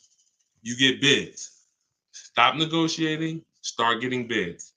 My book is the only book. I think I'm the creator of the system. So there's no, it's like Deshone, I never heard anybody talking about getting bids before. I created it. I created the 8-year rule. I'm not teaching. I'm fortunate, thank you, Lord, that everything that I teach outside of standard like math is stuff that I created. The 8-year rule, that's me sitting down and saying, okay, when's the cutoff when a person who purchases starts to win based on depreciation? 8 years. What's the cutoff when a person pays too much for a lease compared to someone who bought and now they're giving the car back? They paid too much, 1.5%. So the bidding system that we use, it's not something I learned, it's something that I created. That's why I say test it. That's what my entire book is. Car shopping for people that hate car shopping. 7 steps to saving time, money, and avoiding dealerships. I don't want you in a dealership for more than 30 minutes. If you use what I'm teaching you, you won't be. So, all right, y'all. We've been on here for 1 hour and 20 minutes today. Go grab your book if you want it. If not, I'll see you in the next broadcast. For those of you who have the book, if you just jumped on here like Deshone, what book are you talking about? You can go watch the live broadcast. It's on YouTube. Once I wrap it up, you'll see it on YouTube. Go watch the live. You're going to see tons of questions that you would have asked. We answered those. And you can watch it on Facebook or you can watch it on YouTube. But my new digital book is called Car Shopping for People That Hate Car Shopping. Everything that I teach in the broadcast is out of that book. It's out of my strategies. It's learning to make people bid for your business, not negotiate. You don't want to negotiate for deal. You can't negotiate for your best deal. That's like you walking in and needing a TV and walking into Walmart and going back and forth. You're better off just staying at home and just going on all the websites that have TVs. When you start seeing that all these dealers are ready to compete for your business and that 80% of them are going to be overpriced, it's going to shock you. Those same dealers you've been buying from for 2, 3, 4 decades, your family been buying from, they're not going to want to compete. Their prices are going to be higher. Sometimes they'll win the bid. But when you start making them bid, you're going to see that the relationship's going to change. That's why we don't have relationships with our car salesmen. You're not going to have relationships. If you've been used to going to barbecues with your car salesman and all that, I'm sorry to tell you, you're either going to keep overpaying. When you start making them bid, the relationship's going to change a bit. Now, if he's a 20%er, he won't mind competing. If you're gonna say, look, listen, I understand, give me a shot, let me compete, I'm gonna beat the rest of the offers. If he's that kind of guy, then that's great. But you're gonna find that a lot of people have been used to you giving them your business where they haven't even had to compete. All they had to do is negotiate you down. That's not competing. You get what I'm saying? Negotiating you down isn't, oh, you earned my business. No, they earned your business when they beat all the other people who would want to sell you a car. They beat all their prices. And that's what my book is based out of. So it'll be in your inbox in 2 minutes. You can download it in my TikTok bio, 75% off for 30 minutes. And you can get in my Instagram bio, or I'll post it one more time for you guys on Facebook and YouTube. You can click this link here that says Deshone's book, and you can start using this stuff. You have it forever right there. It'll be your tool belt. It's in your tool belt forever. Buying, leasing, luxury cars, doesn't matter. It's all in there step by step. So I'll see y'all in the next one. Thank you to everybody that shared. Thank you to everybody who gave gifts. Thank you to everybody that invited somebody here. We can't do this without y'all. So I'll see you.